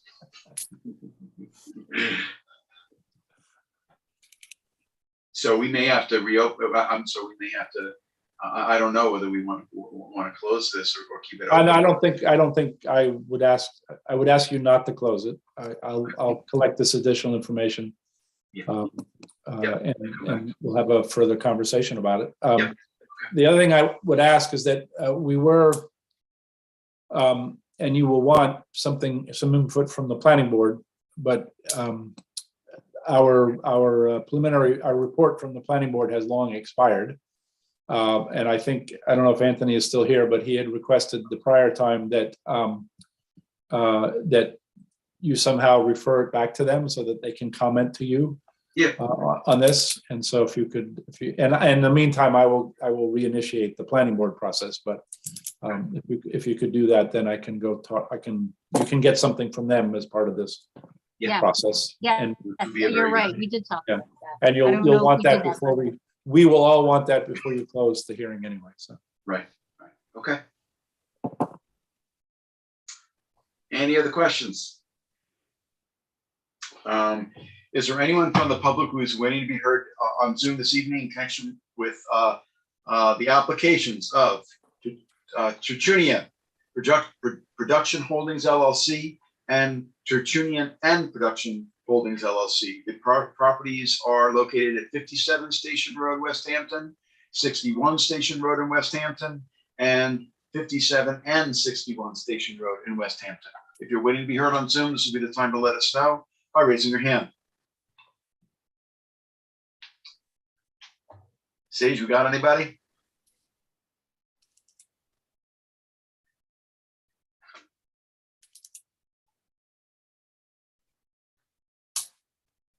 We don't even have Sage. No hands. No hands. Okay. All right. So I guess, Jim, the other question is when you'd like to come back. We have room on our agenda on June 2nd or June 16th. I hope to be back on another matter on June 2nd. So, I mean, here for a matter on June 2nd. So if I could have that date for this as well. Okay. All right. So I would move that we hold open for all purposes the applications of Tertullian for 57 Station Road in West Hampton, Production Holdings, Inc. for 61 Station Road in West Hampton, and Tertullian and Production Holdings LLC for 57 and 61 Station Road in West Hampton until our June 2nd meeting. Second. Mr. Daly. Aye. Ms. Burgess. Aye. Ms. Kern. Aye. Mr. Macedonio. Aye. Chair votes aye. Thanks so much, Jim. Have a good rest Thank of your you. night. You too. Good to see you all. Thank you. You as well. Okay. Number 16, William Owen and Neil Owen, 86 Straight Path, North Sea, tax map 900-77-3-40. This is Lisa Zaloga. Yep.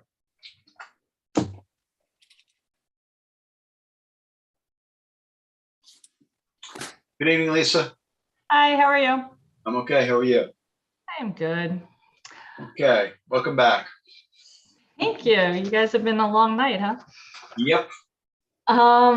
May I share my screen with you guys? Sure.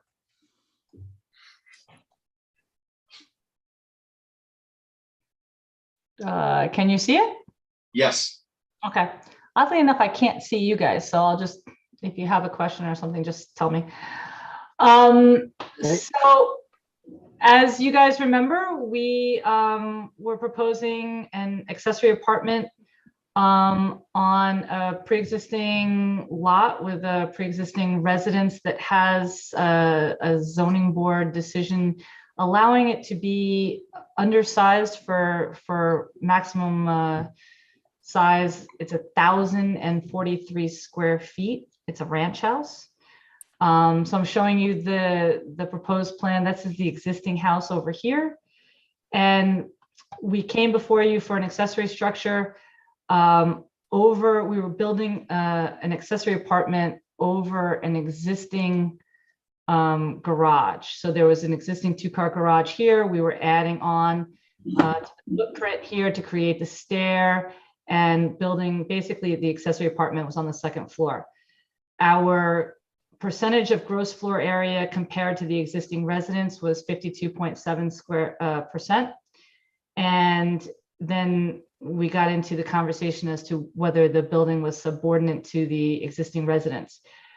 We were at 134% of the existing, and the board felt that that was not subordinate, obviously, because it was larger than the existing residence. So we have now pulled out the garage, and we're using the footprint of the existing garage, which is this rectangle here, just bumping out a little 3-foot section to create the stair and a little powder room on the 1st floor. So we're going to convert the garage space into, living room and kitchen, and then just have a bedroom and a bathroom on the 2nd floor. We maintained the same percentage of gross floor area at 52.7% of the house, but we were able to reduce the size of this accessory structure down to 984 square feet, which is about 94% of the existing residence. So basically the change in terms of size, we reduced the square footage of the accessory building, right, by 410 square feet. And we reduced the footprint by like 256 square feet, but we reduced the whole building by 410 square feet. So if you looked at the original elevations, you can see it was a 1.5-story structure, and we were adding this portion off over here. Now it's much smaller. It's primarily, the size of the existing garage. And then we're also going to build a separate 2-car garage on the back of the property, 21 by 21, and just have the accessory apartment here. If you were to look at kind of an overlay, you can see we had a proposed 2nd floor deck. This was the footprint of the original application, as well as it projected onto the front here. So we've reduced the size of the building. And that's our revision. Everything else stays the same, all the other requests that we asked for. I think that was what the board requested of us at the last meeting. If you have any questions or concerns. Well, I appreciate all the effort that went into this, Lisa. I mean, I can, well, the number is still high, I can live with it below 100%. In terms of that percentage. I'm not sure where other board members are on it, but that's okay. I mean, the reduction was about 30%. I reduced it 30% from what it was. Yeah. And we pulled out, like I said, we pulled out 410 square feet, and the new garage will be about 440 square feet. So it's about a 30 square foot difference, if you will. But both buildings will be subordinate to the existing. Yeah, and I think one thing that is unique about this particular application is the fact that it was variance relief to have a very small primary residence. You'd indicated that in your presentation. I don't think that's the norm, what we normally see. Right, and they do, remember, they have a variance to be smaller than zoning allows. That's what I mean. Yeah. That's unusual. Yeah. Okay. I think you've done a really good job, Lisa, of trying to accommodate what some of the concerns were that we raised. Thank you. Any other questions, comments? Nope. Okay. All right. Is there anyone from the public who's waiting to be heard this evening in connection with the application of Owen? This is for property located at 86 Straight Path in North Sea. If you are waiting on Zoom to be heard, this would be the time to let us know by raising your hand. I see no hands. No hands, okay. Mike, you had originally been on the lead and somehow on this one and somehow ended up with me. So I'll make the motion. Yeah. That we, I don't know how that happened, but anyway, so I'll make. Please, I think I missed the meeting where this first came on. That's why. Oh, okay, that's fine. All right, so I will move that we close the application of Owen, except for written submissions. The deadline for written submissions does end of business on May 20th. And I will have a decision ready at our June 2nd meeting. Second. Ms. Kern, Aye. Mr. Daly, Aye. Ms. Burgess, Aye. Mr. Macedonio. Aye. Chair votes aye. Thank you so much. Thank you. Have a good night. Lisa, greatly appreciate it. Have a good night. Thank you. Bye, guys. Thanks. Good night. Bye. All right, number 17, Blades of Grass LLC, 102 Highland Terrace in Bridgehampton, tax map 900-87-3-10.6. That's David. He's been texting me. He's having a hard time getting in. So I just gave him a phone number to possibly call in from. Just bear with me for 2 seconds. He logged in, he logged out, he logged in, he logged out. Sage says he doesn't see him in the list. Yeah, I've been So Sage, trying to get him in. I just gave him the 929 phone in number Okay. to see if anybody's phoning in.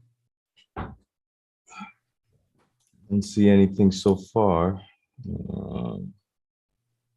I mean, he literally has been trying since we let him out Right. of the last one. Yeah. And since that one, his name disappeared. I've been trying to get him back in. Yeah. Well, we'll give him a minute and then we'll second call it. You only have one more.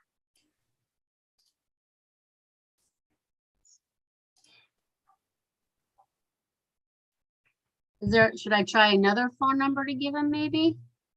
I just gave him the first one that was on that list. Got him? I think so. Oh, thank Yeah, God. there it is.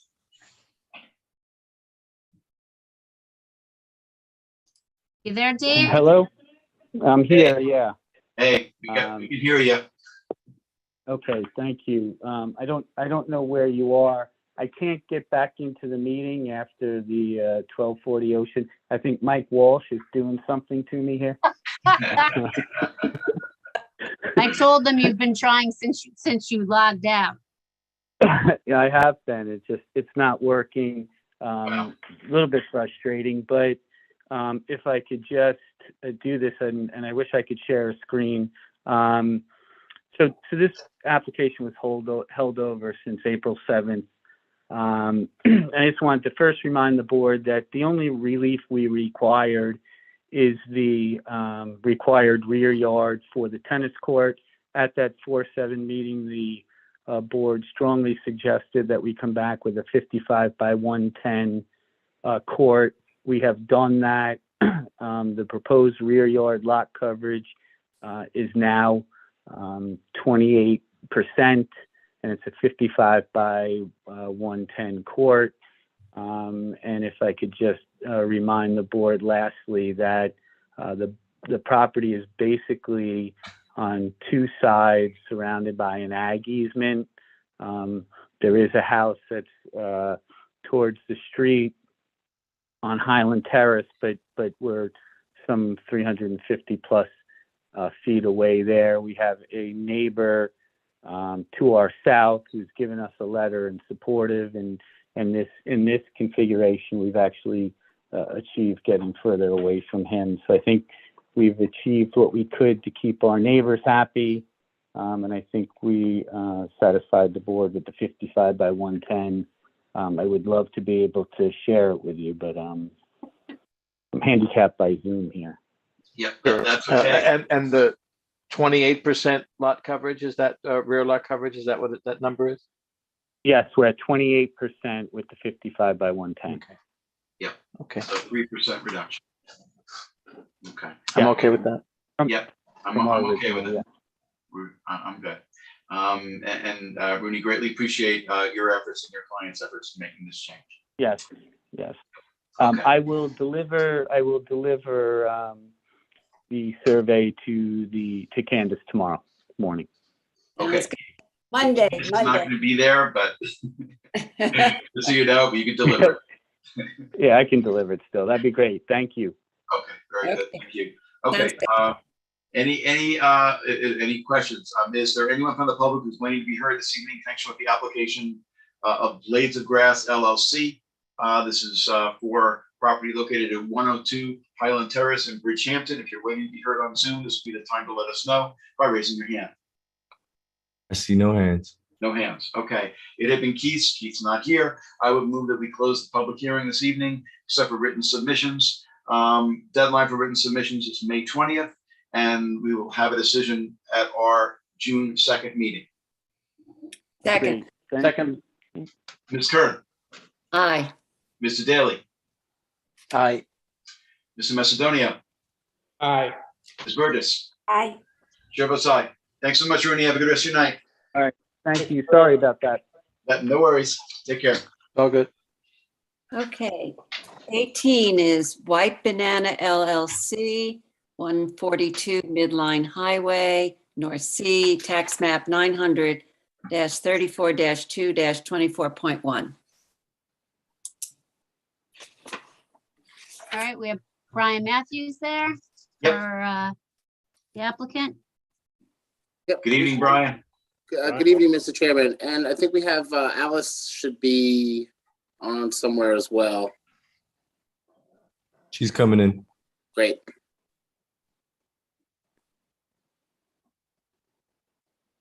There she is.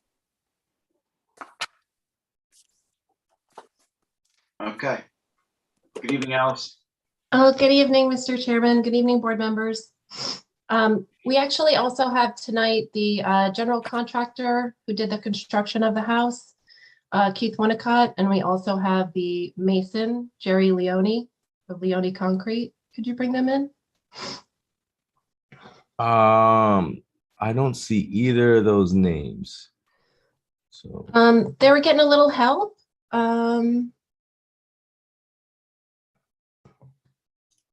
Darius Narazano.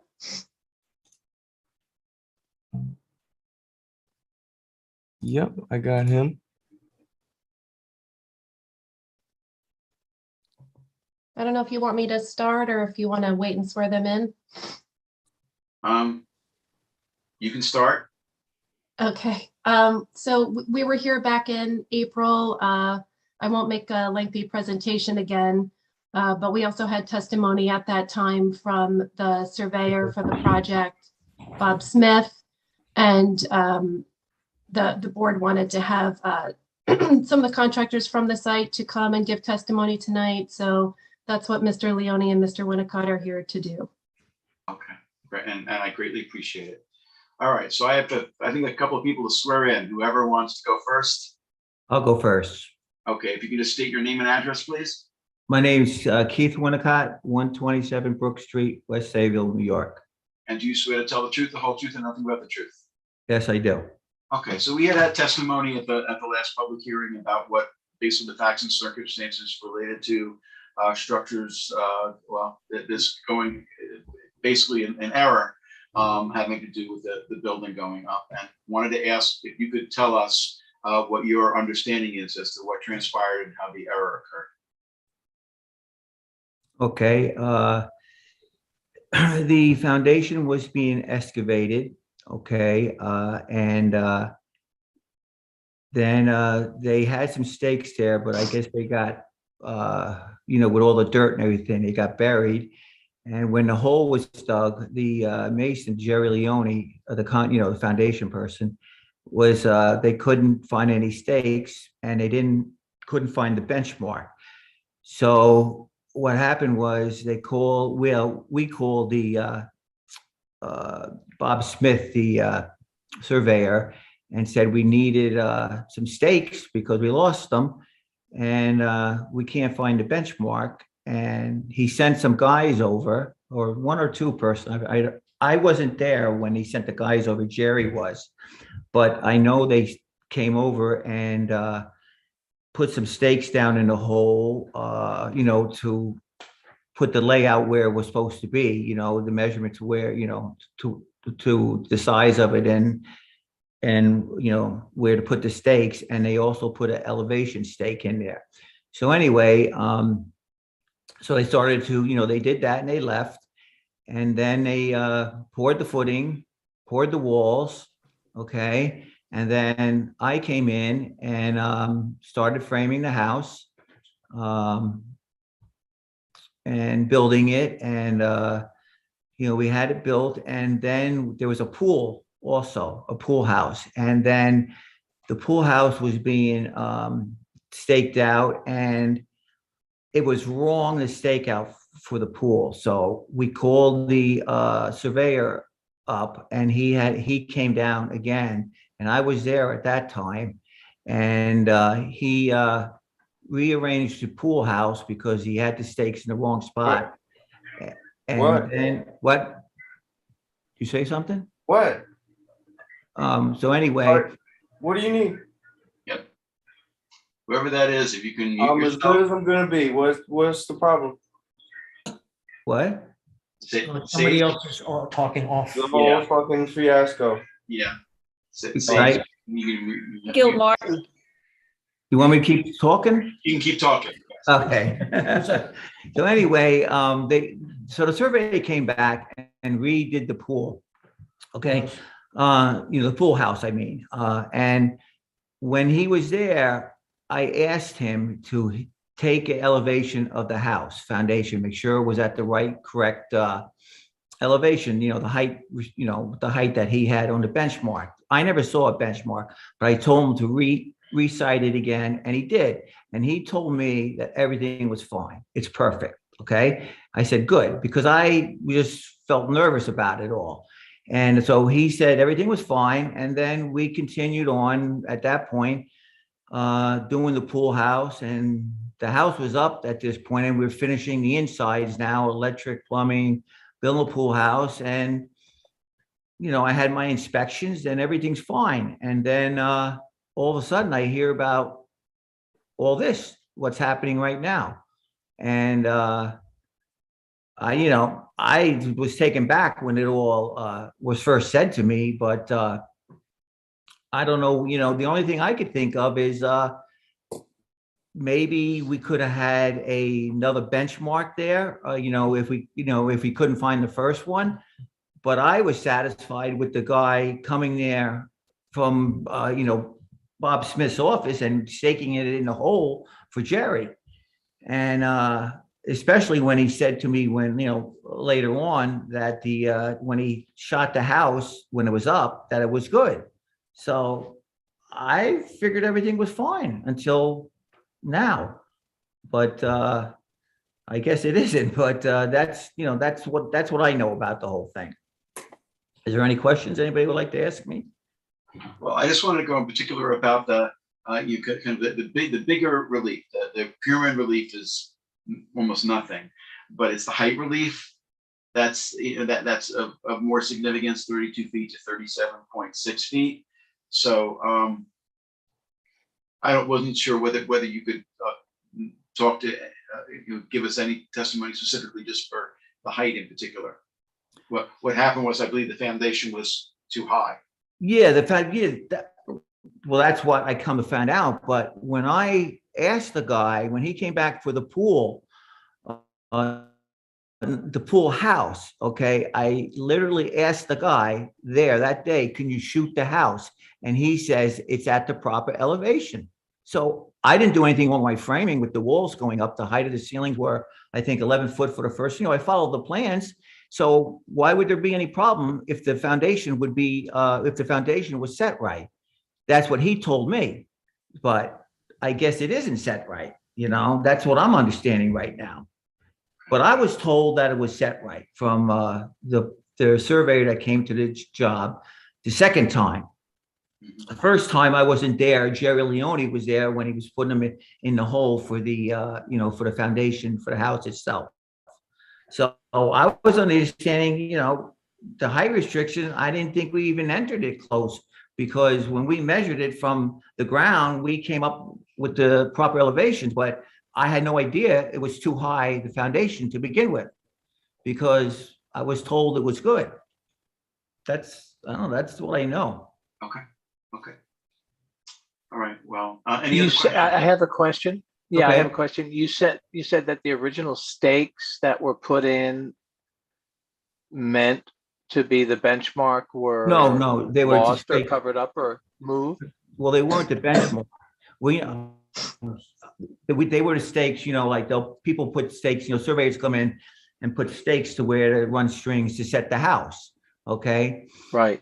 They do that. All those, there was so much dirt and everything that they get rid of, they got lost. So we had to call the surveyor to come back in to restake it.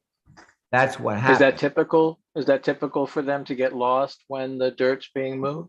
Sometimes it depends how they do the stakes. If they put the stakes really close to the, like sometimes they'll have setbacks of like 20 feet or 25, 30 feet, you know, where you could run strings and come back. But on this particular one, they weren't, you know, 20, 30 feet away where you could run strings, you know, because if you put the stakes really close to where you're digging, there's no, you know, you're gonna lose them because there's no place. You have to, you know, you have to dig more than what the foundation is. You got it because you're putting 10-foot basement walls in.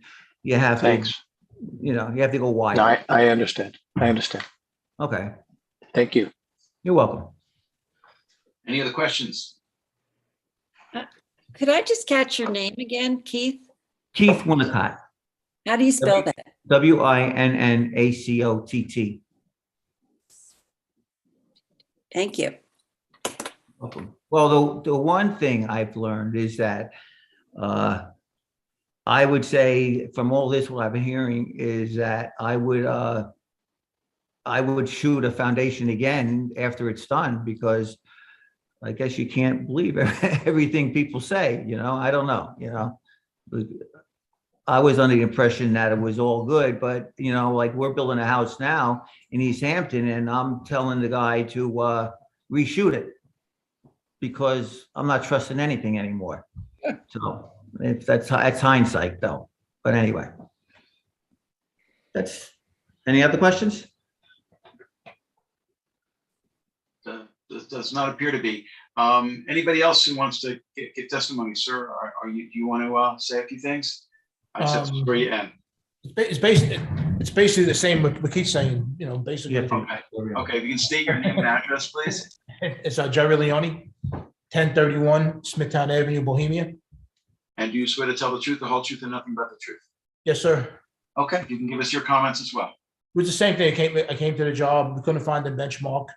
So me and Keith got together and we called the surveyor and we told him, you know, we need a height here. So he came and put stakes in a hole for us and gave us a height for top of foot in. And that's what we went by, you know. And then like Keith said, you know, all along we thought that was the right benchmark. And then he came back and shot the foundation later on. Me and Keith were there when that foundation was done. He said, "You're right on." And he said a height for a pool house and staked that out. And you know, that's basically what happened, you know. And the benchmark, we couldn't find the benchmark, and they finally came back and told us it was on the other people's property, the benchmark. That's basically what happened. So, and then, you know, like he said, you know, we should have, then from now on, we gotta check the top of the foundation after it's done, you know. But it's basically what he told us, exactly what happened. Well, you know, the reason we ask these questions is because we do have, you know, sometimes there are errors that occur. Well, and so we'd like to know, you know, how that came about. You know, when we have structures that, you know, are built and then require variance relief. Sometimes they have building permits that have issued, but not for what was built. Sometimes there's miscommunication with the building department. Sometimes there's miscommunication between the surveyor, the builder, you know, whoever else is on the job, or even the property owner at times. But in any case, I do appreciate your giving this testimony tonight. It is very helpful to us. And the other thing that is good news about this application is that because of the size of the parcel and the location of the house, the impact on the adjacent property owners is minimal. If we had the choice and if it was a proposed structure, I don't know that we'd grant relief from 32 feet to 37.6 feet. I really don't know that we would grant that relief. But one can, in weighing it, one can, in this set of unique circumstances, argue that the impact on the neighbor is not that much in this set of circumstances. But anyway, that's kind of what it is. Anyway, Alice, Brian, you want to add anything? No, thank you very much. No, Mr. Chairman. I think we've said everything that we wanted to make sure the board had an opportunity to hear. Okay. All right. Any other questions, members of the board? Katie?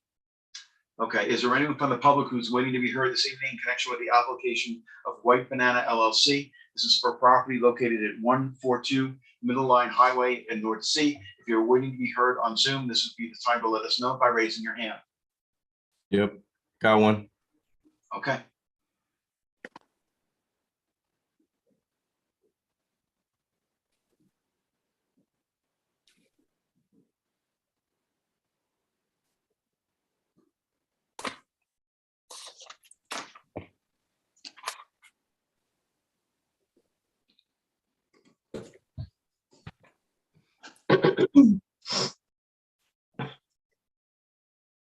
Hi, Joan, we can see you. I don't know if we can hear you yet.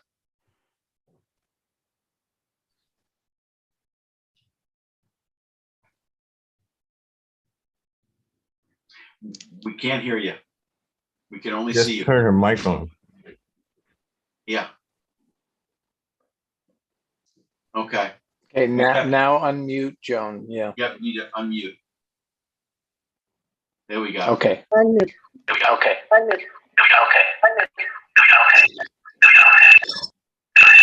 Something's going on with the audio. Okay, try it. Can you try unmuting again, Joan?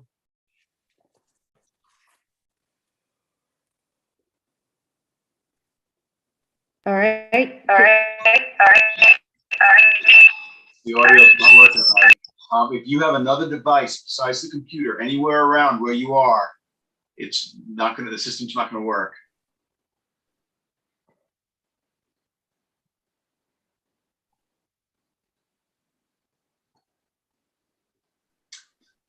We can't hear you. This is ridiculous.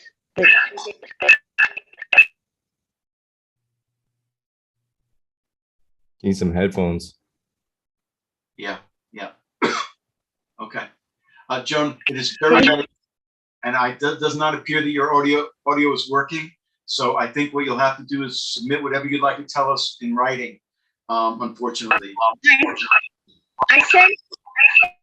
I sent you something in writing. Okay, good. Got it. All right. Joan, I don't know, that audio is so poor. It's very hard to understand.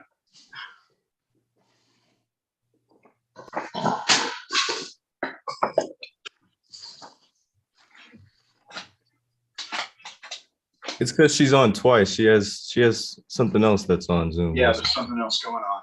Okay. She's indicated she sent something in writing. So. She did, and we have it. We have a letter dated April 3rd. Right. Of this year. So we did get a letter from you, Joan. But your system is not working. I'm sorry.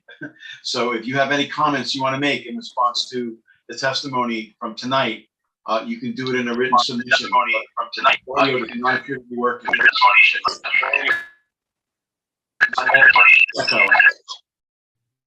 All right, Joan, it is very late, and I wish I could help you, but we really can't.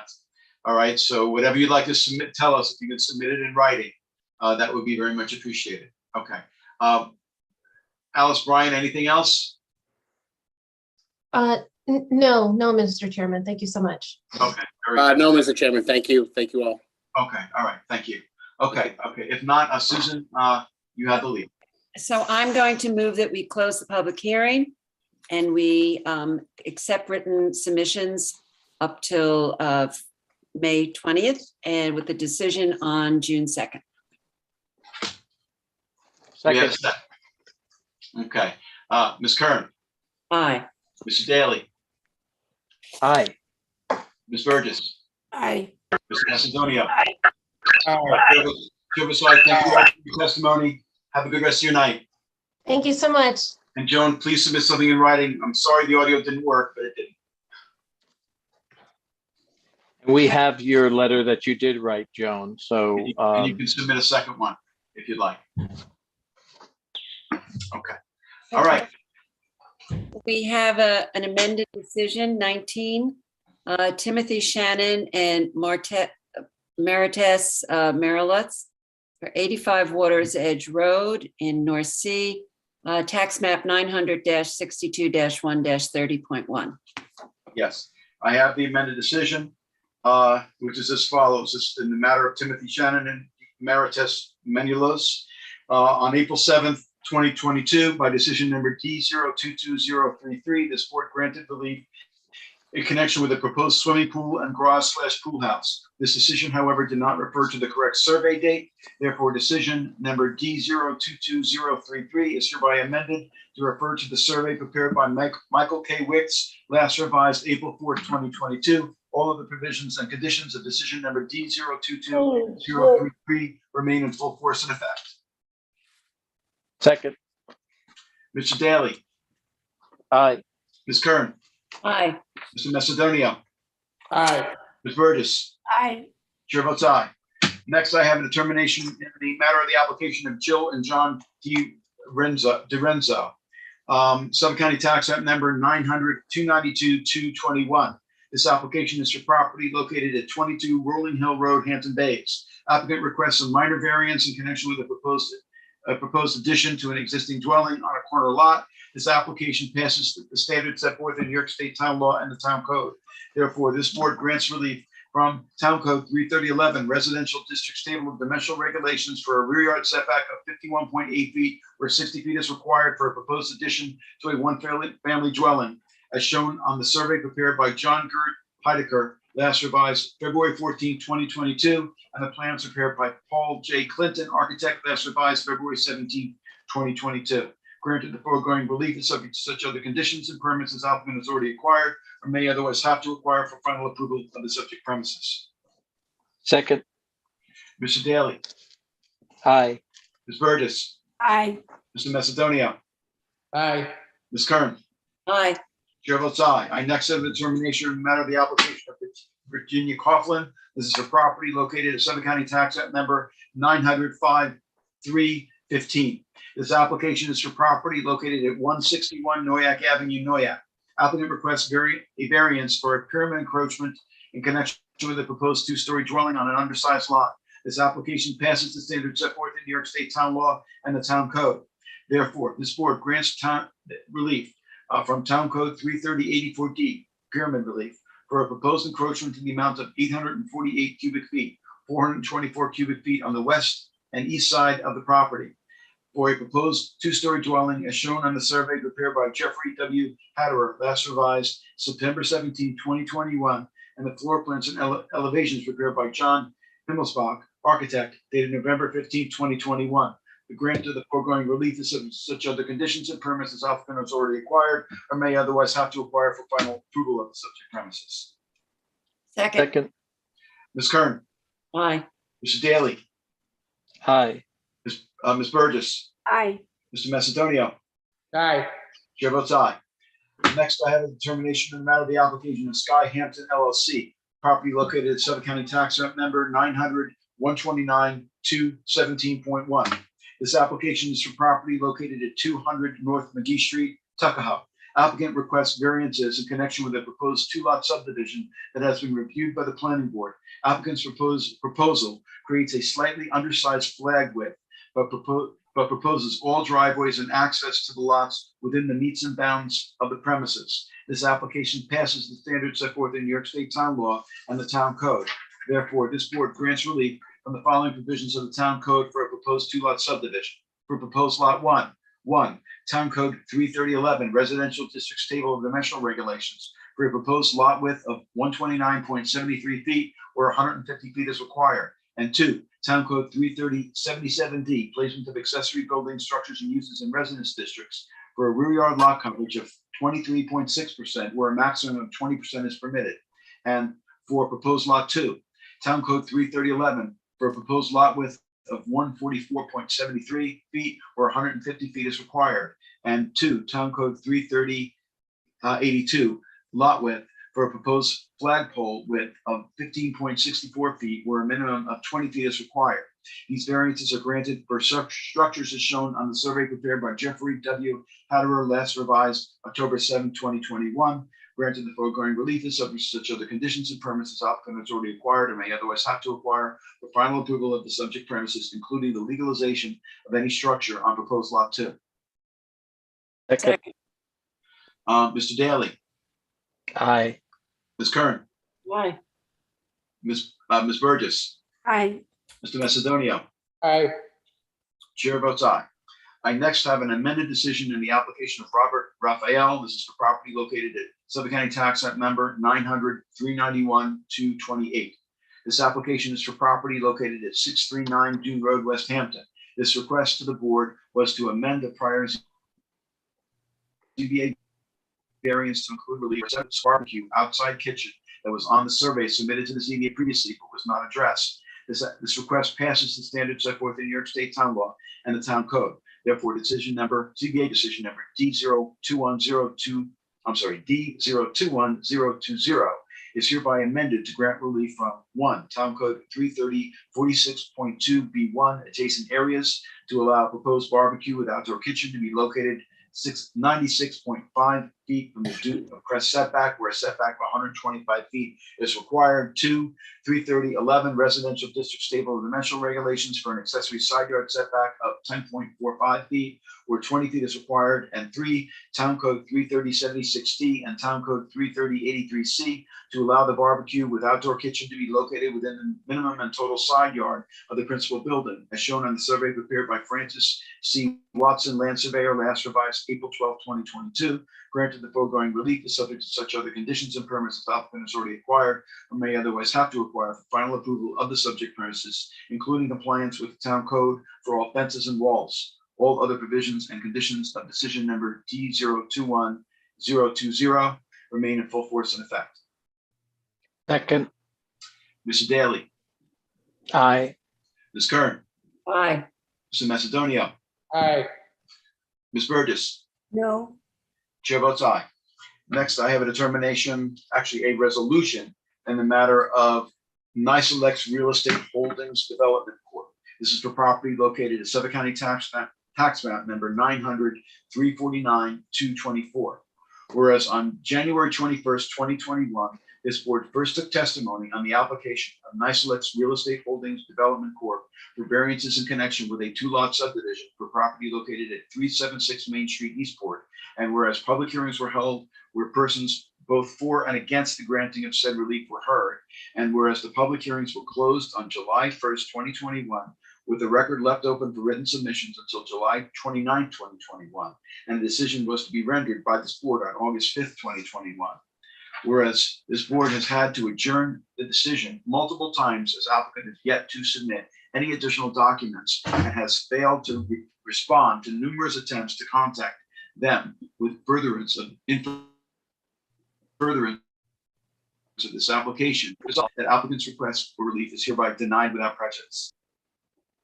Second. Ms. Kern. Aye. Mr. Daly. Aye. Mr. Macedonio. Abstain. Ms. Burgess. Aye. Chair votes aye. Next, I have a decision on the application of Kidd Construction Company, Inc. for property located at Suffolk County Tax number 951-110. This application is for property located at 630 Lumber Lane, Bridgehampton. Applicant requests a minor variance in connection with a proposed 2-story dwelling. This application passes the standards set forth in New York State Town Law and the Town Code. Therefore, this board grants relief from Town Code 330-11 residential district stable dimensional regulations for a principal front yard setback of 60.5 feet, where 80 feet is required for a proposed 2-story dwelling, as shown in the survey prepared by Stephen Barilski, last revised February 7, 2022, and the plans and elevations prepared by William Meyer, architect, last revised January 26, 2022, and the basement plan last dated February 24, 2022. Granted, the foregoing relief is subject to such other conditions and permits as applicant has already acquired or may otherwise have to acquire for final approval of the subject premises. Second. Mr. Daly. Aye. Ms. Burgess. Aye. Mr. Macedonio. Abstain. Ms. Kern. Aye. Chair votes aye. I next have a determination in the matter of the application of Paul McCormick for property located at Suffolk County Tax Map number 976-433. This application is for property located at 86 Bay Avenue, North C. The applicant seeks variances in connection with the conversion of an existing dwelling into an accessory apartment. The premises is an oversized through lot in this R10 zoning district, The application passes the standards set forth in New York State Town Law and the Southampton Town Code. Therefore, this board grants relief from the following provisions of the Town Code for the proposed conversion of an accessory dwelling into an accessory apartment. Town Code 330.11.2G1, special standards to allow the size of the accessory apartment to be in excess of 35% of the total floor area of the principal dwelling at 38%. And Town Code 330.11.2J1 to allow 2 access driveways where only 1 is permitted. For an existing garage studio, this board grants relief from Town Code 330.11.2F for a side yard setback of 3.7 feet where 5.6 feet is permitted, and Town Code 330.11 for an accessory side yard setback of 3.7 feet where 8 feet is required. These variances are granted for structures as shown in the survey prepared by Joseph Secapico, PLS of Colonial Surveying, PC, last revised March 24, 2022, and the floor plans and elevations prepared by Mark C. Matthews, architect, dated April 28, 2022. This decision is subject to such other conditions and permits as the applicant has already acquired or may otherwise have to acquire for final approval of the subject premises, including the legalization of any structures built or converted without the benefit of a building permit and any reviews necessary for the proposed second driveway by road review or otherwise. Second. Mr. Daly. Aye. Mr. Macedonio. Aye. Ms. Kern. Aye. Ms. Burgess. Aye. Chair votes aye. And I have one more application of decision on the application of Daniel Beller. This is for property located at Suffolk County Tax Act number 900-101-353.4. This application is for property located at 280 Deerfield Road, Watermill.